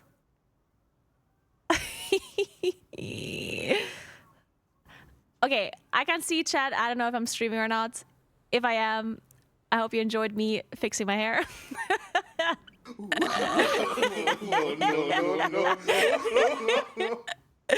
And now I'm leaving because I have to record the video. I was just closing all the windows, making sure that it isn't loud.